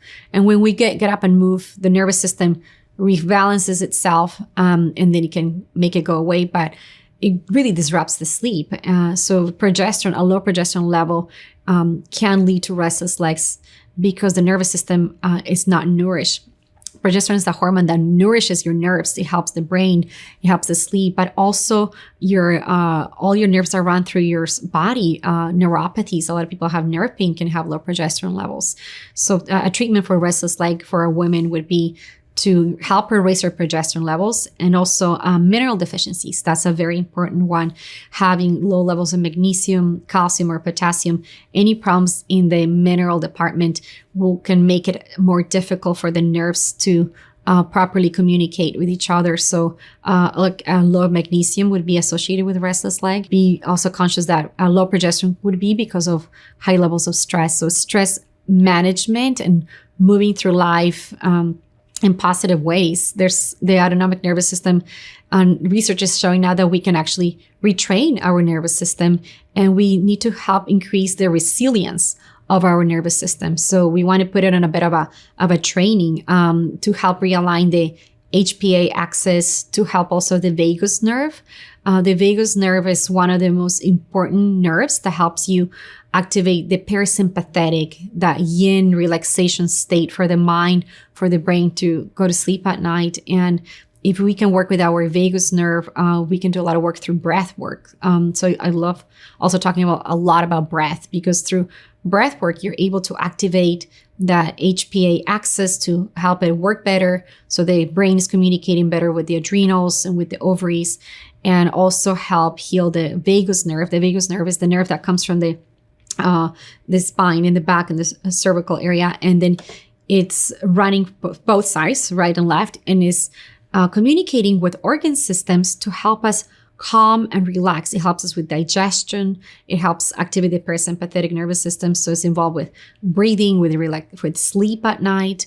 The vagus nerve also helps the adrenals. And a lot of people that have adrenal fatigue tend to have a compromised vagus nerve, or gut issues like IBS or diarrhea. Food allergies can be a problem with your vagus nerve. So breathing techniques are very helpful to help someone activate the parasympathetic state of the body, which is what we need to be in when we go to sleep at night. So testosterone is a hormone that's produced by men and women. It's not just produced by men, and it's essential in our motivation, drive, also our sex drive and libido, but our ability to recover from exercise and maintain lean body mass. All of these things are what we need testosterone for. What's interesting is that the majority of your testosterone is actually produced during sleep. So 39% of men over the age of 45 are deficient in testosterone. That number is huge, and it's only growing. I see a ton of men come into the practice. They're in their 30s, early 40s, and their testosterone levels are below 200. This is not acceptable. Let's talk about what testosterone levels should be, though. So, optimal testosterone levels for a man are above 600. For women, I like them to have free testosterone levels, meaning the bioavailable testosterone, of at least 1 to 2. Their total testosterone levels should be about 20 to 30. When I do replacement therapy for a woman, I'm aiming almost more towards 60. So there's a lot of different factors for women that have to be taken into consideration, and that's where working with a doctor who understands hormones is really important. Now, we know where testosterone should be, but let's talk about how sleep affects testosterone and how we can optimize our testosterone levels by enhancing quality sleep. So there's been some studies done on obstructive sleep apnea. This is when you wake up at night and you can't breathe. So it actually wakes you from your sleep because you have a decrease of oxygen consumption, which might be due to a variety of factors. It could be due to your head and neck muscles. It could be due to you being overweight, and so your airway is narrowed. The research found that in people with obstructive sleep apnea that were put on a CPAP machine to help restore oxygen levels, these individuals had higher levels of sexual desire and improved sexual function. So for men, that means erections. Now, we know that this is all so important in health because you need to have optimal sexual health. You also need to have optimal testosterone levels for health and longevity. Let's take Todd's case, for example. So Todd is a 50-year-old man. His testosterone is 240. He is pre-diabetic, so he has an elevated blood sugar level, and he's also exhausted and overweight.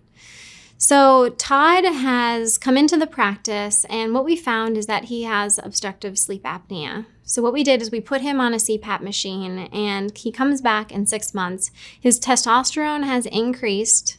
He is no longer pre-diabetic. He has more energy than he has had in years. And this is all from the use of a CPAP machine and just correcting his sleep issue, which was sleep apnea.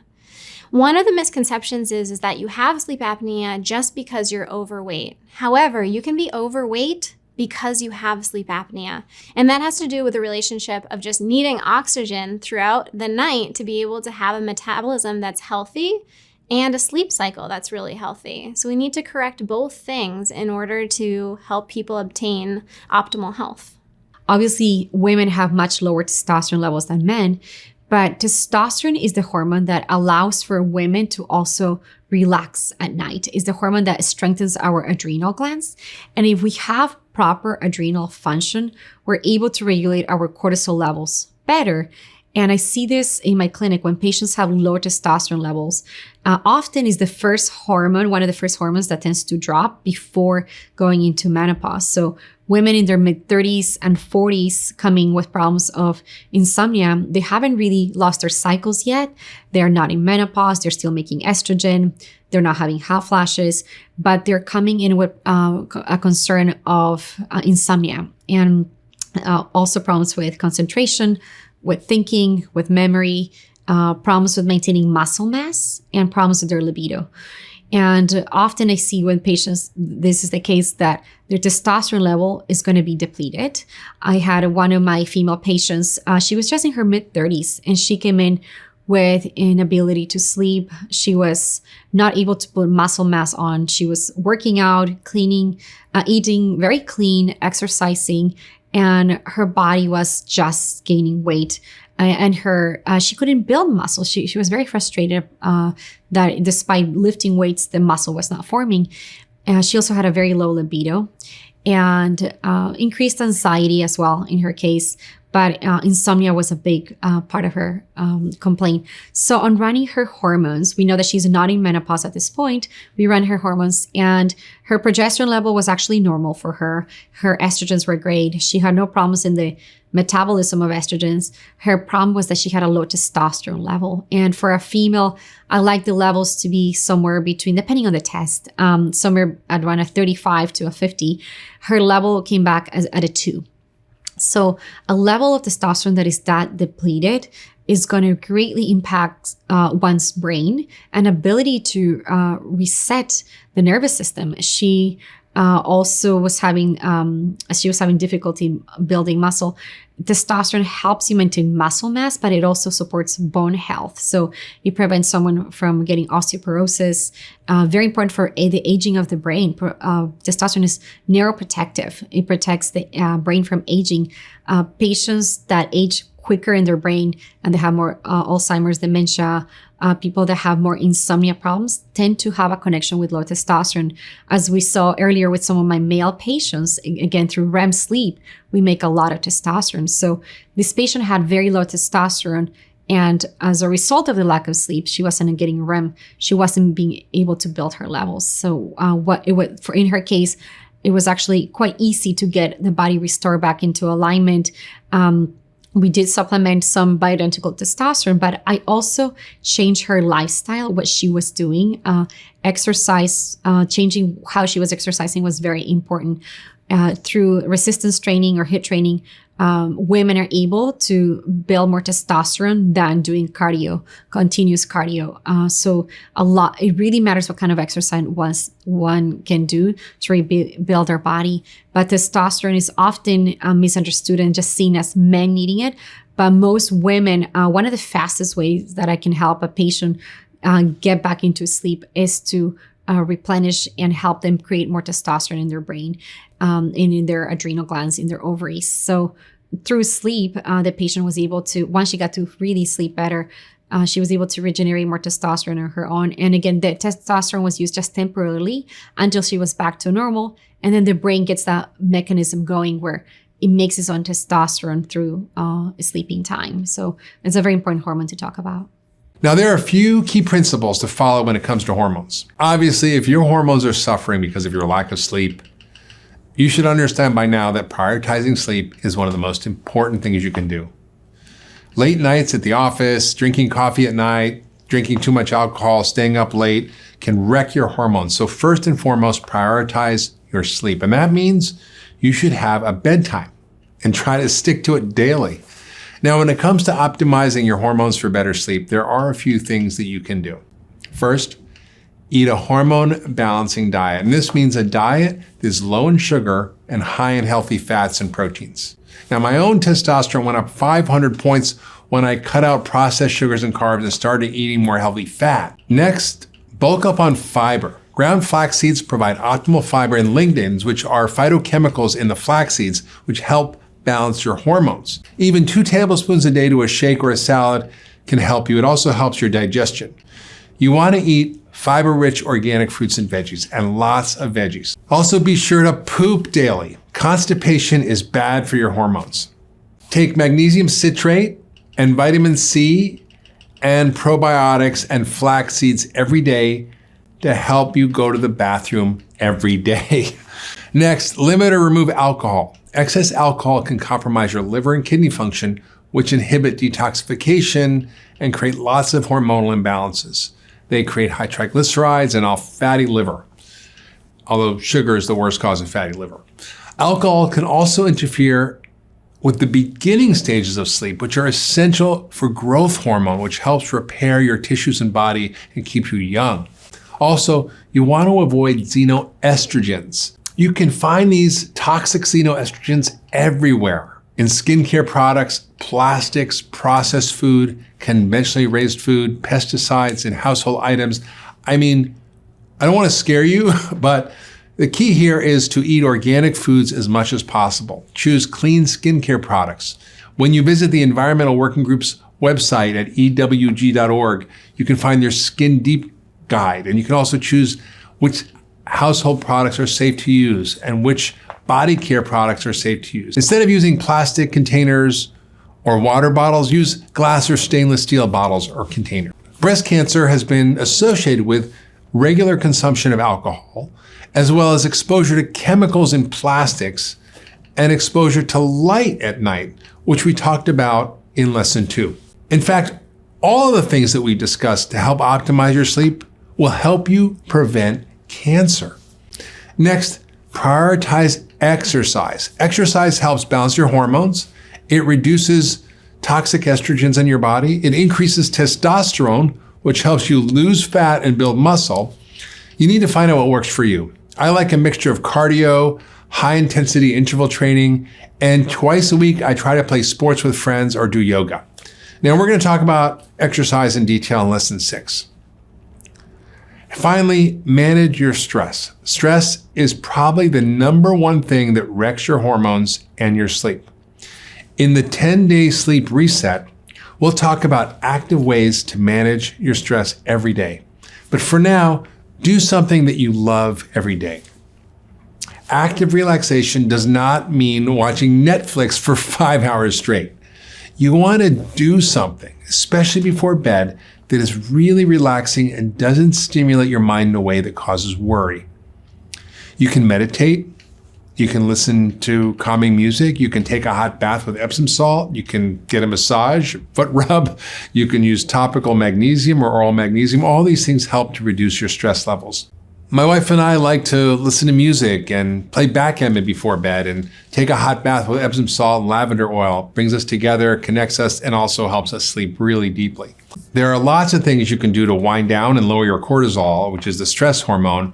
And guess what? Scrolling through Instagram is not one of them, unless, of course, it's my Instagram feed. Just kidding. Now, if you suspect hormonal dysregulation, I always recommend working with a practitioner to test and not guess. In the lesson materials, I share some of my favorite tests that help give me insight into my patient's hormones. You can discuss these tests with your physician. In our next lesson, we're going to discuss an overlooked and vital component of our sleep health: environmental toxins. We're going to show you ways to reduce your toxic burden at home so you can improve your sleep. When I got sick a few years ago, my sleep really suffered. I was tired all the time, but I couldn't get a good night's sleep. Turns out that I had toxic black mold in my house, which led to a host of issues, including a really bad cough that I couldn't kick. I can't tell you how much better I slept when I removed myself from the environment and I used the principles of functional medicine to heal my body and my brain and my sleep. I hear this story often from my patients.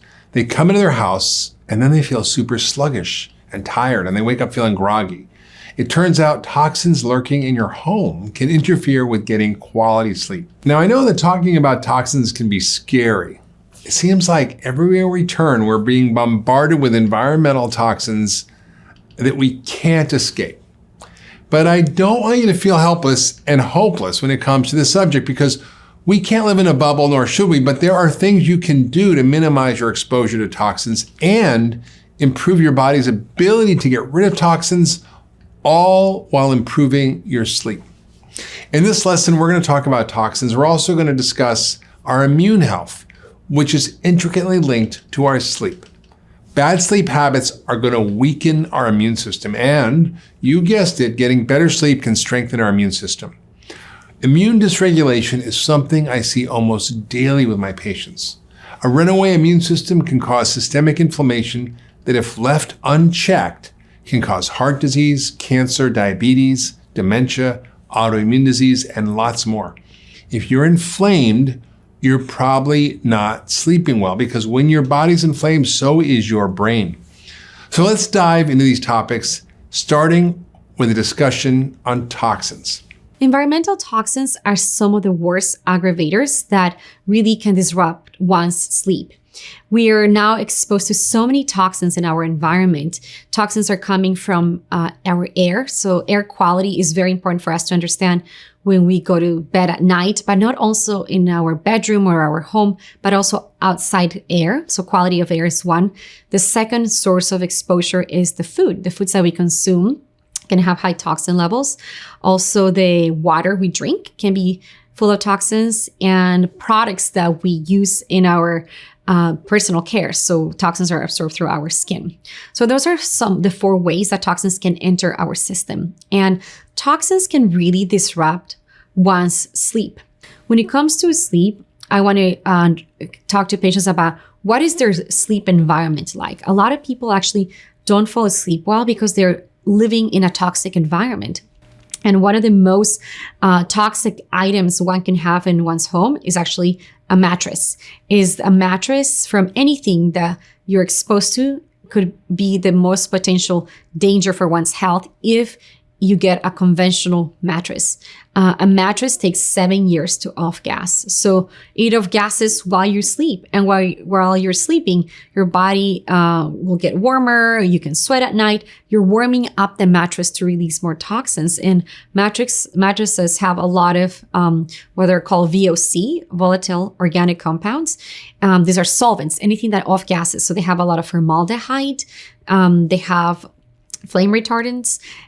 They have toxins, benzenes that have been used to create the safety of the mattress. But all night you're sleeping in a pool of toxins. And this is the same for your pillow and your the sheets that you use, your comforter. If you're using regular sheets that are not organic cotton or organically made, you're going to have a lot of herbicides, pesticides being released at night. But your mattress is probably the biggest item that if one could make a change to have better sleep would be to get an organic mattress. Or if your mattress is older than 7 years old, then don't change the mattress. But getting a new mattress, and it takes a long time for it to off-gas. I had a case of a patient that came to see me, and this patient had moved into a 35-year-old female, Stephanie. She had moved into a new home, and she had gone through a lot of new construction. There was new carpet, new paint. There was new furniture. Everything was new in her home. And by the time she came to see me, she said that after moving into this house, within 5 months, she's starting not to sleep as well. She was having difficulties not falling asleep, and she was waking up very tired, and she was waking up with migraines and headaches. She had a lot of brain fog in the morning. She would describe it as, she said that she felt like she was waking up drunk. She said, I felt like I had a bottle of wine last night, and I'm waking up through the night. She even described having some flashes of heat. So first she said, am I going through menopause? What is happening in my body? Because I'm waking up very hot, I'm sweating, I'm waking up anxious, but I can't fall back to sleep easily. In the morning, she felt like she was drugged. So on taking her history, I did what is called an environmental history to understand what had changed in her environment.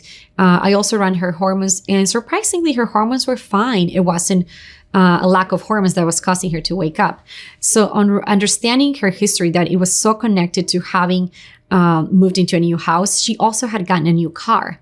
So she had a new car, she had a new mattress, she had a new home, and she had carpet in her house, fresh paint, new furniture.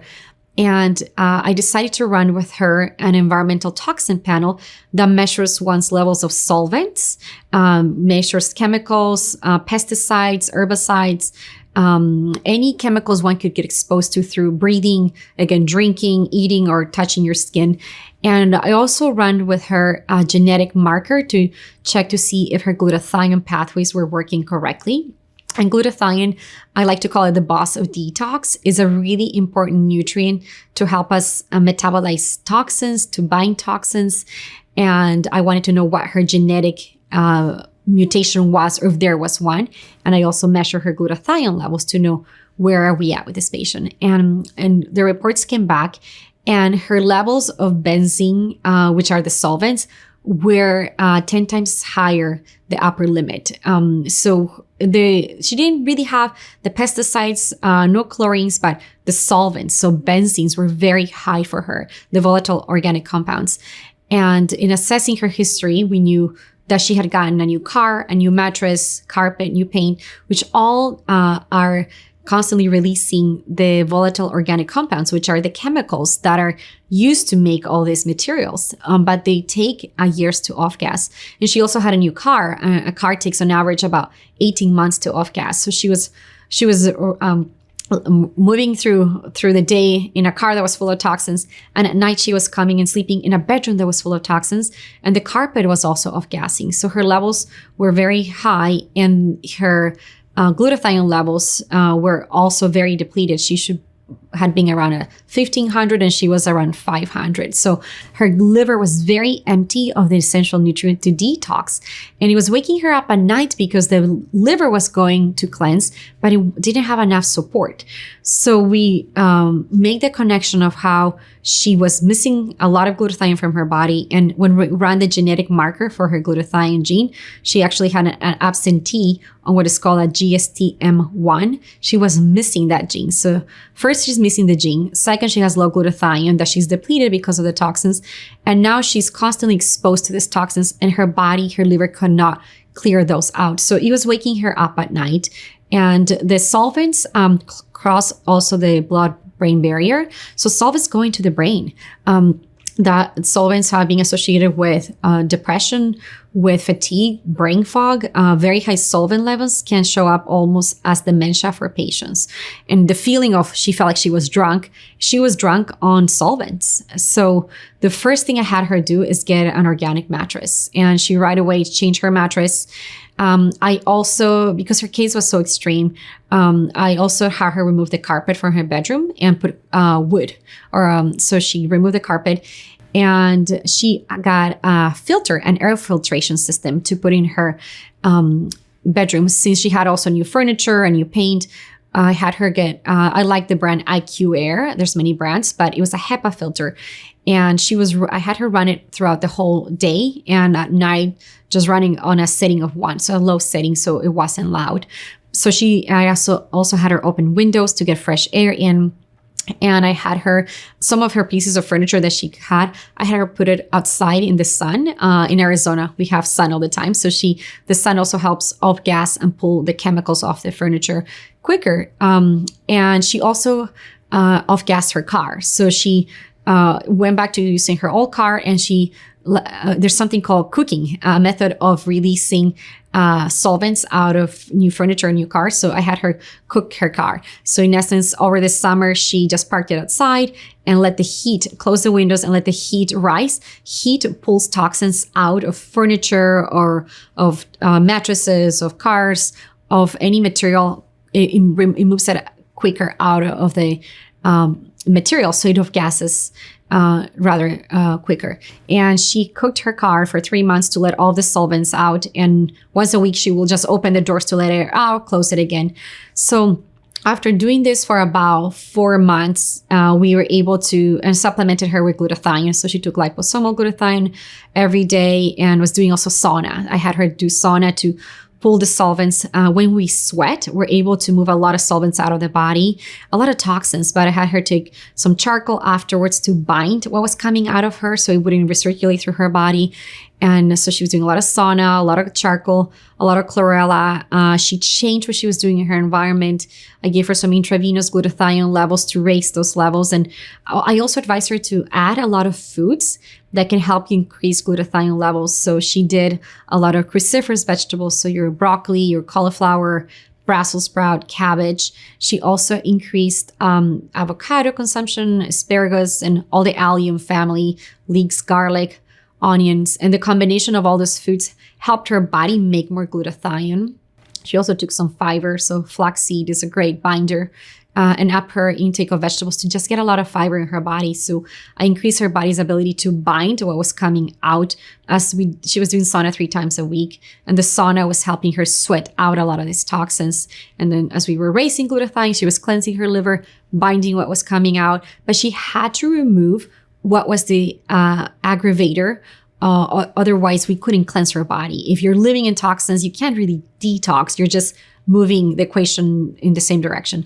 So after doing this for a few months, we retested her solvent levels, and her solvents had gone down to about 80%. And she had significantly reduced the amount. The glutathione levels came up. Of course, her genes are not going to change once you know what they are. But what was interesting is that her case changed so drastically. She was no longer having insomnia. She was sleeping through the night, and she was not waking up with the feeling of feeling drunk. Her headaches went away, migraines went away. She didn't take any hormones. She didn't take any other supplements. She changed her environment. She also changed her sheets and her pillow. She bought everything organic and got in a habit of also opening windows in her bedroom over the weekend just to get fresh air. And it's important for patients to know that air quality, your indoor air can be 10 times more polluted than outdoor air. We have industrial pollution outside, but we have wind and sun to move it. Indoors, you're just trapping all the toxins, and the body's just taking all this off-gassing. So having a filtration system, it almost acts like a liver, a backup liver in your bedroom that's taking everything out so it doesn't hit your body. But it was a very drastic shift on her to see how just changing what was going on in her surrounding and supporting her body, she was able to regain her sleep back and also improve her brain function, her energy, her mood the next day. Next, I want to talk about a source of toxicity that you might not be thinking about that much. I'm talking about EMFs, or electromagnetic frequencies. They're everywhere.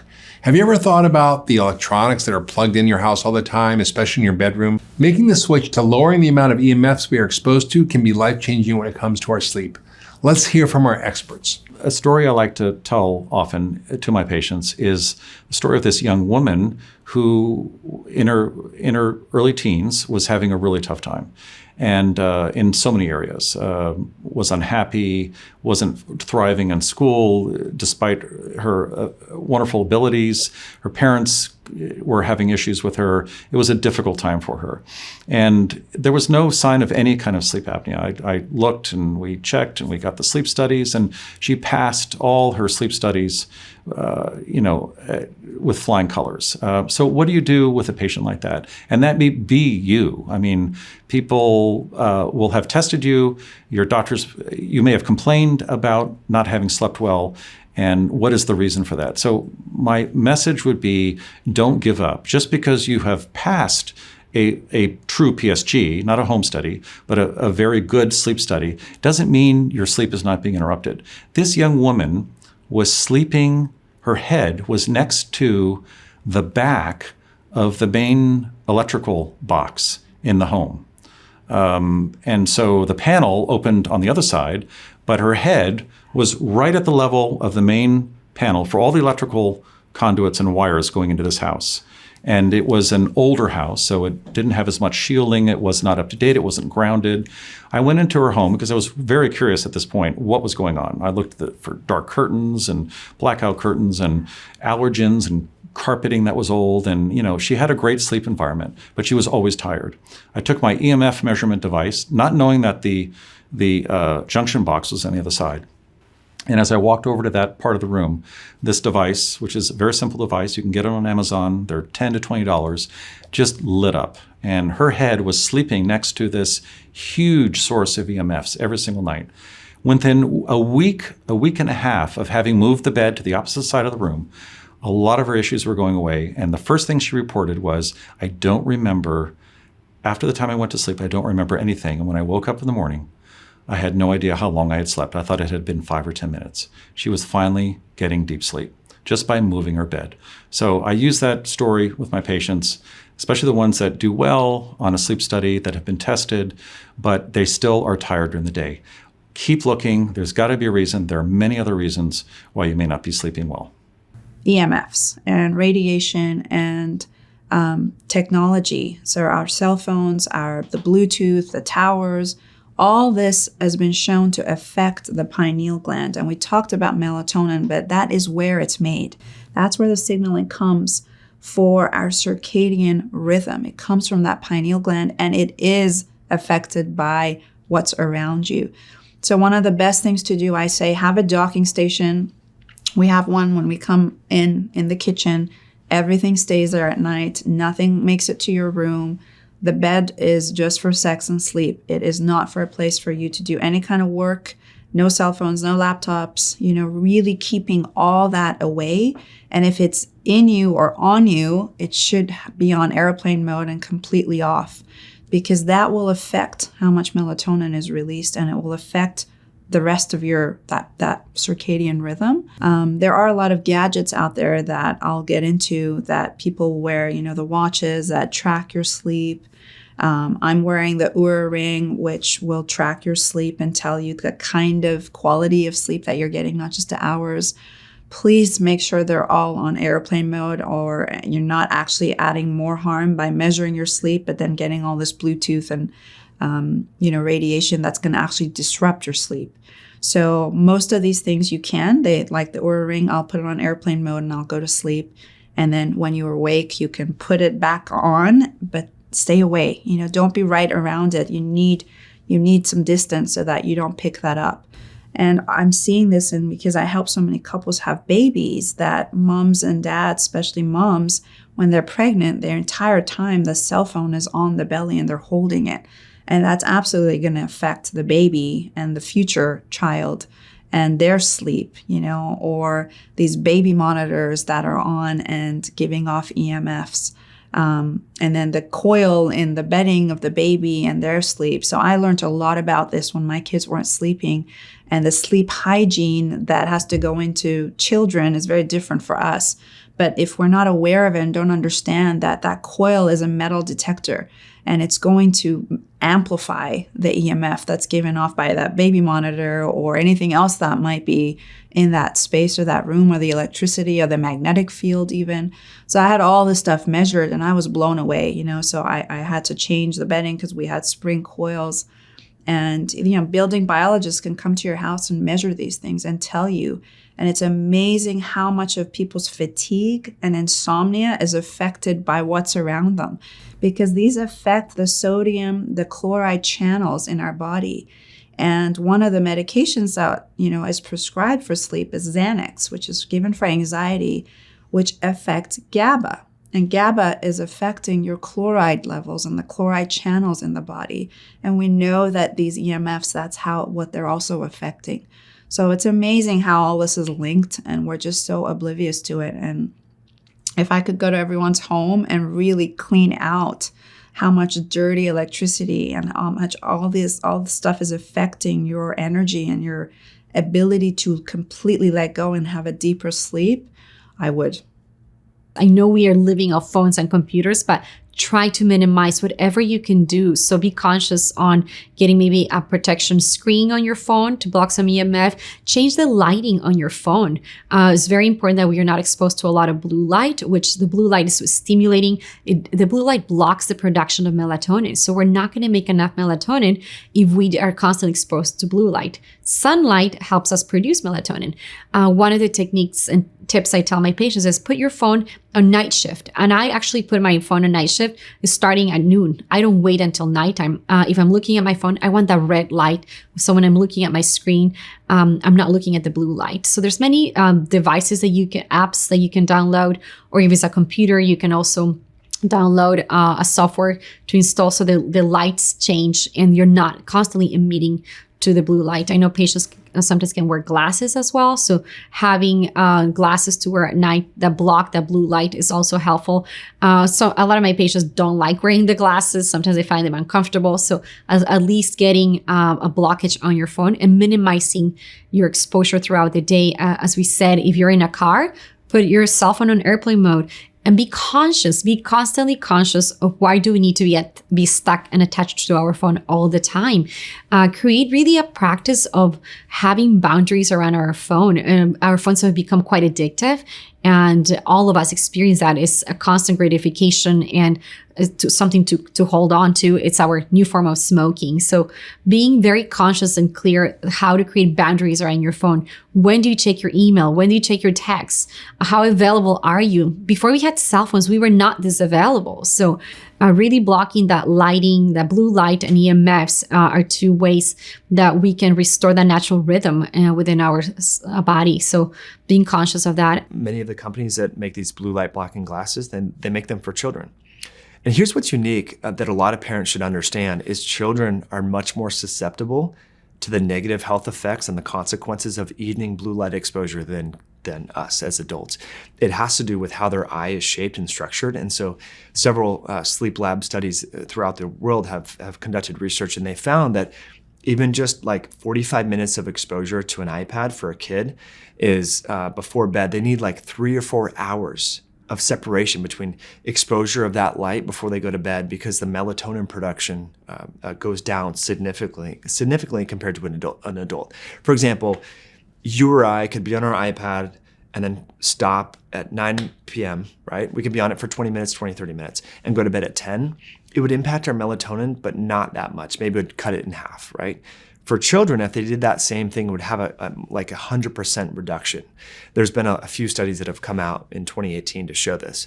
And so the point that I'm trying to convey here is parents with children that have devices, that have tech, that watch TV or have their phones and iPads, blue light blocking glasses are very important in addition to creating those boundaries around the tech. Now, I can understand trying to police this, if you have a teenager, it could be quite challenging. So maybe you could just make a rule in the house. Look, if you're going to be on your phone at night, in your bedroom or whatever, please use these blue light blockers, because the shape of the eye, it's not totally developed and can't mitigate that harmful blue light exposure. So yeah, 3 years ago, it was weird to wear blue light blocking glasses when you're out in public, but now it's like, we had to go to the mall the other day, the Apple store, and it was tons of light from all these things. And we just walked in there. My daughter had them on, my wife, myself, and it's like this. It's like wearing your seatbelt when you're driving. It feels weird or foreign. I'm sure when seatbelts, in the 1970s, was weird when people actually started clicking them on because they've driven without seatbelts forever. But people used to smoke in airlines, right? It was like common. Everyone would get secondhand smoke, and now we know that. And again, I'm not against tech or light, but it's the timing of it is just bad. It can be deleterious at night. And so mitigating that with filters on the devices or the blue light blocking glasses, especially for children, can be super helpful.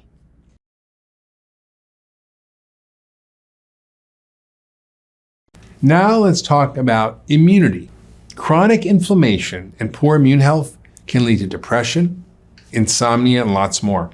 Our immune system relies on good quality sleep. Let's hear more about this from our experts. Immune cells, the immune system at night goes to regenerate itself. It goes through a cleansing mechanism, and we create a more healthy immune cells during the deep state of sleep. So when someone is ill or they have illness, a cold or a flu, or even like a chronic condition like Lyme disease or chronic fatigue syndrome, fibromyalgia, you want to try to get that deep sleep, but it's often lost for a lot of patients. And the one of the worst aggravators for the deep sleep state is actually alcohol. So patients that consume alcohol, especially in the evening, are going to have lower deep state levels. And they have actually done research showing how consuming alcohol 2 hours closer to bedtime is going to impact your ability to go into the deep state of sleep, and also will impact REM. Both of these really important phases are going to get disrupted by alcohol consumption. And the other rest of the night, about 60 to 65% of the rest of the evening, we actually spend on what's called light sleep. And the light sleep, the body's healing, is resting, regenerating, but it's not engaged. The brain doesn't engage the same way that it engages through deep sleep, through REM sleep, through light sleep. This is where the detox pathways become the most active. Our lymphatic system, so let's talk about the lymphatic system. Our lymphatic system is one of our main mechanisms to move waste out of the body. It's think of it as in the fluid form. We have channels, we have organs that are part of the lymphatic system. So the tonsils, the thymus, the spleen are all our glands that help us clean out the immune system at night. And the lymphatics is this waste dumping mechanism that allows for this fluid to move. And our lymphatic system is the most active at night. Is actually 60% more active than in the daytime. So as the body goes to sleep, the immune system goes to work. And patients that have chronic conditions, we see a lot of Epstein-Barr virus now. It's very common to see that. So chronic mono, we're seeing a lot of Lyme disease, a lot of patients with autoimmune disease. They're exposing throughout the whole day to viruses, parasites, any kind of infection, including toxins. We'll talk a little more about toxins, but toxins also are being flushed out in the lymphatic system. So the lymph, it's a fluid that carries a combination of immune cells, toxins, all the waste, metabolic waste that the body's created through the whole day. And during light sleep, the body is flushing all this mechanism goes to work. So this pumping mechanism turns on. And this is really important to understand that this also happens in the brain. There's something called the lymphatic system. And it wasn't until 4 or 5 years ago that research showed that we have actually a lymphatic system in the brain. We all only thought that it was part of our body, but as we can see that we build toxic waste through just metabolic processes, the process of just speaking or digesting food or breathing creates a lot of metabolic waste in the body. That metabolic waste has to be removed at night mostly, but the brain also creates metabolic waste. It wasn't until recently that we realized that the conversation between neurons, the conversation between the cells in the brain, the creation of neurotransmitters, the processing of memories, all of that creates a lot of metabolic brain waste. And that also has to be removed at night. And the lymphatic system wakes up at night. It works the most actively. So again, without proper sleep, you're not cleansing that. There is something called beta amyloid that is a protein that is often associated with patients that have dementia and Alzheimer's. So patients that have dementia and Alzheimer's have the highest levels of beta amyloid. And the lymphatic system at night is removing beta amyloid, is in charge of removing that. So again, this goes to show how lack of the proper sleep causes an accumulation of this waste material throughout the body. The immune system, actually the cytokines, kind of the soldiers, are made and produced when we sleep.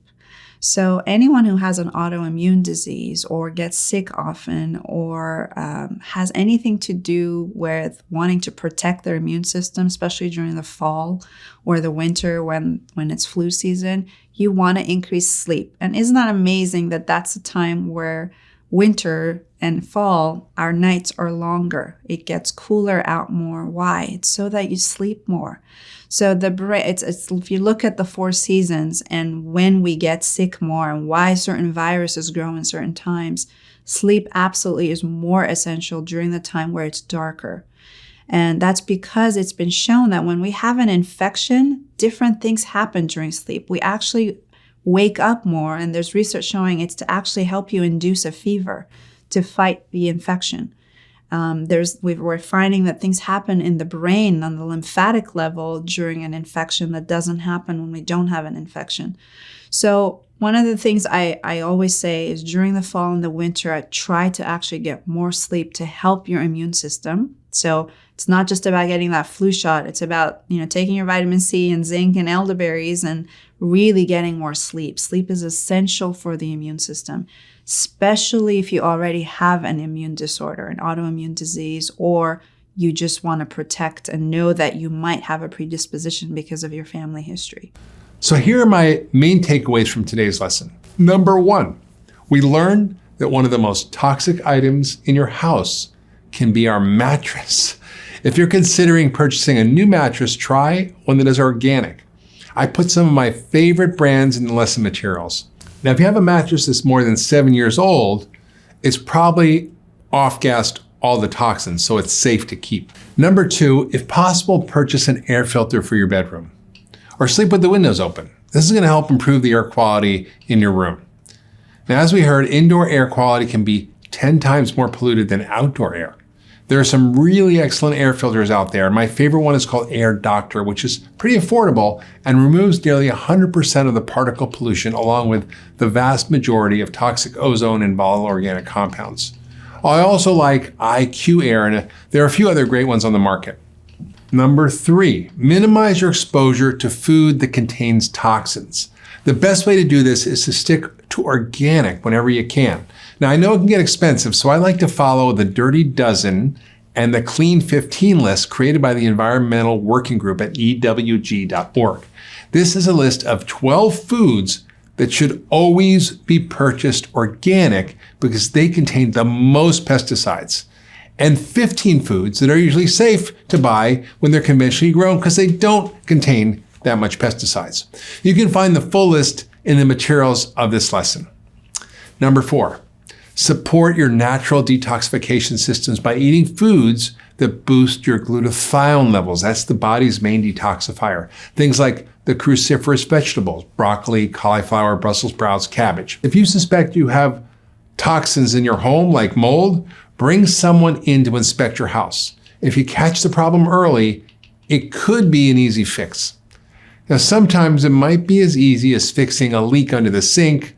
Sometimes it's as bad as having to gut your whole house like I had to do. Also, make sure you're drinking clean, filtered water. Toxins like microbes, pesticides, plastic, yes, prescription meds, heavy metals, chlorine, fluoride, and other things are poisoning our water supply. So invest in a good water filter. Next, make your bedroom or the area near your bed a safe space. Avoid junk light from phones and TVs. I like to turn off all Wi-Fi at night. You don't need Wi-Fi when you're sleeping. Just unplug it from the wall. Also, wear blue light blocking glasses and turn your phone to night shift mode in the evening. Now, these are just a few simple rules for reducing your toxic exposure to improve your sleep. Now, when it comes to our immune health, it's important to incorporate all the principles that we've discussed in this course, such as avoiding refined sugars and processed carbohydrates, and minimizing our exposure to toxins. We also need to boost our detoxification systems. We need to eat a diet rich in polyphenols. We need to get sunlight and time outdoors. And we need to figure out ways to reduce and manage our stress. And remember, sleep is how we boost our immune system, and it's when our bodies do most of our detoxification. So just prioritizing sleep alone is a great step in the right direction. In our next lesson, we're going to dive into brain health. You know, my favorite topic. How does sleep impact our brain, our mood, our stress level? You're going to find out. We're also going to talk about how we can exercise our way to optimal sleep. We all know what it feels like to miss out on a night of quality sleep and wake up the next day feeling cranky. Maybe we're short-tempered or find it hard to tap into kindness or compassion. Maybe we feel stressed and unable to cope with our daily tasks. When I wasn't sleeping well, I had major brain fog and I couldn't even remember my patients' names. When we miss out on quality sleep, our brain suffers the most. Today, we're going to talk about the link between brain health and sleep. We're also going to talk about stress and exercise. First, our experts are going to guide you through an understanding of how sleep impacts the brain. In my practice, I see a lot of ADHD. I'm not really trained to detect it, but it's not difficult to see a kid, typically a young man, that comes in and is bouncing around, bouncing off the chairs. I had one of my patients jump out the window in my dental operatory. He came back. He was just out by the car. I mean, it's not hard to see that there is a lot of hyperactivity going on, and there's focus issues and all that. So, and then to see a sleep disorder alongside this should be of no surprise. The data is out now that at least 50% of the time, there's probably a misdiagnosis of ADHD, and it's actually a sleep disorder. And then on the other hand, the two usually go together. Is the sleep disorder the cause of the serotonin issues and synapsing issues in the brain that is causing or predisposing the child to an ADHD diagnosis? So I usually warn the parents that, if there's any hint of ADHD, if you have a diagnosis and there's a diagnosis for a sleep disorder, it's related and it's one in the same, and both have to be dealt with at the same time. We know that America is the #1 prescriber of prescription stimulants in the entire world. Rates of ADHD are continually increasing for both adults and children. The reason behind this is it's the thought that we need more stimulation to the brain to actually focus and have energy levels. But I want to start to question this idea, because is it really more stimulation that we need, or are there other things that are going to help us focus more? You see, we're inundated with stimulation all day long. We've got billboards to look at, we have commercials to watch, we've got Instagram DMs to respond to, we have emails coming in constantly. So is it really more stimulation that we need, or is there something else? And I'm questioning, I think that there's something else. I think that it's actually a lack of mindfulness and meditation that we're striving for that would help us get that focus. So I want to break and talk about a case, and we'll talk about this guy named Ralph. And so Ralph is a 47-year-old male, and Ralph has had issues focusing, so he's on Adderall. Adderall is a prescription stimulant that can help with ADHD. He's on about 40 milligrams per day in divided doses, and he takes his last dose at 3 p.m. Now, Adderall's half-life is 19 to 14 hours. This means that almost half of it is still in your system after 9 or 14 hours, which is incredible. And so if he's taking his last dose at 3 p.m., it's still going to be into his system past midnight, even towards 5 a.m. Ralph tries to go to bed at 10 p.m., but he can't fall asleep, so he uses trazodone, which is a prescription sleep medication. Other things like Ambien are similar. So he uses Adderall in the morning to wake him up because he's groggy from using trazodone at night to fall asleep. And then he needs trazodone at night to fall asleep because he's stimulated from the Adderall that's still circulating in his system at night. And you can see how this ping pong effect can continue years later. Ralph also has an elevated heart rate. His heart rate's like 110. We need a heart rate of 80 or less to be optimal for health.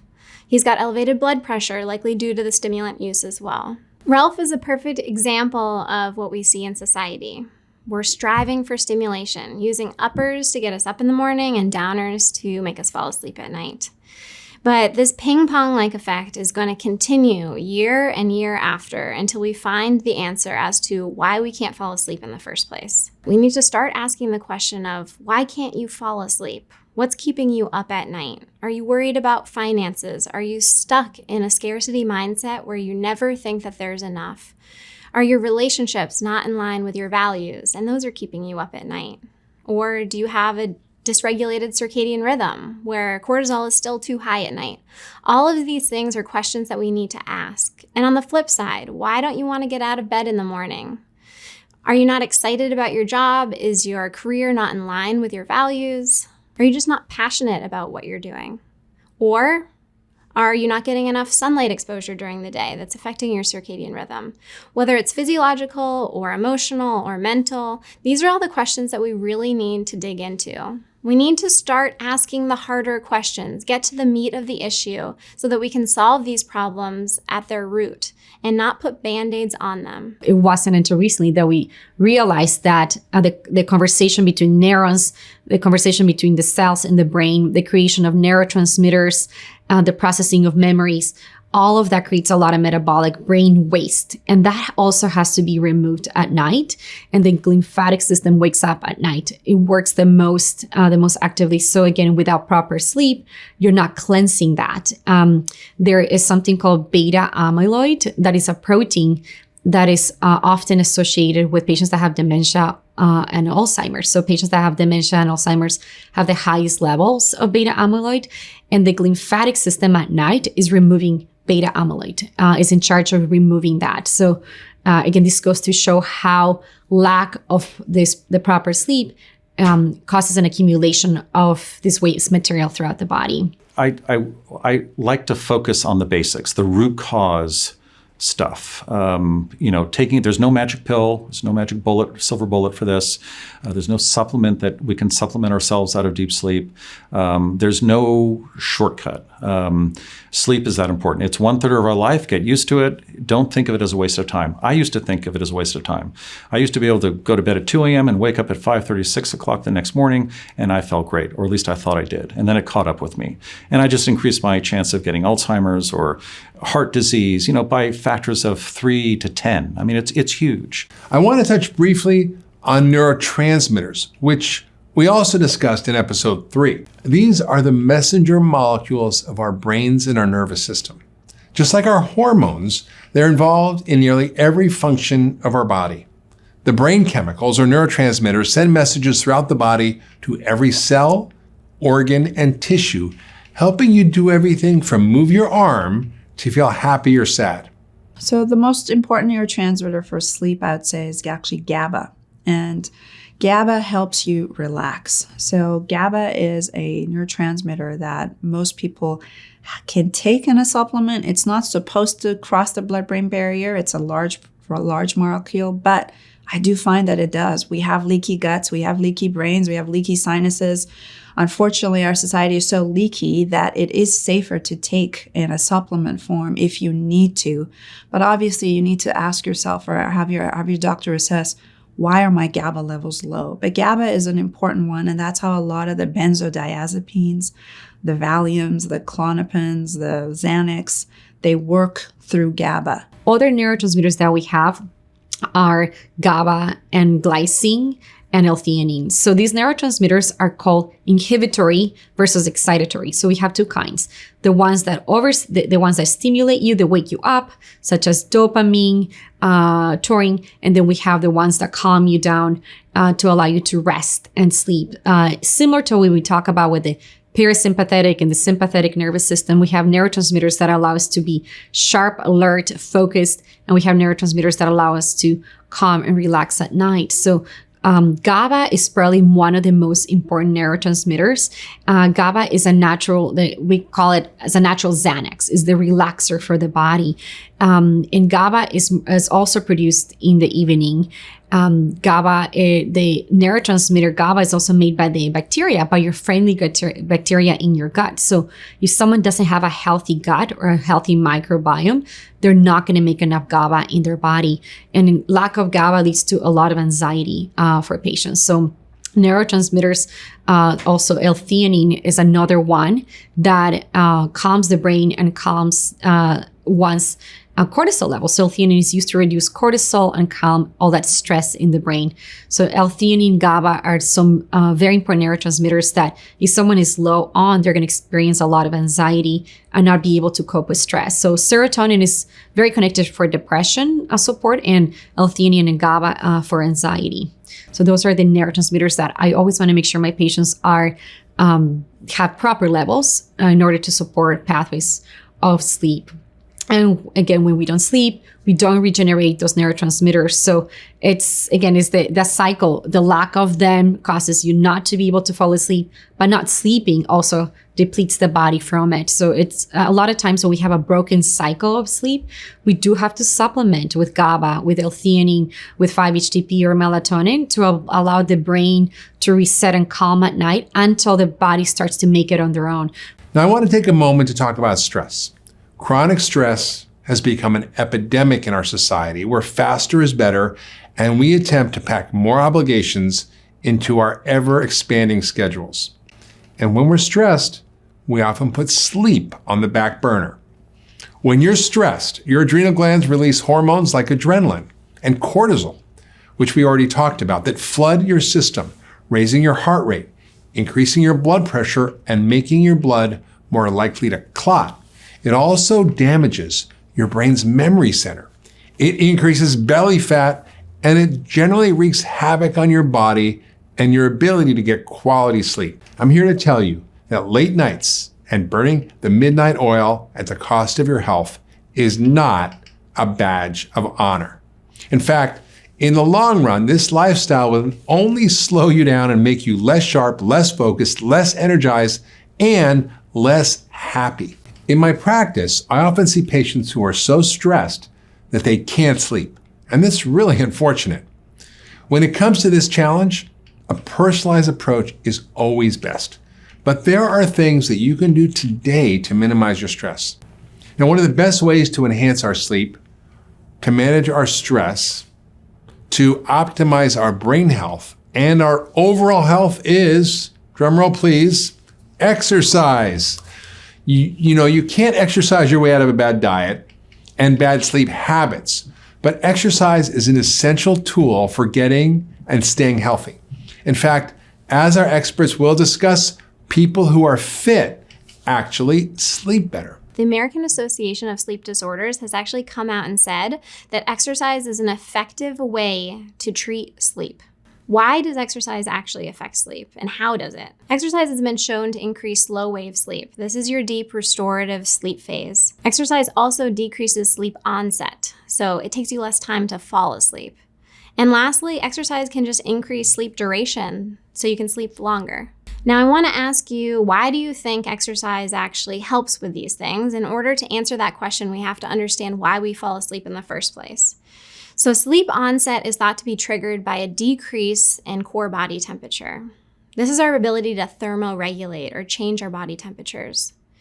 And exercise has a key responsibility in thermoregulation.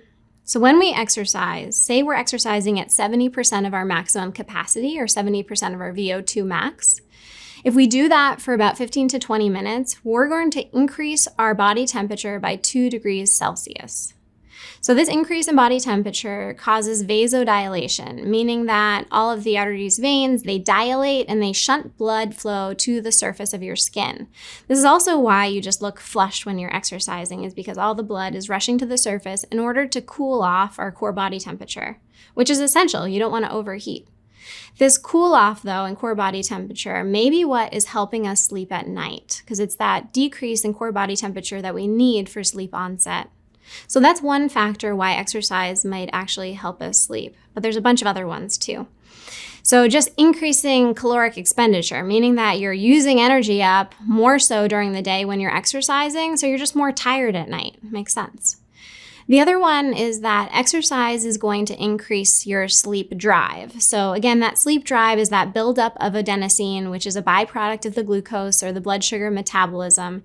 So it makes us sleepier at night. So increasing sleep drive is one of the mechanisms where exercise is really promoting that sleepiness towards the end of the day. Other things are going to be that exercise is anxiolytic, meaning that it decreases anxiety levels. And we know that anxiety is one of the key factors in insomnia. So that might be why it helps you feel more calm at night, making sleep onset a little bit easier. Now, it might not be the actual exercise that's improving your sleep, but the result of the exercise that's improving your sleep. So fitness level is now being tied to your ability to sleep and have really good sleep quality. I want to take, for example, one study that I looked at. So this study found athletes who were no longer exercising because they were injured. So they were out of commission for a little bit, but they were still really fit, right? And what they found is that these fit subjects who were no longer exercising still had superior sleep quality compared to their non-fit counterparts. And I find this fascinating because now we're realizing that it's not just the exercise, but the results of the exercise. So it starts to ask the question, when somebody can't sleep or they have poor sleep quality, should we be saying, are you fit enough to sleep? And this is something that we haven't talked about in medicine or in health in general, but it's one thing that I think we need to start changing the mindset around, that you actually need to have a fitness level to have really good sleep quality at night. With exercise, consistency is king. So exercising one day will likely not have any effect on your sleep at that night. But exercise over a prolonged period of time is likely to really help improve sleep quality. When it comes to exercise, though, consistency is king. So if you exercise just once and then you expect to have better sleep that night, unfortunately, that usually doesn't happen. So this is over weeks or years where you get the effects of exercise on improved sleep quality. Now, one study looked at how this can influence your sleep, and they looked at an 8-week study at first at putting people into a fitness regimen. After 8 weeks, did not improve their sleep quality.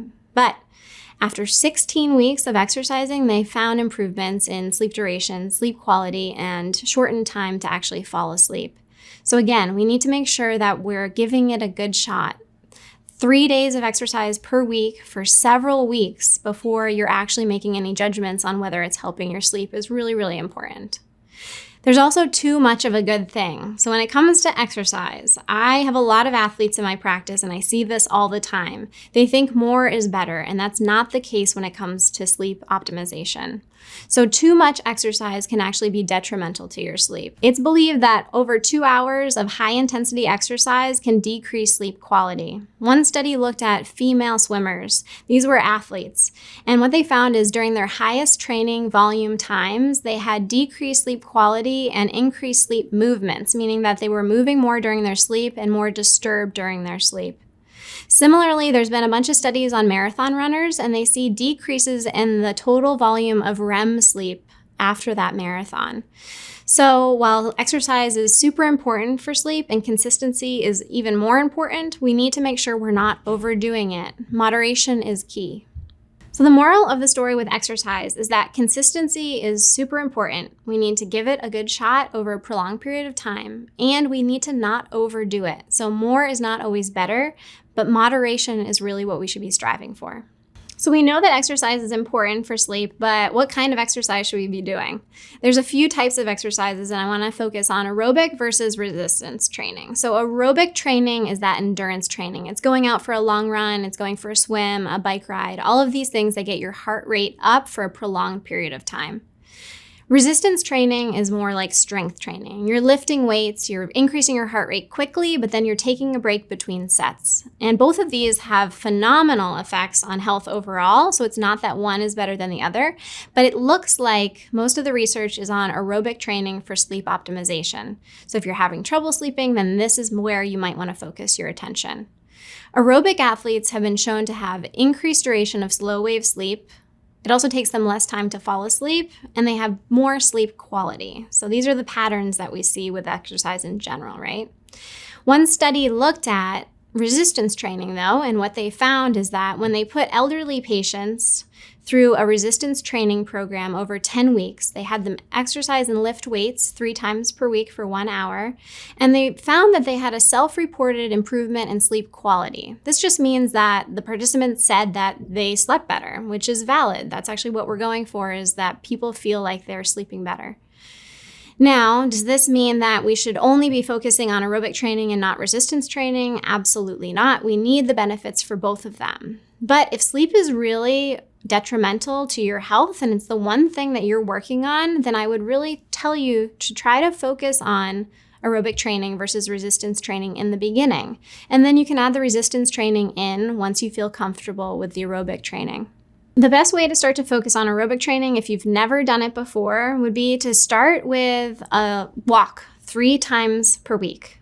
Once you feel comfortable with a walk, then increase to a slow jog. Once you feel comfortable with a jog, now you're running. So you really want to titrate up to your comfort level and to your training level.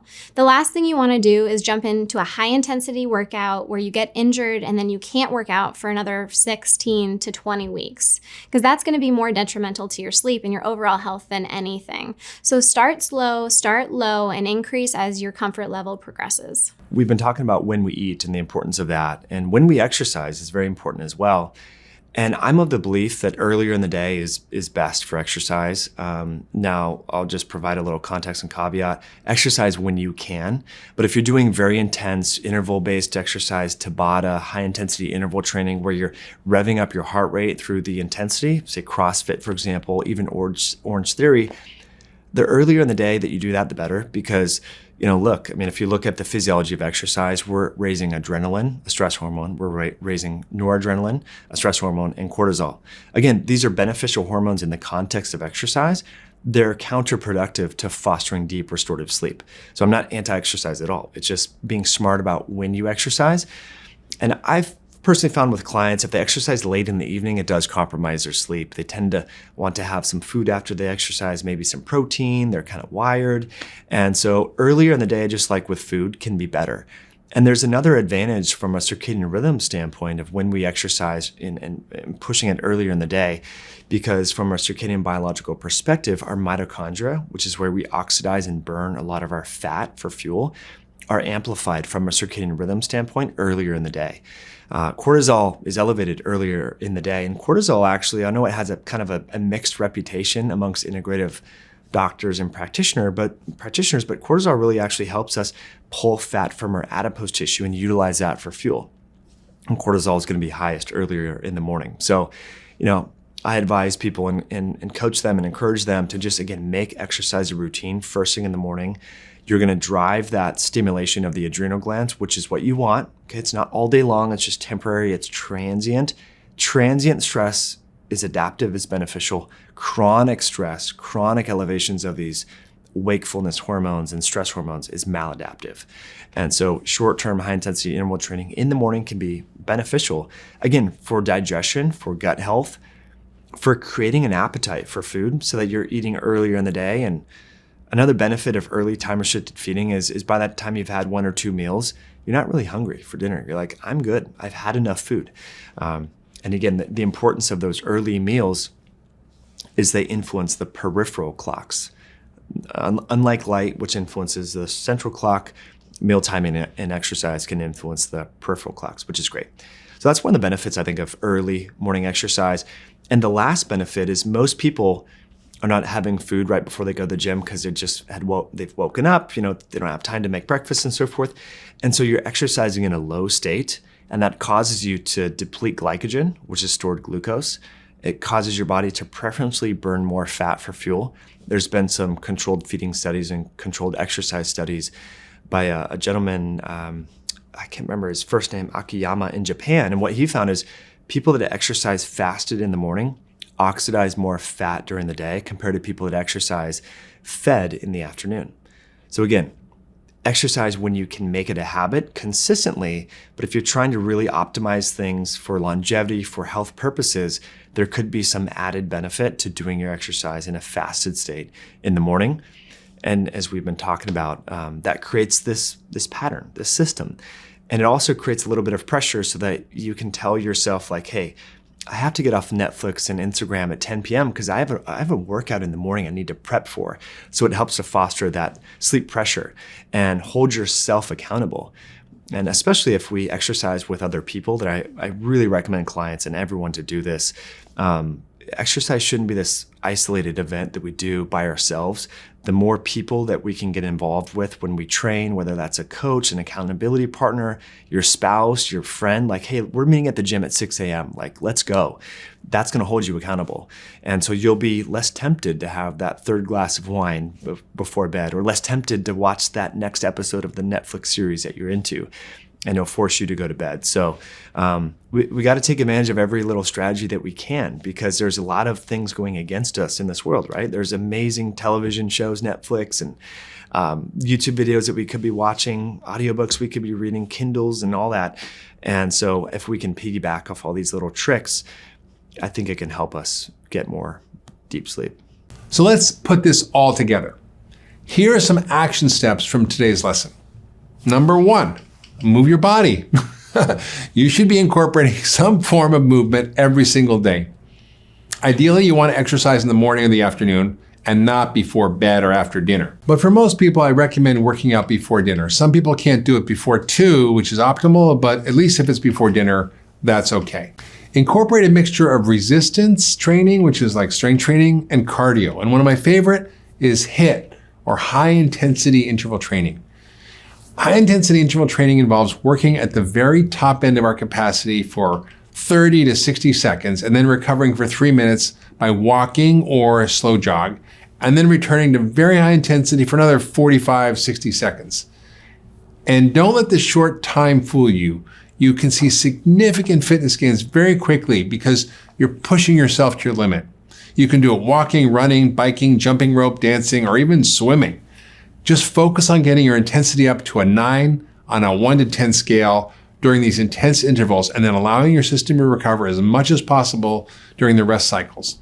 And prepare to work up a sweat. The New York Times has a great 7-minute workout app which incorporates HIIT training, and I've linked to it in the course materials. Also find something that you love to do every day, and do it every day. I love to play outside. I like tennis, skiing, horseback riding, gardening.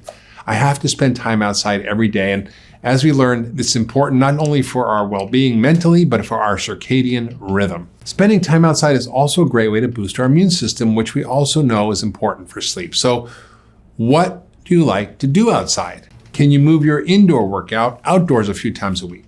Sometimes spending more time outside is as simple as going for a 15-minute walk in the morning and then in the evening.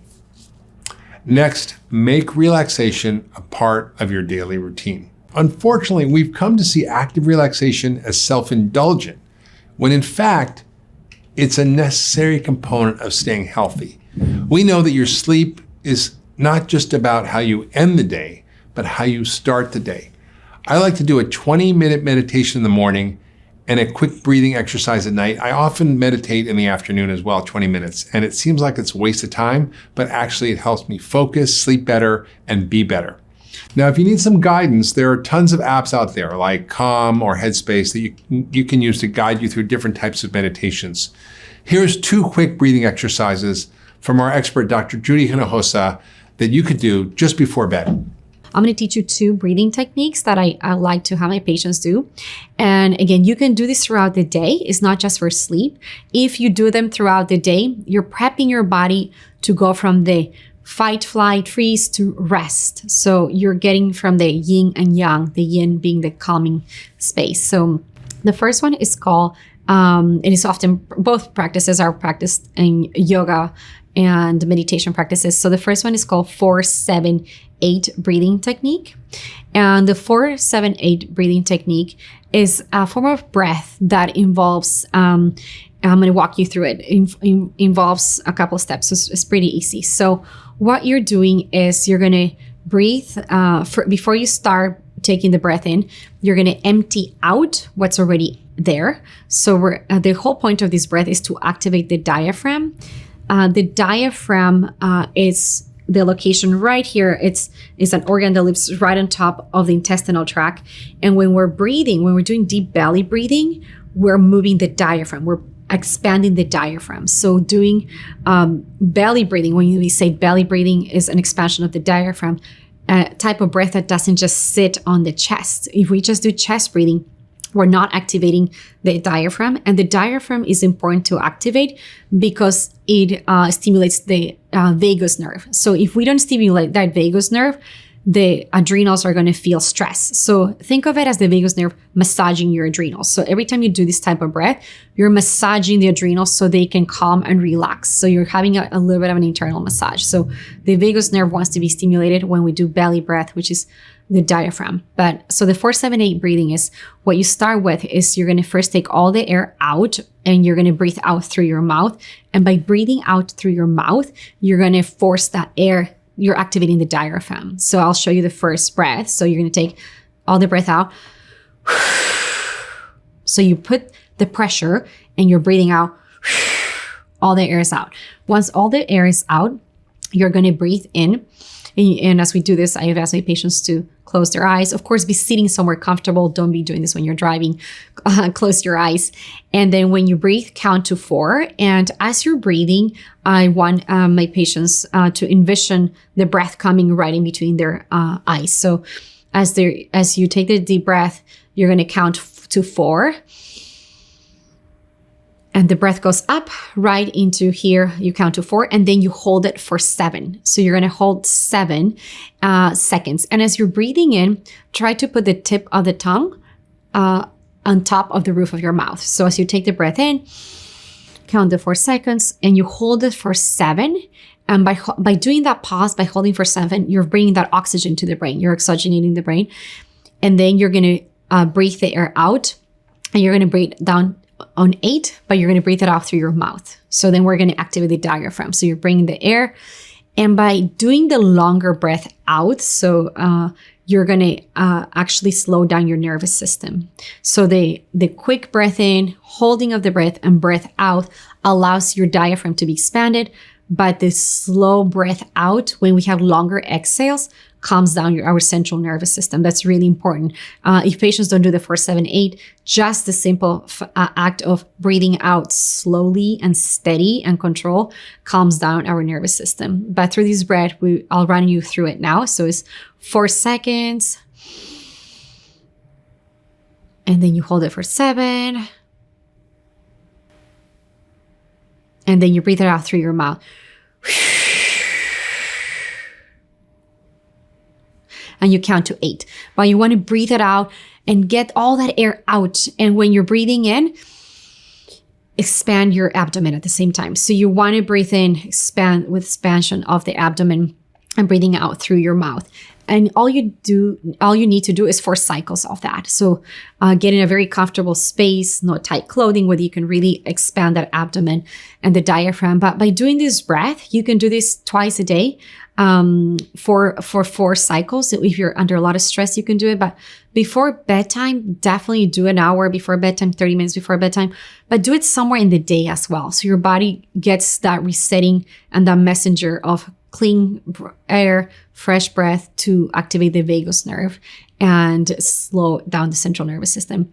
If patients can't, if they wake up in the middle of the night, instead of doing the 4-7-8, I have them just breathe in and breathe out by always the breath out, count it twice. So you can do a 4-8. So breathing 4 seconds and slowly let it out on 8 seconds. And in the middle of the night, if the body just is awake, the brain is awake, just reminding ourselves. I like to tell my patients, this is a perfect opportunity to breathe. This is a perfect opportunity to meditate. This is when your body's awake at night. Just bring the breath in, bring the breath. And as you do the breath, 4 in, 8 out, it will calm your central nervous system. And you can count, as you're counting in, counting out, your mind will disengage on the thinking. It's going to focus solely. Your attention is going to go, all the awareness is on the breath. You're watching the breath out, and you're counting. And the mind is no longer engaged, because when we wake up in the middle of the night, we're anxious, we're thinking, the mind can't stop.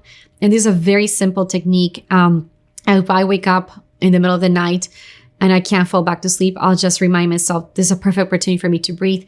I'm just going to do this breath, and with no expectation or attachment, tell yourself, I'll just breathe for as long as I need to. It's great for my nervous system. It's great for my vagus nerve. It's great for my brain.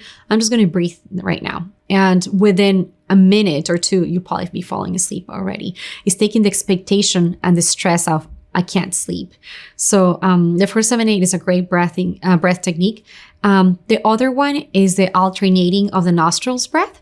The alternating of the nostrils is also a very simple technique where, again, you can do it for 2 minutes, but you're bringing air in through one nostril. So you cover one nostril as you bring out, and then you let the air out. So you can use what is easier to do is use the right thumb to cover the right nostril.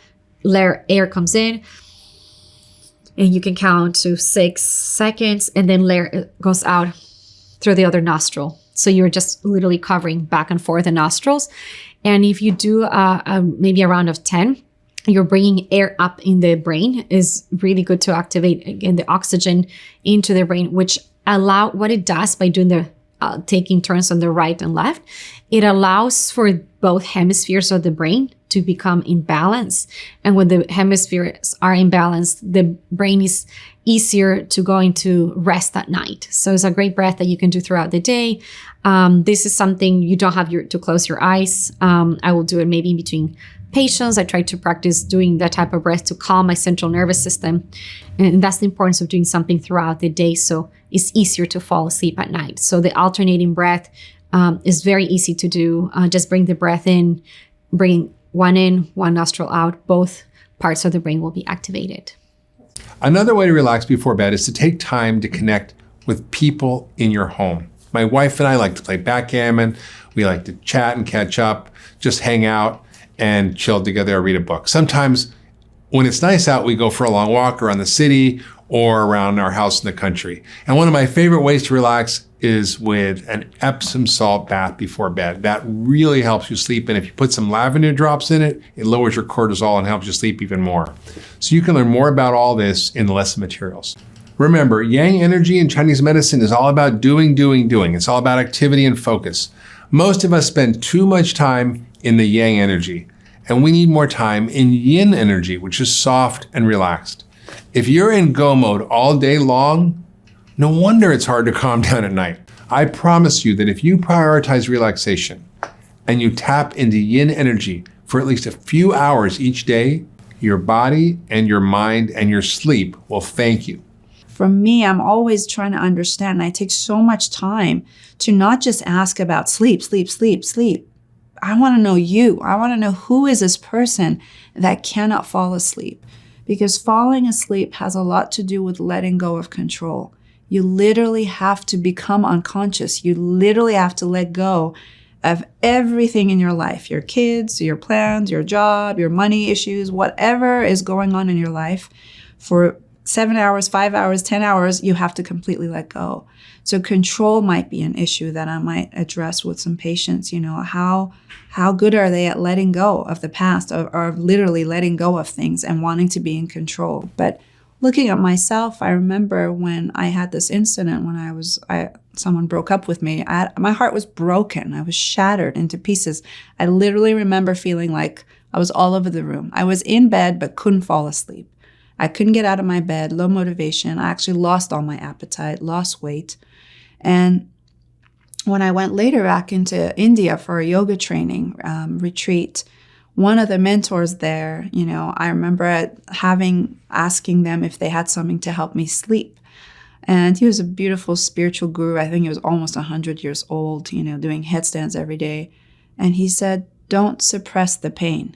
There's a reason why you're not sleeping. You have to stay up and actually feel what your mind is going through. And I thought, oh my God, what's this guy saying? He obviously hasn't had insomnia and doesn't know how hard it is and how bad it is. But honestly, it's probably the best advice I got with sleep, because it was still at my beginning stages of the grief, you know, and I was unable to sleep, and I knew why, because before then I slept okay. It wasn't like as a kid I had a sleeping disorder. And so often I encourage this in individuals. I say sometimes people wake up at 2 or 3, and I remember Wayne Dyer saying that's when he wrote all his books. You know, sometimes it's not what we think it is, you know, and there's even research showing people who had a negative outlook on insomnia, thinking that if they don't fall asleep or they wake up, that they're more predisposed to disease. They actually got more sick than the people who were okay with themselves waking up at 3, going into another room, reading something, getting sleepy, coming back into bed. And so I think it's important to remember that don't objectify and attach to this disorder. If you've been diagnosed with insomnia, or everything I said right now kind of freaked you out and you're like, oh my God, I have all those things. Okay, great. Put that aside. Go back to you. You know what you feel. And it's often from a mental, emotional, spiritual disharmony that is making you not able to do something that's so natural. It is the most natural. It's just like breathing, right? So if you can't do it, there's a reason for it. So address that, you know, and you can start with cognitive behavioral therapy. You can start with even finding a counselor or meditation or a spiritual or someone who can help you understand you better. and not band-aiding it, because we already know in medicine that those don't even work, and they have so many other side effects. So I highly encourage people to care enough about themselves to not start themselves on that bandwagon of the Zolpidem and the Ambiens and the Xanax and all these medications, because I see 20 years later, some of these people, I cannot help them. They cannot come off some of these things because it has messed up their brain. And now I have 5 other things that I have to fix. And so I always encourage, see this in your kids. If you're starting to see they have anxiety, they have depression, or, I ask my daughter who can't fall asleep what it feels like, because she's learning about the word anxious. And I always say, I'm 6 years old. I don't understand what that word is. What do you feel? And she'll say, I feel this inside, And I feel like we forget to use sensations. And so I've helped her with magnesium, but just getting this to come out through art and music, and getting her climbing, getting her to use this energy. And we'll say it like, how much of this is happening right now, But I'm teaching her to be in tune with what she truly feels on an energetic sensation level, instead of, I have anxiety, I have a mood disorder, I have depression. What does that mean? What do you actually have? You might have sadness, you might have anger, you might have rage inside, you might feel betrayed, you might feel something and you can't let go of that. You're upset about it. And that's making your cortisol and melatonin and serotonin and all these fancy things that we say as doctors go up and down. But if no one's helping you address that, and we are even just looking at, all these root causes, but that is the root cause, and it often is, then we're missing the whole picture. And we're just using, these supplements and herbs to help you. But I encourage you to look at that and say, you know what? There is pain here, and I want to address it. I want to see me not being able to sleep. If it is coming from that I want to go through it so that I can come out of it. And I can't tell you, yes, I didn't sleep for those nights and it was painful, but I have now experienced insomnia on a whole other level, and I'm glad, and I can help other people from it. But I also understood on a spiritual level, when I am not able to express an emotion and I hold it in, it goes somewhere, it affects something, it comes up as a symptom. And as a doctor, I encourage patients to feel free and give themselves permission to feel their pain, to feel what they're feeling, and the cause of not being able to let go at night. Because nighttime is the most vulnerable time. So you will feel whatever you've been holding in and trying to not show to the rest of the world.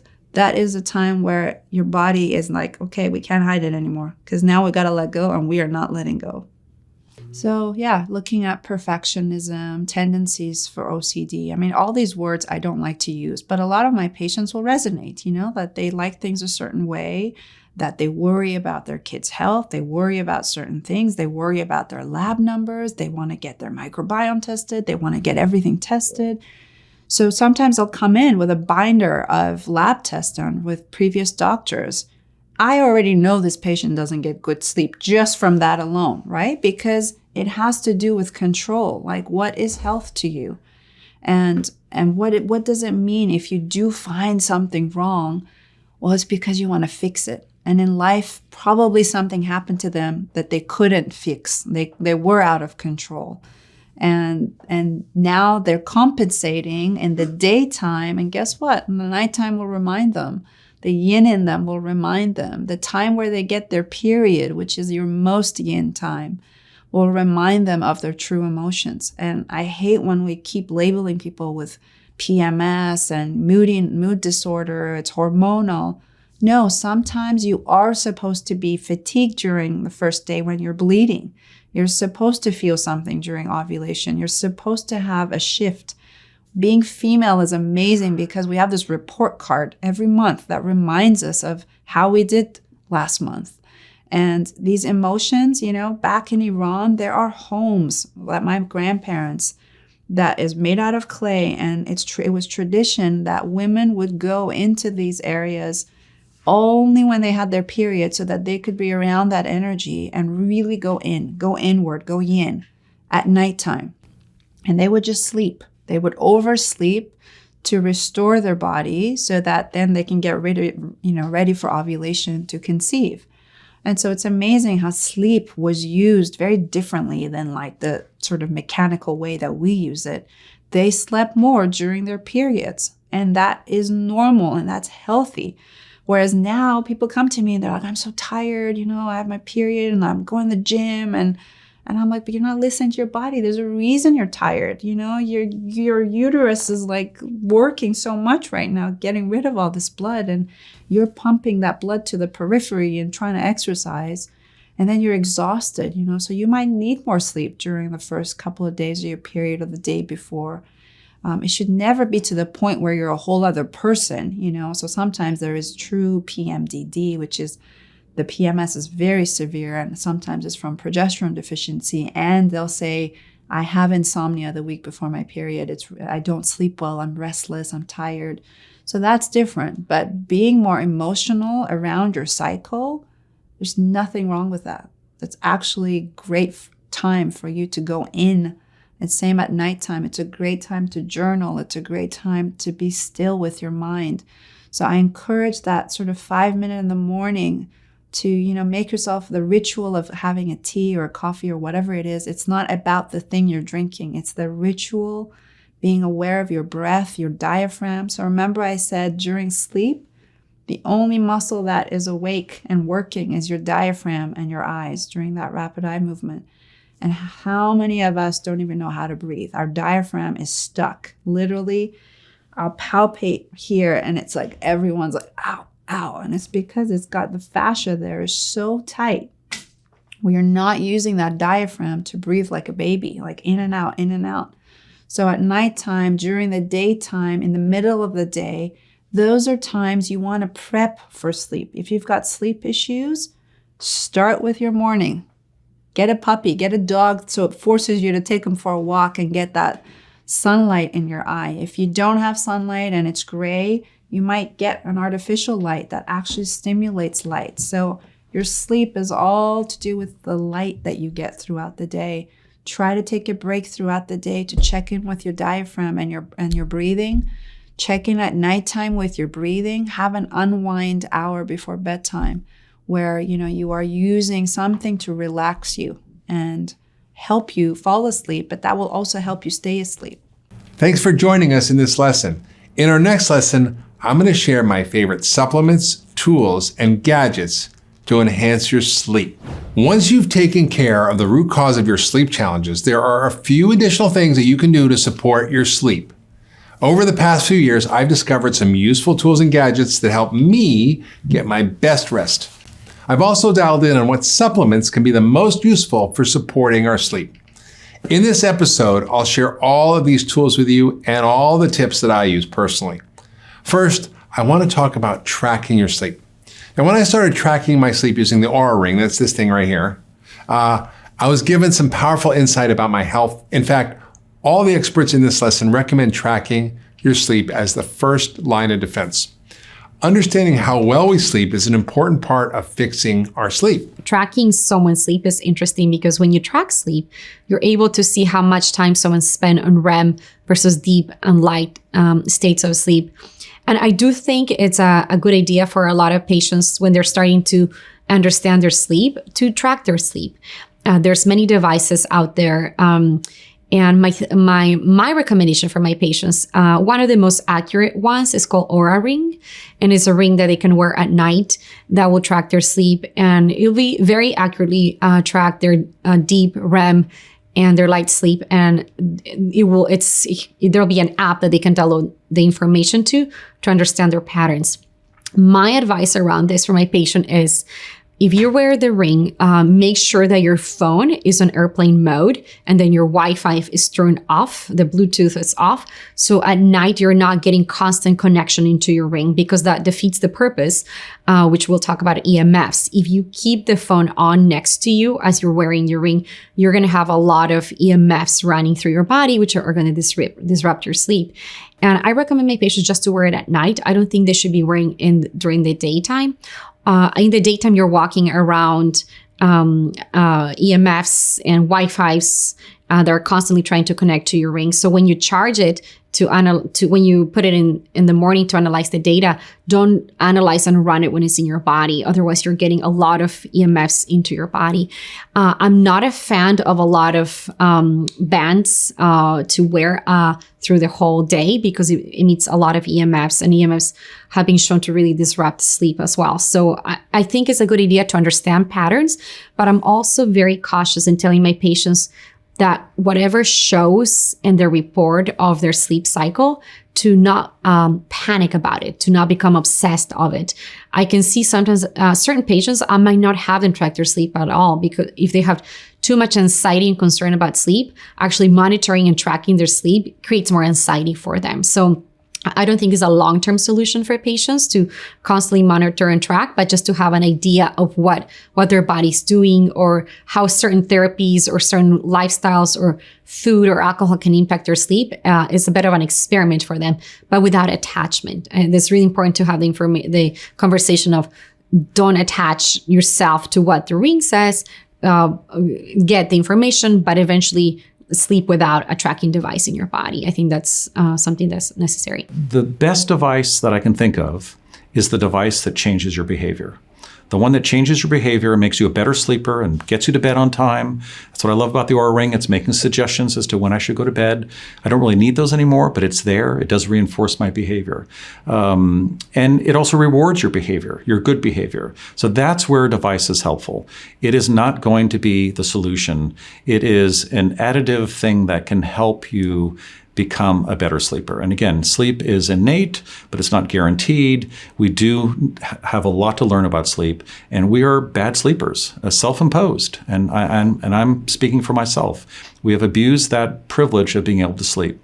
And so devices are helpful in that regard, is rewarding for good behavior, and also letting you know, giving you tips on what you can do to be a better sleeper. Next, let's talk about temperature. Remember, at night, we're meant to feel slightly cool.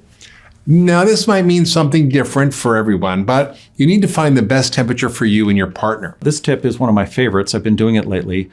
Take a warm or cold shower. That temperature change will reduce your body temperature. Body temperature is extremely important when it comes to sleep. In fact, there are some devices out there that measure body temperature. A drop of 0.5 degree is a good thing, because your core body temperature, when it drops, sleep is more likely to happen. The cold shower or the hot shower will in fact accelerate that. It will create that body change where you may fall asleep quicker. So cool is usually, I used to be a very cold person, and when I heard that, I was like, absolutely not. If I'm cold, I'm not going to sleep good. But the research does show, and that's what happens in nature. Like when we were in caveman, we didn't have heaters. We didn't have a ton of blankets. You're supposed to be cooler. Your core temperature actually drops at night, and it comes up around 4 in the morning, 5 in the morning to warm you up as the sun comes up. So that's another thing, is looking at temperature and maybe getting some more breathable mattresses or blankets, pillows. What happens to babies if you're, putting blankets all around them? Their head sweats. So we release heat through our head. And that's why you see a lot of babies, they leave that little mark at the back of their head, because that's where they sweat. Well, with adults, we've forgotten that. And I think a lot of men, especially, they heat up at night. As soon as they lie down, their body temperature goes up. And so I want to look at that. When I'm talking to my patients, I ask that. And people just think, oh, that's my disposition. I'm just a hot person. But when you study Chinese medicine, when you study other, non-conventional therapies, you realize there is a normal and healthy way of being. And when you're not moving, you shouldn't get hotter. You should actually either remain the same or actually get cooler, especially when the temperature actually naturally comes down as the sun goes down. It's supposed to get cooler, but with our climate control and being able to, keep your temperature at 70 or 72 all day, you don't get that cue that's natural that we would if, we lived more in tune with nature, and we would get cooler. And that often is a sign to the body to release the hormones to get you sleepy. Right. And so that I look at temperature a lot with my patients and what happens throughout the day. Do their feet only get hot? Do they get hot all over? Do they get really cold? Does the tip of their nose get cold? That can often be a sign that they're actually tired. Do they start yawning, at 8 p.m.? And then, a lot of my women, I'll say, touch the tip of your nose. If it's cold, it's a sign that your periphery isn't getting that blood and your body is trying to get ready for sleep. So using these cues to help you. Ideally, your room will be between 65 and 72 degrees, depending on the person. In order to cool down your body temperature before bed, a bath or shower is great.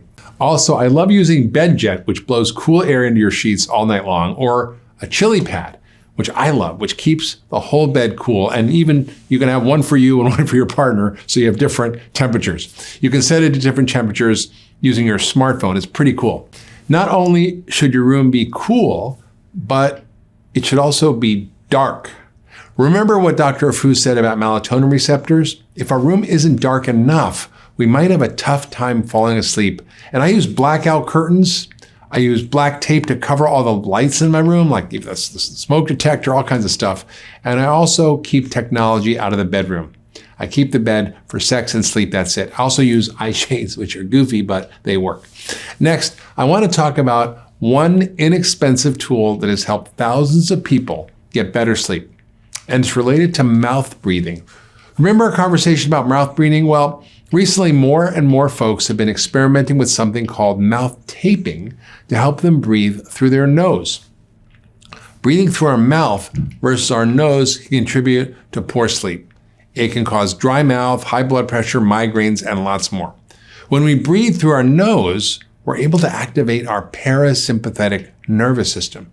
This means we're more calm, relaxed, and ready for bed and get deeper sleep all night long. When it comes to sleep, you would think that as someone who's very interested in this, I'm naturally a good sleeper, but that's not at all the case. My brothers can fall asleep on an airplane really loud, but I struggle, very light sleeper, and I would wake up oftentimes, especially in my adolescence. I noticed I would be really sleepy in school time and things like that. And lo and behold, it wasn't until, 2015 that I met Dr. Mark Burhenne. I realized that I was a mouth breather, and that's why I was getting really unrefreshed sleep. And so the practice of mouth taping literally transformed my brain, my life, my energy. And ever since then, I've prioritized sleep and considered sleep to be very important, but I wasn't able to really differentiate what was a good night's sleep versus a bad night's sleep until I started mouth taping. I remember the first night when he taught me this in 2015. I was staying at my mom's house in San Francisco. I did an interview with him that day. When he was telling me that you can enhance your sleep by taping your mouth, I thought he was kidding. I thought it was like a bad joke that I wasn't getting. I'm like, what is he talking about? And he said, no, there's really science about this. And he's a dentist. And I went home, and on my way home, I bought some 3M micropore tape that he recommended. And I remember waking up. I remember putting it on the first night that I did this and putting on mouth tape. And I thought, it's kind of claustrophobic feeling, like you feel like you're kind of trapped, like all these things run through your mind. What if I have to vomit? What if I cough? What if this? What if that, right? Anyway, thankfully I just fell right asleep. I had one of the best night's sleep that I've ever had up to that point in my life. I remembered every dream in vivid detail and color, and I was blown away. And ever since then, I've been trying to encourage more people to do this. And have even, at that time, my daughter was 3 years old. I took some, convincing with my wife to convince her, because I had seen my daughter, she was a mouth breather just like me, okay? And at that point, she was sleeping with us in the bed, and she would end up upside down. I would get a foot in my mouth, and part of that was because she was struggling, as I understand it, from a neurologic perspective. While she was sleeping, she wasn't getting oxygen because she was breathing through her mouth, and her tongue was collapsing the airway during her REM stages. So when I started mouth taping with her, and we had to make it as a parent, this is a tip for helping your kids to mouth tape, we had to have mom and dad do it, and it was cool. All right, mom and dad are mouth taping. This is really cool. It's part of our pre-bed routine. And then so eventually she would do it on her own volition. At first, I had to put it on her and just say, just please do this, honey. This is going to help you with sleep. And she would lie still and sleep really good. And she used to have these really deep bags under her eyes, even at age 3. Those totally went away. And so it's been amazing. And her face structure, her jaw, has totally changed. Her teeth, were starting to come in kind of crooked. There was a lot of crowding. The dentist was saying, you know what, we're probably going to have to refer you out to an orthodontist. There's a lot of crowding in here. And so the mouth taping has been very helpful with that. And we also, with her, got the myo brace, which I have no financial affiliation with, but it helps kids learn how to breathe through their nose while they're sleeping. It's just it's not invasive at all. It's like a night guard essentially for kids. And that, she's had no dental work at all. And again, her teeth were coming in kind of crooked on the bottom, a lot of crowding. Now her jaw is expanding. And so it was amazing to me to see, like in real life and in a few years' time, how just changing how we breathe while we're sleeping could have an impact on facial development and teeth structure. And various experts have talked about this, going back to Weston A. Price, about the mouth and the connection between, the airway and all this, but to actually see it, and not, see these pictures of people in Africa, but to see that, nutrition and breath, it was such a game changer for us. Nose breathing is huge. Mouth taping is a simple fix, or at least a differential diagnosis for knowing whether you can properly nose breathe during the day and also at night. I first discovered mouth taping via research for my book. My daughter and I came across it. And again, 4 or 5 years ago, it was not such a big deal. Maybe in the outer circles of healthcare, mouth taping was mentioned. We were aware of it. These patients that couldn't breathe properly were mostly obligate mouth breathers. I mean, they weren't able to breathe through their nose. And so after a lot of research and then seeing that being verified, but what I was seeing in my practice and it being linked to poor sleep, interrupted sleep, poor quality of life, high blood pressure, and certainly the dental grouping of decay and gum disease and bad breath, it became a very big part of my practice. And unfortunately now I can't go without noticing that with anyone in any daily conversation. Our patients that are phobic, that don't like dentistry, that avoid the dentist, most of them are mouth breathing. Think about it. If you're at the dentist and you're on your back, which is, I've been told by some of my patients, is a form of waterboarding, and you can't breathe through your nose, and your only source of air is through the mouth, and I've got my fingers in there, and the dental assistant has their fingers in there, and their instruments in there, there's a rubber dam on there, there's water in the back of your throat, you're going to be in panic mode during the whole visit. And that's not what we want, of course. That's because they can't breathe through their nose. There are, as I mentioned, so many things about nose breathing that are just so important to know. For example, when you breathe air in through your nose, it gets warmed, the temperature is slightly elevated, and it also is humidified. That air gets to the lungs, and that is actually better for your lungs. It's less likely to dry out the lungs. Breathing through your mouth, of course, counteracts that. There is a nasal biome. There is a layer inside of your nose that is living and helps you filter out viruses and even spores. Breathing in through your mouth, it's an open passageway to your lungs and to the rest of your body. Breathing through your nose can actually allow you to sound different. It changes the tone of your voice. Typically, if the patient doesn't have a cold, I can hear the mouth breathers. It's a nasal kind of tone, and that's not right. I mean, we should be able to breathe while we speak, right? I mean, that's important. So again, that whole idea of using the nose to breathe is very, very important. Nitric oxide is produced with this biome in the nose. If you have a very dry nose because you're not breathing through it and all the air is going in and out of your mouth, you're going to have a lot of allergies. The histaminic response to allergens and pollens is that much more exaggerated because your system is not in place to counteract that and to work properly. So use your nose. If you don't use it, you're going to lose it. That's that simple. So how does one figure all this out? It's so simple. It's as simple as just putting tape over your mouth. So my wife and I tape every night because even though we have our oral appliances and we have very good readings on AHI and all that, this does help. We don't want to get cavities. We don't want to get gum disease, of course. But we also want to make sure that we are nose breathing.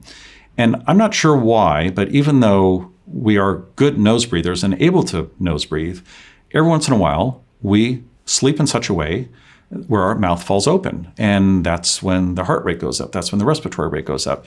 Why even deal with that if we can fix it by, and I literally do this in the dark before I go to bed, lights out, I reach over, grab some tape, and I seal up my lips, and they stay on till the morning time. I'm going to give you a demonstration right now. Just take the right tape. I like 3M NextCare. And you rub it onto your lips, place it onto your lips with a normal lip posture. Don't pucker up, don't pull in, whatever your rest position is, even if you're slightly open. And some people can't close their lips properly. That's lip posture. That's fine. Whatever is relaxed for you. And this is what you do.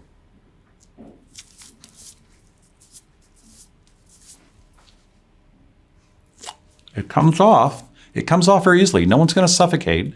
So a lot of my patients will mouth tape, and some will do it fine. The tape's on in the morning, and I encourage them to keep doing that because most of them right away notice that something's different. They remember less at night. Their sleep partner may say, "Oh, you didn't snore last night." Those are patients that can do it well, and they're kind of borderline in terms of obstruction of the airway. The more borderline patients, the tape will stay on for a few hours, and then they just remember ripping it off and having a headache. They're having hypoxia. They're suffering from hypoxia. They were able to do it for a certain amount of time, but there wasn't enough air coming in through the nose, and they started getting this headache from not getting enough oxygen. And that's very telling as well. So, and then there are the people that won't even mouth tape, and those are the patients that those are the same patients that are phobic when they come to the dentist. They can't breathe through their nose. And anything that comes in front of their mouth, they won't wear masks. They're phobic about anything close to their mouth. Those are the patients that they instinctually know overtly that they cannot nose breathe, and they are very protective of their airway. And those patients get an ENT referral. I wouldn't force tape on them. Some patients have allergies. There is discussion on the web about techniques of bringing your breathing rate down. And I don't run around, have a high heart rate, high respiratory rate, and tape and jump into bed. That's almost impossible for anyone. You have to be relaxed, then tape up, and then go to sleep. For patients that have allergies, forcing the issue with tape, let's assume they're good nose breathers, but they have an allergy, they're a little stuffed up. And I've had this issue as well sometimes. And there's some nights that I cannot tape, but sometimes it's good to try. Bring down your breathing rate, bring down your, meditate, bring down your resting heart rate, and then try and tape. And even though you're slightly obstructed because of the allergy, all of a sudden by forcing the air through your nose, you're able to kind of reverse that stuffiness because you're allergic to something. And that has worked for a lot of people. So anyway, mouth taping is a very interesting technique for a variety of reasons, and I highly recommend it. If you're considering mouth taping, please consult your doctor. Again, this is not suitable for everybody. If you're a beginner with mouth taping, I recommend Somnifix mouth tape. They offer a gentle mouth tape that has a little slit between the lips for anyone who feels uncomfortable. The tape also comes off super easy. Now, let's turn to a discussion on supplements. It would be great if we can get all our nutrients and everything we need from food, but even with a perfect diet, the combination of lots of things, including our depleted soils, the storage and transportation of our food, genetic alterations of traditional heirloom species, the increased stress and nutritional demands resulting from a toxic environment, all these things make it really hard for us to get the vitamins and minerals we need solely from the food we eat. Also, our late nights and stressful lives mean that sometimes we need support when it comes to our sleep. So let's hear from our experts. When it comes into therapy, so what can one do to support the sleep? So in terms of supplementation, there's some great things you can do. For supplements, I like a combination of nutrients or bottles, supplements that have a combination of herbs and amino acids. Some of my favorite herbs are lavender. There's great lavender oil capsules. That's a great gentle therapy even for children that have overstimulated mind or they can't sleep. So lavender oil capsules are great. You can also get a combination of a herbal formula that has some chamomile, some passion flower, some valerian root, some ashwagandha, some rhodiola, some of the adaptogenic herbs that help manage adrenal function and help relax the brain and the mind for sleep. So an herbal formula, there's many companies that make great products. Gaia makes a great formula called Sleep Aid. Is herbal. So if you're you're just going gentle, the herbs are a great way to help. If you're going into the amino acid realm, I love to use GABA, L-theanine around 100 milligrams to 200 of L-theanine. The same with GABA, 5-HTP around 100 milligrams to 200 as well. And again, if you use melatonin or 5-HTP, I like to use the control release version of it, meaning it stays in your body through the whole night. And it's good if it has a lot of B6. B6, around between 5 to 15 milligrams, helps you metabolize and activate the serotonin pathway, so the conversion of melatonin happens easier. Many patients that pick up melatonin need a little bit of the B6 built into it to metabolize it better. And again, the control release formula tends to work better. But you want to build up slowly on melatonin. Start with 0.5 milligram. The highest dose a patient can take is 10, but build up slowly if you need to. But again, the amino acid blends that have a combination of GABA, glycine, L-theanine, even taurine, so another great support for sleep. I also like magnesium. Magnesium is very relaxing for the brain. Women actually have much lower levels of magnesium than men. And this is one of the reasons why females tend to struggle more with insomnia. We need magnesium for balancing our hormones and balancing our adrenals and nervous system. There's more stress naturally in the body because of the hormonal changes, being a mother, having children. So magnesium supplementing with around, I like between 200 to 400 milligrams of magnesium. I personally like magnesium citrate the best. I think patients sleep the best with the citrate. You can get it in a powder form or in a capsule form, but my routine is I take magnesium every night, calms my central nervous system, allows me to fall asleep easier. There's also great formulas. Again, I use a powder called Relax for helping patients sleep and to balance cortisol. So really, so much of sleep is the cortisol, breaking down that cortisol at night. I use something called Cortisol Balancer and Cortisol Manager that has amino acids, phosphatidylserine, to break down the high cortisol in the body. So metabolizing that cortisol is very important for patients. Doing a fiber also binds some of this excess hormones. So maybe doing some flax seeds in the morning or in the evening, a tablespoon of that can settle and bind some of those toxic hormones that are surfacing in higher levels. Some of my favorite supplements for sleep include Cortisol Manager, which has ashwagandha, magnolia, and phosphatidylserine, all which help lower cortisol levels. Melatonin is also fabulous, help reset your sleep cycle and help you stay asleep. GABA, which is sort of not a natural Valium, it's an amino acid. Magnesium is very good. L-theanine comes from green tea, also powerful. And there's lots more. Now, it's important to talk to your doctor before taking anything. Some people are really sensitive to melatonin, so you might want to start with a small dose. Some people use 0.5 milligram. Some people might need 1 or 3 or 5. Depends on the person. Start with a small dose and see how it affects your sleep. For a list of my favorite brands and specific products, please visit the written lesson that accompanies this episode. In the next lesson, we're going to put all this information together and create a full 10-day plan that you can start today. We're going to talk about setting up a morning routine, an evening routine, and we'll recap the most important takeaways from the Sleep Masterclass. Welcome to the final day of the Sleep Masterclass. Now, don't worry, the journey doesn't end here. It starts here. Today, we're going to put all the information together from our lessons so that you can customize your own 10-day sleep reset. Now, I know we shared a bit of information, and it might feel overwhelming, but the key here is not to stress yourself about sleep. The key is to choose which tools resonate with you. And as our experts mentioned, stressing out about not getting sleep and stressing out about not setting up everything perfectly only makes the problem worse. In this video, I'm going to offer you all options for your 10-day sleep reset. I'll talk about food, exercise, a morning and evening routine, setting up a sleep environment, and lots more. However, I also recognize that not all of this is possible for everyone. I want you to focus on what works for you. If it all works for you, then great. If you only get a chance to change a few things, such as focusing on balancing your blood sugar, that's still a step in the right direction. I want you to wake up every day feeling happy, focused, and healthy. And I know that means getting great sleep. I hope the tools that we offer you today will plant the seeds for healthy sleep habits that will carry you beyond these next 10 days on into the rest of your life. So let's get started.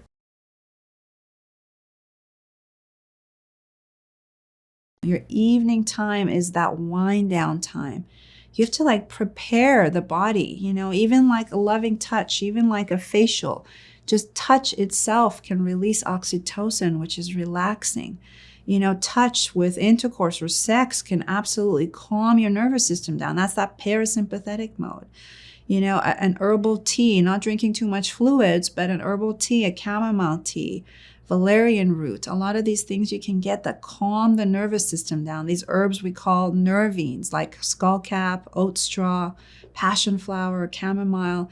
These are great ways to actually wind you down if you're too wound up from the day. So your bedroom should be one of the most sacred places where you go into to rest. That's where you rest. Your bed is associated with resting, relaxation. It shouldn't be where you're working, doing emails, or watching TV, or eating. It shouldn't be the place where the mind is overly engaged. So watch your home. Make sure that your home has, your bedroom has proper coverage for light. So we sleep better when we're fully in the dark. When we are in the dark, we release more melatonin. And if you have any electronics that are on or lights, that's going to disrupt your brain. So make sure everything is unplugged. Have a total dark room, even if you have to put blackout curtains, which I have in my house. And also noise. You want to minimize noise. So if you sleep with a partner that snores, or if you're sensitive to noise, just wear earplugs. I sleep every night with earplugs, and the body, when it's quiet in darkness, it knows how to go to rest.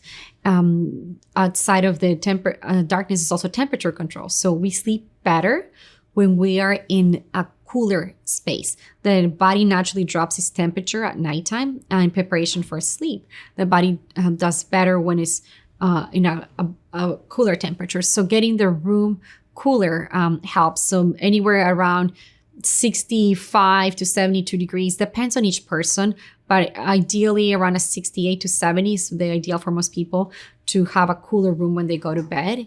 And one of the techniques for patients to actually get their body to fall asleep is take a hot shower or take a hot bath. It's not only relaxing, but when you come out of the shower, the contrast of the hot and the cooler temperature naturally is causing your body to circulate more blood, and is cooling your body down. From all the heat, your body starts to cool down. So it's a quicker way to drop someone's temperature as well to go to bed if you're too warm at night. My patients that have hot flashes at night, they're hot at night.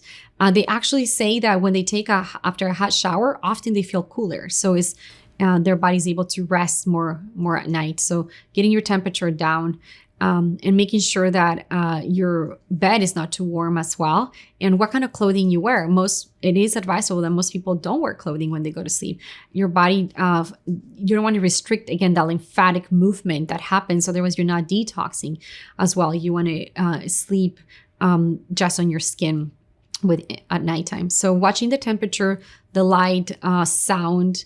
And again, if you're wearing a device to track your sleep, make sure that it's not connected or on airplane mode, so you don't want to be radiating yourself all the time. Other practices for sleep, I always guide my patients to either adopt a practice where they focus on their spirituality, they focus on their energy body, where they have sacred space. And this is what I do every night. Right before, the last thing I do before I go to bed for 10 minutes, I either pray or meditate. And I do it either when I'm laying in bed or right next to my bed. And I will set up an environment where I actually love aromatherapy. So I might have some lavender oil or gentle rose being infused in the bedroom. Just reminds my body to rest, relax. And I'll probably do a breath work or meditation or a prayer to just slow my system down and connect with a deeper self. The body has been active all day. So I go to a deeper place of transition where I can also run through my day. And prayer is a form of unloading the brain. So I'm spending in gratitude. I'm kind of going through my day and being grateful for what has happened, and also releasing what I need to release. Whether sometimes there's too much in my mind, I'll write it down. I'll journal what's in my mind, my to-dos for the day or for tomorrow. I'll write it down and put it on a journal that the next day I dump my brain, in essence, in the paper. So it's there. I haven't forgotten it. But once I clear the mind, then I go into breath to calm my central nervous system down. But I always spend time in prayer and gratitude to the day, and just relaxing the brain and the mind so the body can rest at night. And when we sleep at night, it's not just physiology, but it's our energetic body that needs rest. And the energetic body does well when we nourish it with kindness, with appreciation, with gentleness. So a lot of gentle energy you want to do around sleep time. One of the best ways to prepare yourself for sleep is to keep your environment dark. And this means orange lights or dim lighting, or even candlelight if it's safe. Also, for 2 hours before bed, for the next 10 days, can you commit to avoiding screens? Here's an example of what I do before bed. Around 8 o'clock, we'll turn off the lights in the house and either switch to candlelight or we'll use orange lights. Now, if I'm on a really tight deadline and I have to be on my laptop, or if we're watching a movie with friends and family, I also wear my blue blocking glasses. My favorites are true dark blue blockers. Most nights, I'll try to do something really relaxing, and here's some options. You can use that time to catch up with people in your house, your family.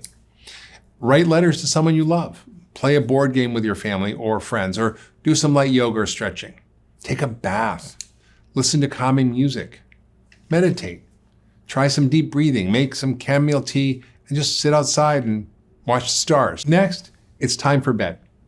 Make sure the room is cool and dark. Your body can sense if there's light in the room, so try to use blackout curtains if you have a lot of light pollution coming in from the street. If not, just cover up any source of light in the room with pillows or black tape. I use an eye mask, which is awesome. Now, if you're having trouble falling asleep, try one of the breathing exercises recommended by Dr. Judy. I also added these exercises to your course materials. Also, consider mouth taping if your physician approves. This is another way to make sure you're breathing through your nose instead of your mouth, which we learned can lead to many issues, including sleep apnea.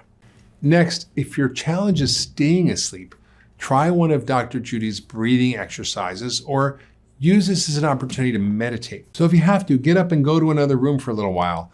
Don't beat yourself up. Stressing about being awake is going to keep you awake. Remember, waking up in the middle of the night and not being able to fall back asleep could also be a blood sugar issue. So try having a spoonful of almond butter or a little bit of sweet potato before bed and see if that helps. Finally, keep your phone and your gadgets away from your body when you sleep. If you need your phone and your phone alarm, turn your phone on airplane mode and leave it charging in another part of the room. If you can, also turn off the Wi-Fi in your house. The key here is routine. It sounds really simple and silly, but just brushing your teeth and going through your pre-bed routines kind of tell your psychology and your nervous system that it's time to go to bed. And it can help mitigate, again, that anticipatory anxiety of, am I going to have another restless night, right? So, we've all brushed our teeth thousands of times, anyone watching this video probably has at this point, and think about all the good night's sleep that you had when you brush your teeth. And so another kind of small tip that I would share with people, if they do wake up at say 2 a.m. and they're like, I just need to go back to bed. How am I going to get back to bed? I have to get up at 6, work and take the kids and do all these things. What you can do is just go through your pre-bed routine again. Floss your teeth, brush your teeth. And it sounds really simple and like, wow, how could this even work? But it can actually help you fall back asleep because you're doing that same pattern. And after that pattern, your body knows, oh yeah, it's time to go to bed again. Okay, now let's talk about your morning routine. Remember, what you do during the day is as important as what you do at night when it comes to sleep. For the next 10 days, I want you to commit to getting outside first thing in the morning.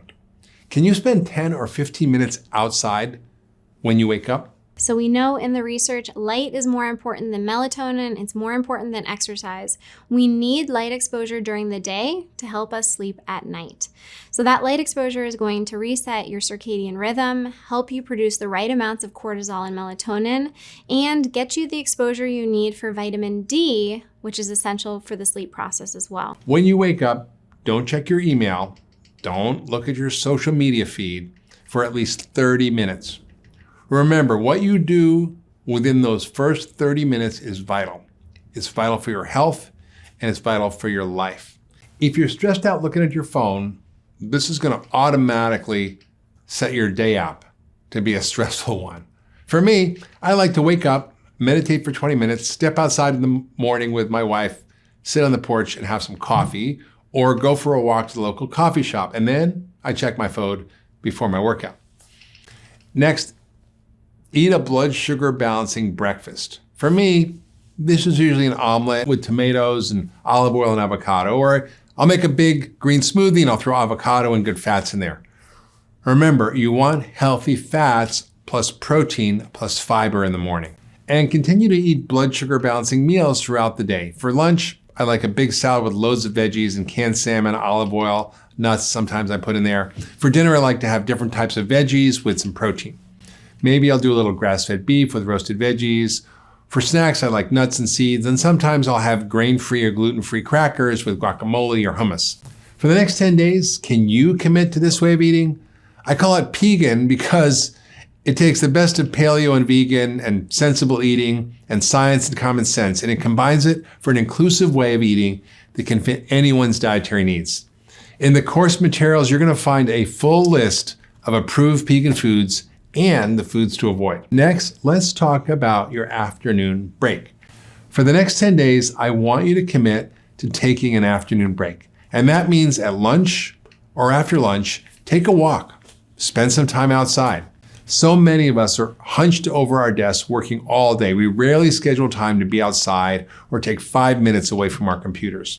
Here are some options for your afternoon break. Eat lunch outside. Go for a walk after lunch. Do a quick meditation outdoors, or walk to your local coffee shop and grab a cup of tea. Just commit to spending about 20 minutes outside in the afternoon for the next 10 days. A lot of us stay indoors for 2 or 3 hours, and then maybe we see some sunlight, or we go into a garage, get into our car, we're behind glass, the windshield of an automobile, and then we get to work, we park underground, we go into our workplace, the windows are filtering all that wonderful vitamin D and sunlight producing good stuff, but we're not resetting our circadian clock. And then we expect ourselves to go to sleep at the right time, and it's because we haven't seen enough daylight. Trunk exposure would be wonderful. That means taking off your shirts and pants and getting as much of your skin exposed to sunlight. That trick has helped me, especially in situations where I'm suffering from jet lag, whether traveling to or traveling back from something. Get out there in the sunlight and soak it up. Don't get a sunburn, but don't use sunblock because that could negate the effect. Your exposure to sunlight is key. And that's, I think, one of the most important tips, especially for children. Getting out and playing is an important thing for many, many reasons.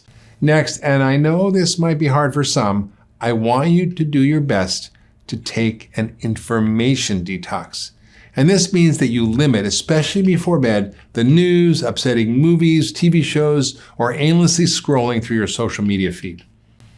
You might not feel like these things are affecting your sleep, but they are.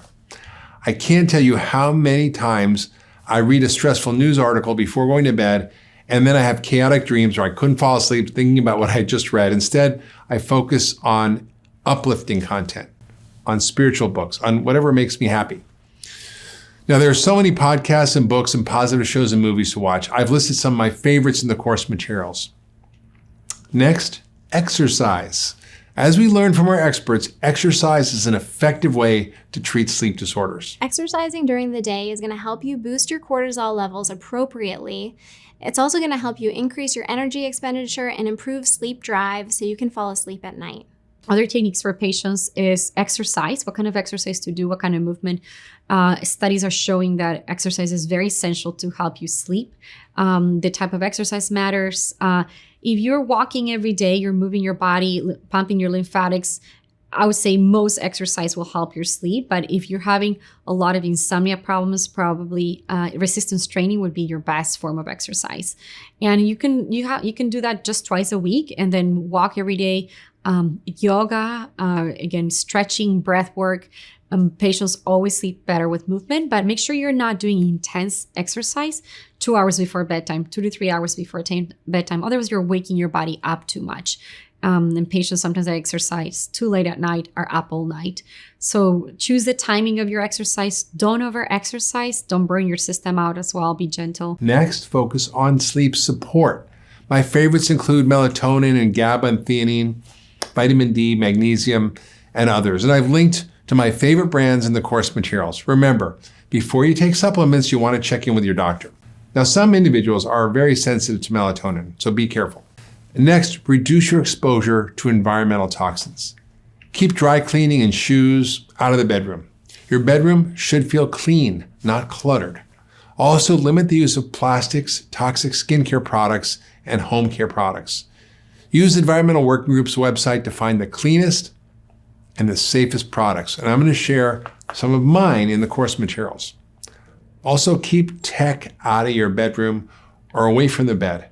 No watching TV in bed.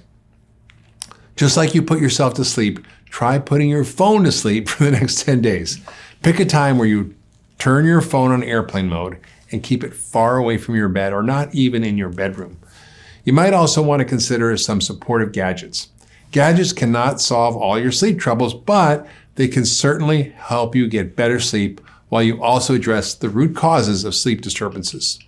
My favorite gadgets include the Oura Ring, the Chili Pad, the True Dark glasses, an eye mask, and an air filter for your bedroom. I've included more information about these in the course materials. As I mentioned, I'm wearing the Oura Ring. I talked about this Chili Pad, which can change your temperature and keep you cool at night, for example. And all these gadgets, with our iPhones and iPads and iWatches that track sleep. All these are amazing tools, and technology is amazing, and it's evolved so much since I was a kid. But we sometimes are missing the foundation. So if I find out that I am hot, and let's say this mattress that's now cooling me is helping me, we didn't address why I had the temperature dysregulation to begin with. Or if I have sleep apnea and now I'm using a CPAP machine and that's getting rid of the sleep apnea and it's helping me, I didn't address what was the cause of the apnea to begin with, And so I often tell patients to start at the foundations and foundations of health. Sleep is often the foundation as a root cause in our functional medicine tree or in naturopathic medicine. If someone's not sleeping well, then nothing is going to work well. Same thing as if they're not eating well and they're not digesting well. But to go underneath that, if someone's not sleeping well, we have to understand the mind, the body, the spirit of that human being, the cellular function of that human being, the toxins in that being. So it's kind of like a holographic look at that individual, right? But when someone tells me they have to take these drugs to sleep, and they've been having sleep issues their whole life, or this is a new onset, like there is always a reason why someone's not sleeping. And if they're not as interested to find out, and hopefully, people watching this are, and that's why they want to fix this, they know how important it is to be in tune with yourself enough to know this is why I'm not sleeping well. Finally, I want you to focus on active relaxation for the next 10 days. Remember our conversation about yin and yang energy? I want you to challenge the idea that being busy makes us worthy, and that we need to pile more and more onto our plates. This is depleting our health and causing restless nights. Burnout is when your yin is gone, and then you don't sleep as well. I had massive insomnia despite being able to I was taking my progesterone. I was doing everything right, and I couldn't fall asleep. My body was too depleted. And I had gone through a lot of detox for my heavy metals. So my yin energy just burned. So at that point, I had to really see how, even in the process of healing, one can burn one's yin energy. So how you go even into healing has to be more gentle. We have to slow it down a bit and then nourish ourselves. Find activities that nourish your yin. Having a soothing conversation with a friend is yin nourishing. Doing something nice for yourself that you love, or getting a massage, or going on a walk with nature, just sitting and observing life, going to the beach, You don't have to go away that far to practice yin energies. How you see life around you, and how you what do you do around the nighttime when the yin energy should be the highest is at night. So yin loves a little cooler weather. It wants warm, but it also wants cool at the same time. So sleeping again in the colder room, and also feeling safe, nourished. The foods that you give your body, yin foods tend to be things that bring a little bit more of the cooling down into the body without creating too much heat. So again, the choices of foods can really make an impact here in the yin. And the practices of life, I love recommending my patients to get acupuncture to build their yin. I love floating. Floating is sensory deprivation in a floating tank, in a salt tank. I do that twice a week, and that's how I actually got my yin energy back. When you go to a floating session, you spend 1 hour just resting in complete darkness. There's darkness. There's no sensory stimulation. There's no lights. It's just in complete darkness in warm water, salt water. So you get huge benefits of resetting the parasympathetic nervous system and building that yin energy. So breath work, meditation, floating are some of the great ways. When my patients have burned up their yin, I send them to get acupuncture or I do acupuncture myself. I have them do acupuncture or do floating tanks as well, or I send them for 5 days to the mountains, to nature, to spend time. So resetting that energy is important, but also nourishing all the time. So let's be really aware that the yin energy needs to be nourished in our lives if we want to have continuous healthful sleep. Remember, we're meant to sleep well. If you don't get quality sleep, don't give up. There's always a solution. I hope that the takeaways from this course provided you with the inspiration and the motivation to reclaim your sleep. In the course materials, you'll find the full 10-day sleep reset protocol. So thanks for tuning in to the Sleep Masterclass. I wish you health and happiness and great sleep. If you love that last video, you should check out the next one for sure on getting to the root cause of all disease. Neuroinflammation. Yes. Inflammation specifically regarding the function of your hypothalamus can damage what's happening with your metabolism. But nobody's talking about that in these cookie cutter diets.